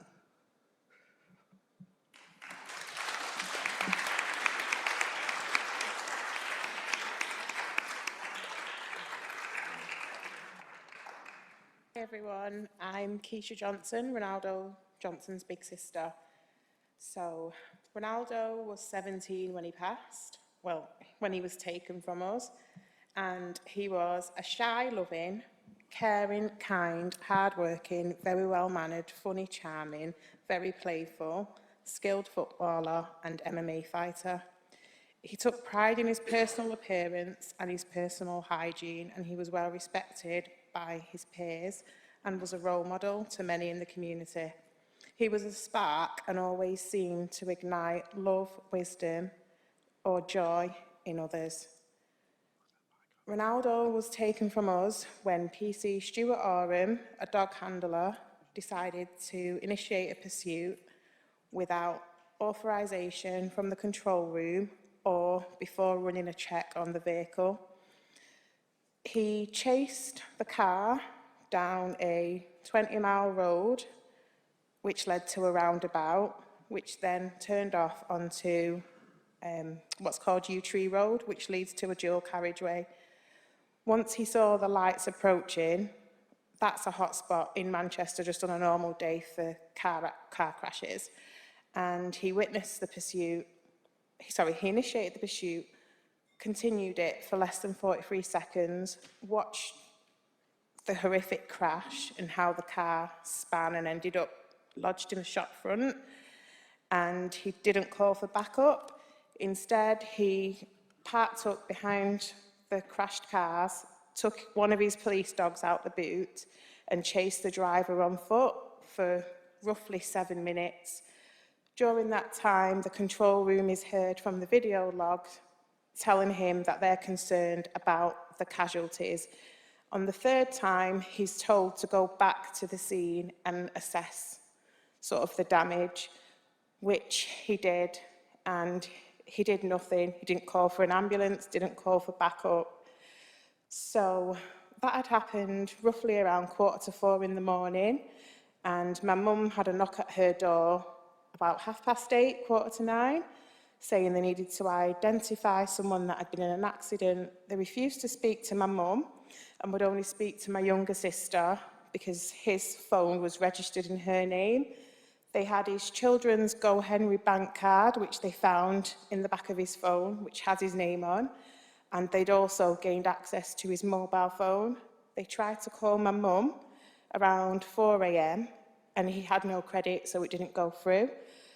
When we got to the hospital, he was there as an unidentified male on an adult ward. When we were thinking, you had his name, you had my mum's details, surely you should have had him in the appropriate setting, and we should have been notified sooner, because the call to my mum was roughly 4:06 a.m. We then were met at the hospital by PC Toll, who said to me, you know, he's in a pretty bad way. There's a chapel over there, many find rest. At that point, I didn't know what condition my brother was in, but I'd been checking online, and there was a lot out there about a car acting suspiciously, that had collided, trying to evade police, and, you know, there'd been a serious accident. Ronaldo was in the back of that car. He didn't have a say in what that driver did with his life or how that officer, you know, caused his death. He just, it was out of his control.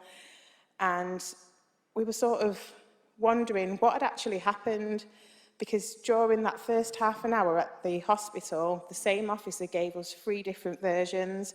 He said the car was acting suspiciously. He then said there was a short pursuit, and then he said they were parked up, acting strange. So instantly we're thinking, well, if you've seen the footage, like you've said, how are these accounts like so different? So then obviously we were asking questions, well, who was the driver? Like, what were they doing that was criminal? Because according to the paper, you know, they were breaking the law. And he said, no, Ronaldo and the other passenger, who was a white male, the driver was also white, they're innocent in all of this. We don't think they were doing anything other than what young lads in the area do, which is go out for a car when they don't have, go out for a drive when they don't have insurance. So that was the crime. But Ronaldo, he said, was totally innocent, like, you don't need to worry. So he gave us the first name of the driver and said, basically, go out on the street and find out who he is. which is what we did. The IOPC then told us the same thing, like they lied to us about what had happened and where it had taken place. And it wasn't until a journalist on our 6-month march was sort of questioning the route we were taking, and he said, that's not where it happened. So again, that threw more questions up to us, because the IOPC kept deliberately misleading us. And because we'd been sent out to get evidence the first day, we had video footage from CCTV showing the crash, and that's sort of what we used to force the IOPC to give us bits of information. They said it would be a 3 to 6 month investigation, which ended up being something like 18 months. And after our second meeting, well, during our second meeting, our family liaison officer just shut a book and walked out in the middle of us asking her questions. And we could just tell that things were not straight. Like, she first told us there would be a post-mortem and that we could be present. She then said we couldn't be present, and she deliberately booked an appointment to see us when that was taking place. And she kept saying, oh, I'll find out when it is, it won't be for now. It's for us, obviously, later on that day to find out we'd missed it. Sorry, my trail of thought's gone. Yeah, so it took 3 months for us to get his body back and have his funeral, because the police were trying to insist that we buried him without his organs, which we didn't want to do that. If he came into this world whole and that's how he should leave. They didn't take care of his body at the morgue, and that was clear, because the way he was when you left the hospital compared to the video we got to ID him with 2 days later, it was obvious there was just no care. So then my mum had the idea to ask a family friend, which is an undertaker, if he could take the body and just keep it until we were ready to bury him, which is what happened. During that time, we had family members and friends coming to the house. We had police following people in cars, stopping them, and then sort of saying, you know, we were hoping for a chase, but you didn't give us one. And those young boys, they're grieving, you're following them, and they know how their friends been taken, and, you know, you're trying to do the same to them. There was a lot of the police coming past our house and slowing down, staring. I think on one day there was like 13 cars.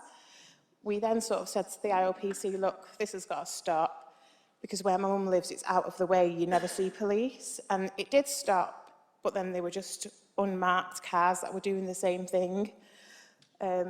We were told by Inspector Hancock that Ronaldo hadn't died because of the car crash. He'd actually died because he'd been on crack cocaine, which obviously it was a shock to me, because I didn't know what that was. I was Googling it.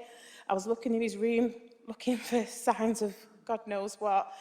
And then I spoke to the coroner's office, and they were like, that's absolute nonsense. Where have you got that from? And then he was removed. He was no longer in charge of the investigation. We then switched coroners, and the second coroner was awful. Like, some of the mail we got from him, yeah, he basically blamed Ronaldo for his own deaths. Ronaldo chose to get in the car with someone he didn't know had a license. Ronaldo supposedly told this driver not to stop, and, you know, it was his own fault. So we were led to believe we would have had an Article 2 inquest under Mr Meadows, but when it switched to Nick's damage, that changed. There was no Article 2. It went from, as expected, a 4-day inquest to a 3-hour inquest. Our legal team hadn't seen the footage. To this day, we don't actually know what happened. We got to see a little clip a few days before the hearing. That was it. And Ronaldo's death wasn't in isolation. He was the 6th young person in Manchester to lose his life in a police pursuit at the hands of GMP. And then within 2 months after him, there were 2 other young boys that lost their life in the same way. And we've just been sort of campaigning because there was no support for the families, there was no support for the children, and it also impacted the kids at school because their uncle was a criminal that died in a police pursuit, so then they have to watch a then 7-year-old a lot more harshly than they did everybody else, and he was under constant surveillance, kept in isolation, to the point where his mental health declined just because of what the press had put out about his uncle. And, you know, these are the things that the families have to deal with, which is why we've had to create the End Police Pursuits campaign, to be our own network, to push for change and for this to stop, because you can't, you know, there's no capital punishment in this country anymore, so why are GMP getting away with taking lives through chasing, which they know, young boys to death? And that's all I've got to say.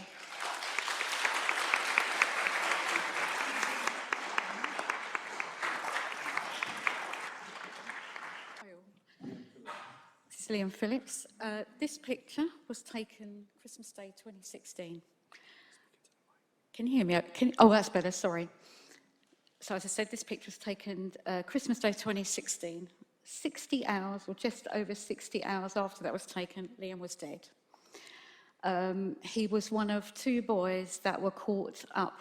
They were in a car that was involved in a police pursuit, Essex Police, in Leigh-on-Sea in Essex.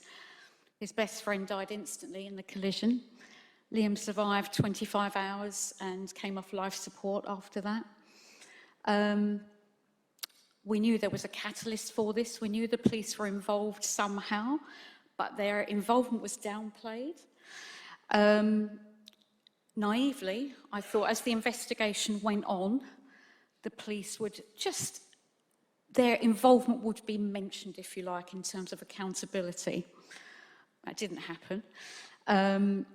We were well supported, lots of teams parachuting into your life because he was effectively still a child legally. Police were very good with us as well, but again, their interaction with us didn't change, but their distancing did.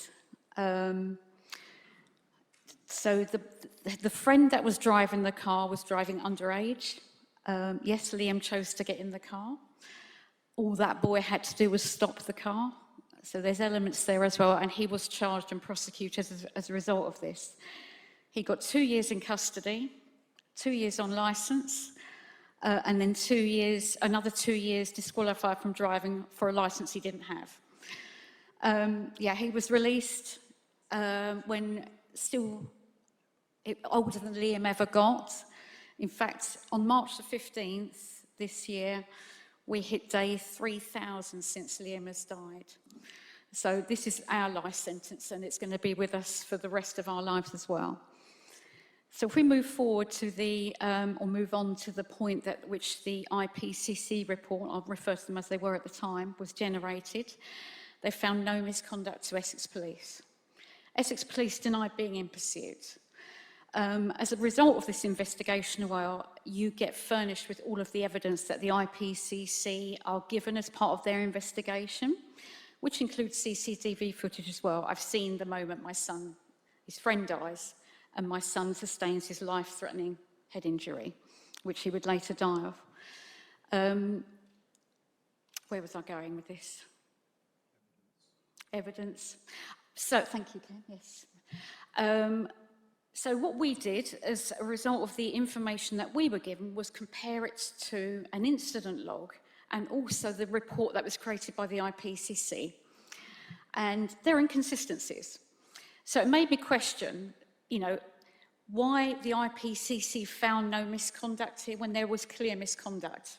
Before the collision, which is what the remit of the IPCC was, and after the collision. Bearing in mind Liam's friend died instantly in this collision, this is grounds for an immediate referral to the IPCC. That didn't happen because they denied the pursuit straight away. This didn't seem to be challenged. Would that be your recollection, Neil, as well? It wasn't challenged to an extent, was it there? It's gone all quiet. Yeah. Yes, yeah.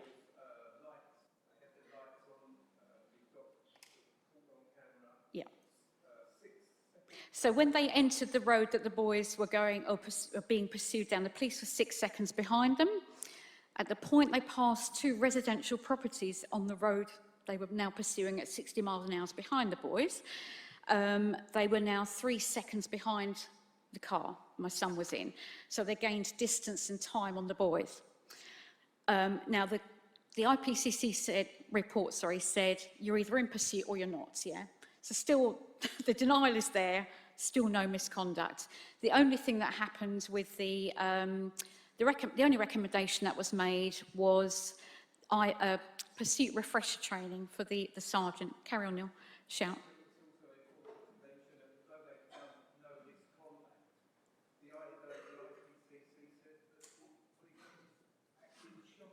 Yes, so during interviews, yeah. It should have come up, Neil, shouldn't you? So they did, and they were shocked at their behaviour. They were giving one-word answers to the questions that were being raised of them during criminal interview. Bearing in mind 2 boys have died as a result of this incident. We have a life sentence bestowed on us. The sentence that was given to the boy that caused this, that was driving the car, if you like, he wasn't the only cause, he's not the only responsible party in this. I consider Essex Police as jointly responsible for the death of my son and his friend. I'm losing my train again, sorry, this is quite nerve-wracking here. We have a life sentence. I mean, you know, we're now 8 years down the line. It was 8 years last December that we lost Liam. You know, he was on the brink of adulthood. You know, this little child he's holding there is his baby second cousin, and that is the first and last time he met her.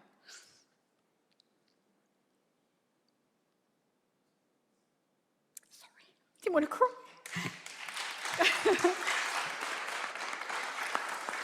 And we miss him. We miss him terribly. You know, he was a good boy. You know, he might have done a few bits that made my toes curl as his mum, don't they all? Boys, they take risks.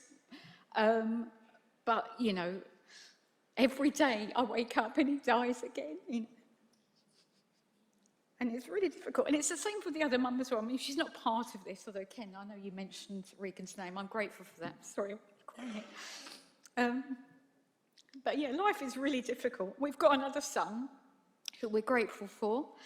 But, you know, we just live on another level now. This loss is absolutely horrendous. You know, other mums that have lost their children at the hands of others, you know, regardless of the circumstances there. You know, when somebody else is responsible for your child's death, it's just unforgivable. And moreover, when we have a system that protects these perpetrators and there's no comeback, no accountability, and that's what's great about this cause, is if this is going to bring things to the fore and make accountability happen, we're all for that, you know, make them think twice about pursuits. I'm against pursuits, as your t-shirt says there, maybe in certain circumstances, but, you know, if they're denying having these pursuits when they are actually having them, and it seems to be allowed, it seems to be covered up, and that's unforgivable. You know, what does that say? It demeans the lives of our children.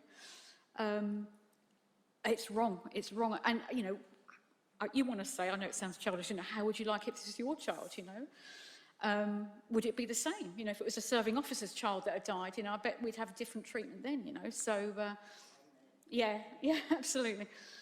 But yeah, that's Liam, that's my beautiful boy. Thank you for listening.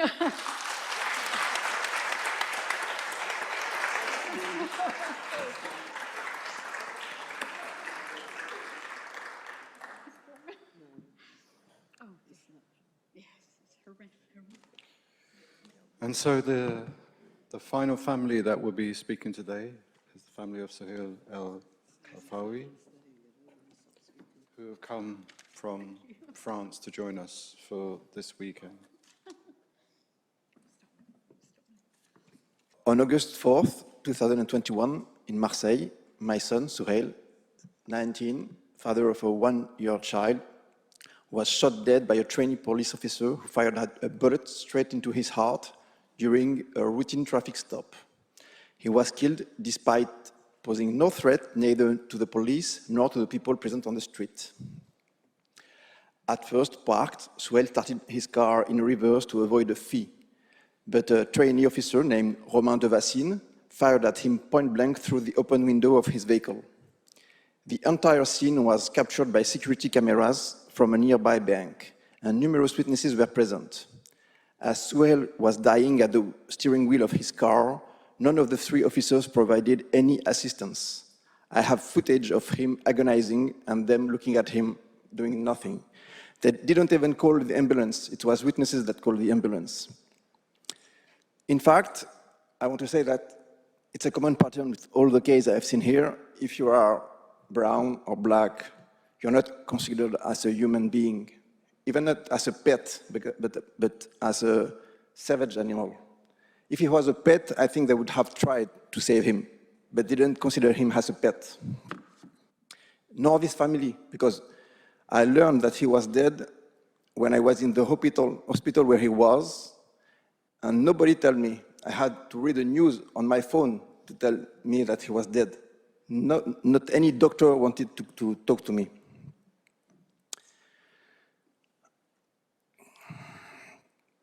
Thankfully, a collective of local residents, outraged by the misleading media coverage, reacted immediately. They collected witness statements and publicly denounced the official police version. Thanks to this collective, we were able to learn the truth.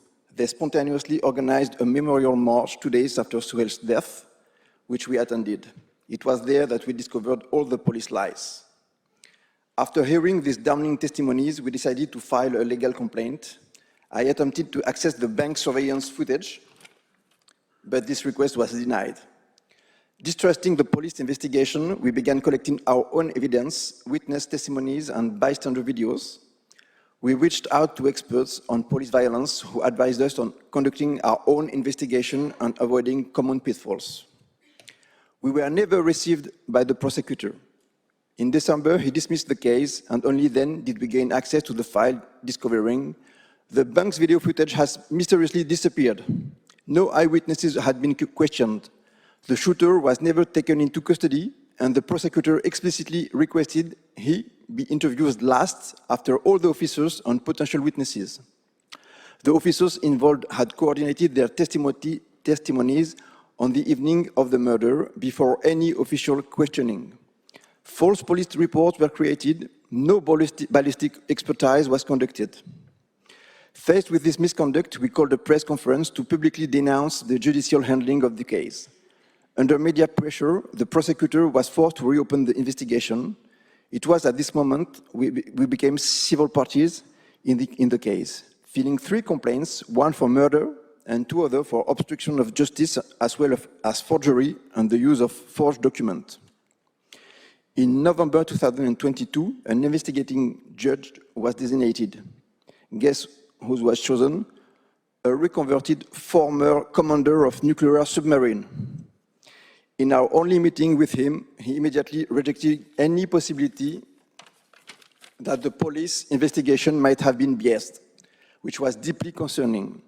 He systematically refused our requests for investigative actions, failed to ask critical questions of the witness we found, and showed no genuine interest in the actual circumstances of the murder. His main concern appeared to be exonerating the police officer, resorting repeatedly to intellectual dishonesty, deliberate confusion of testimonies, misinterpretation of physical evidence, and guiding responses during police interrogations. This was a clear miscarriage of justice. This judge was transferred in August 2024 and replaced by a new investigating judge who seems much more honest and thorough. She has since ordered several judicial expert assessments that finally seem aligned with her investigative role. Even if we are aware that it might be another strategy to close the case.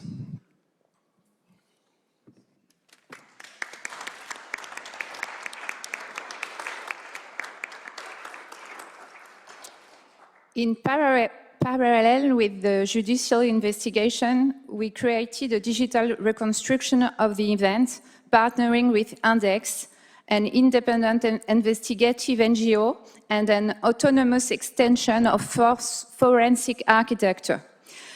By compiling available physical evidence, initial police investigation reports and testimonies from witnesses and officers, we identified 3 potential scenarios.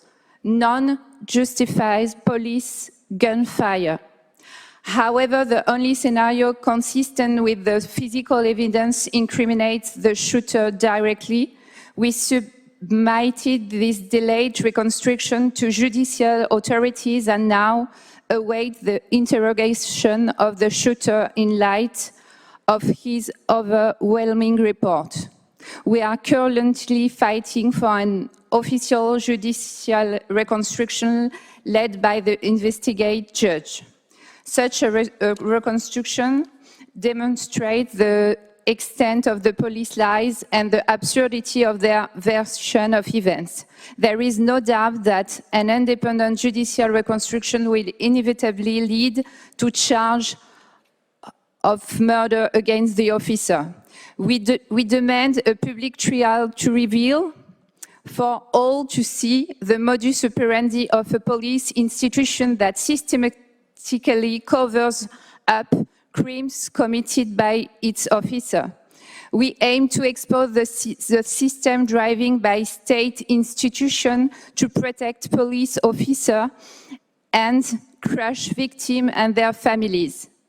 We demand not only a conviction for the officer responsible for this murder, but also accountability for those who facilitate the disappearance of evidence and falsified reports. Only exemplary justice can prevent such acts from recurring. A law enacted in 2017 permits police officers to shoot at moving vehicles if occupants are suspected of potentially endangering lives or physical integrity during their escape, essentially a license to kill. This law allows certain officers, shielded by a complicit system, to act with impunity based solely on intuition, prejudice, or latent racism. This law is responsible from my nephew death and those of 54 others since 2015. This is why we created the collective Stop State Violence to actively combat institutional violence, especially by the police. The 435-1 Killed Me project is our first campaign aiming to modify or repeal this lethal law. It's another way to demand justice and fight to ensure that our brother, sister, son, or daughter no longer fall victims to police gunfire simply because they are racialized. Justice for Souheil, Luis, Nicolas, Baptiste, Michael, Brahim, Romain, Aboubakar, Guy, Olivio, Mehdi, Amin, Zied, Amin, Ryan, Adam, Denis, Omar, Rayana, Boubacar, Fadjigi, Jean-Paul, Naël, Aloussen, Sullivan, and many others. The police kills, but the law kills. It's an entire system that must be destroyed. We will not give up, never.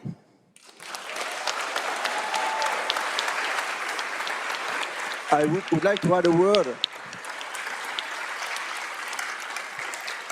I think that in England, as in France, most of the fight is done by women. So I want to thank you, because if you weren't there, we won't do anything. Thanks.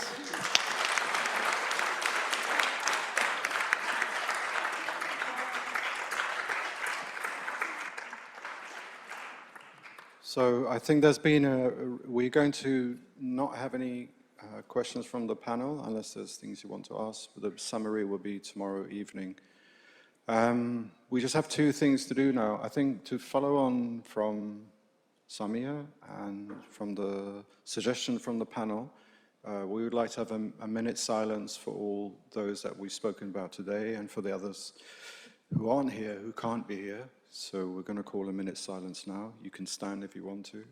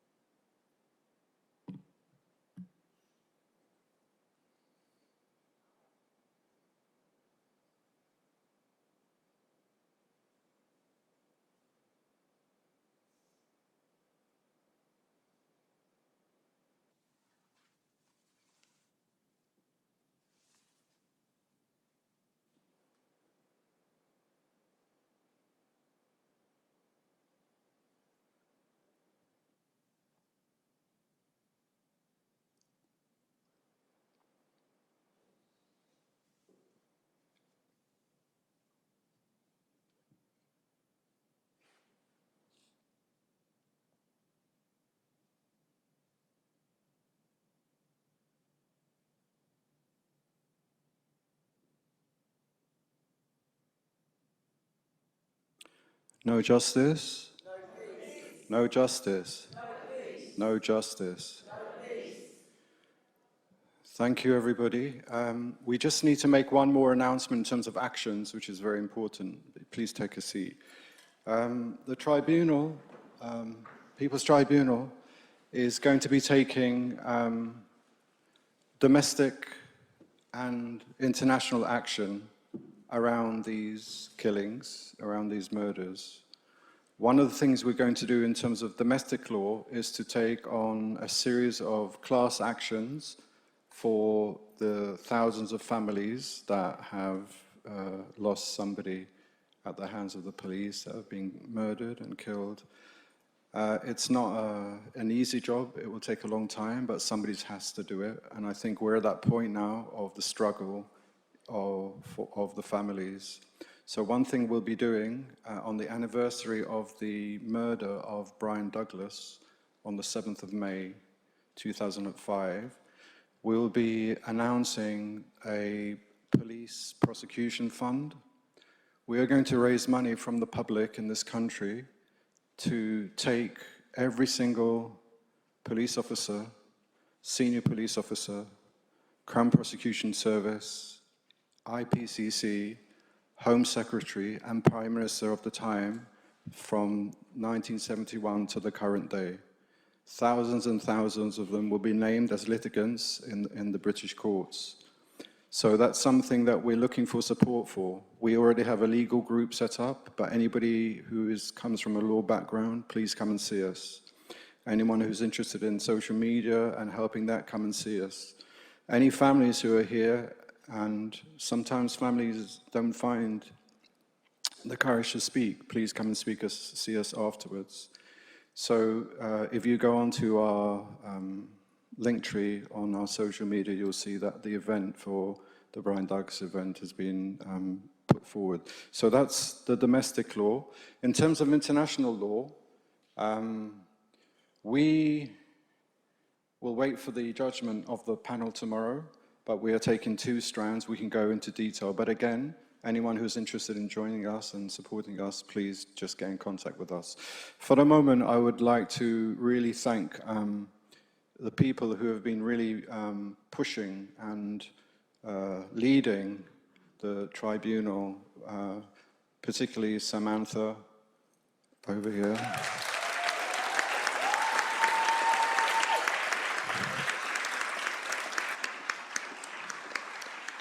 And Rod as well, who you've heard for a few times. And Janet as well, sitting over there. And also Pat Coker, who's the mother of Paul Coker, who's at the front. Can you stand?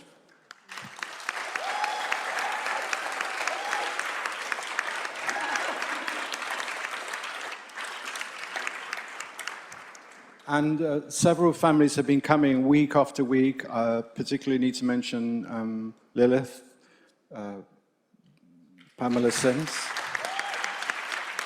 who, as I mentioned before, her mother was murdered, politically assassinated in 1971. And here she is today, 54 years later, which for me shows how strong memory is and how strong the power to get justice is. And we really take our hat off to you for being such a fighter.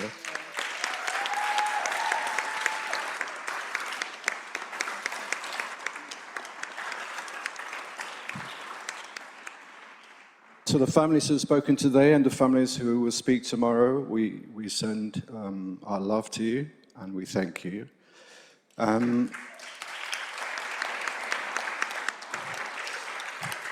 This wouldn't have happened without the volunteers, the contribution in time and support by a group of, we started calling them investigators, but now they have become instigators. They are instigating. So we would like them to come forward to the front, please. Come forward. Come to the front, please. Kaylee.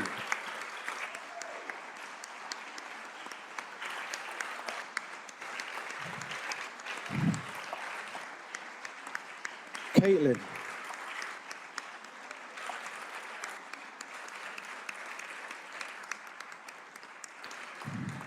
Keep clapping, because Caitlin's still coming.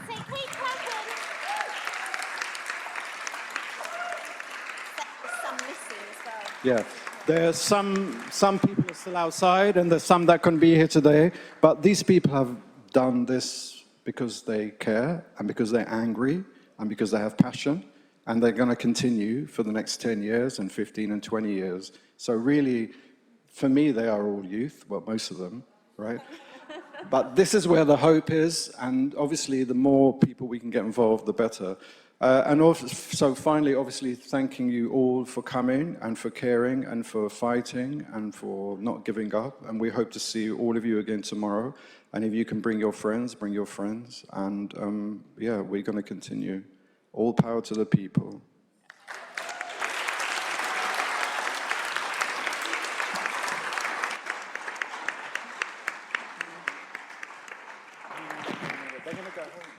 He's saying you want to go home. Everybody's got to clap. Let's give one for Ken.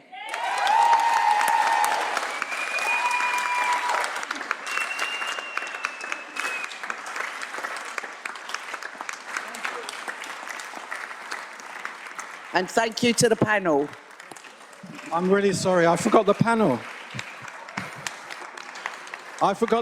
So big round of applause to Joy James.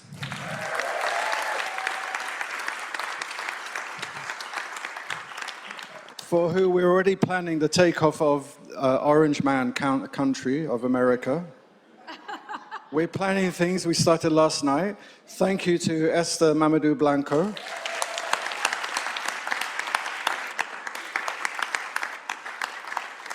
Thank you to Morel Fanon Mendès-France. Thank you to Emerson Catano. And thank you to Tony Doherty.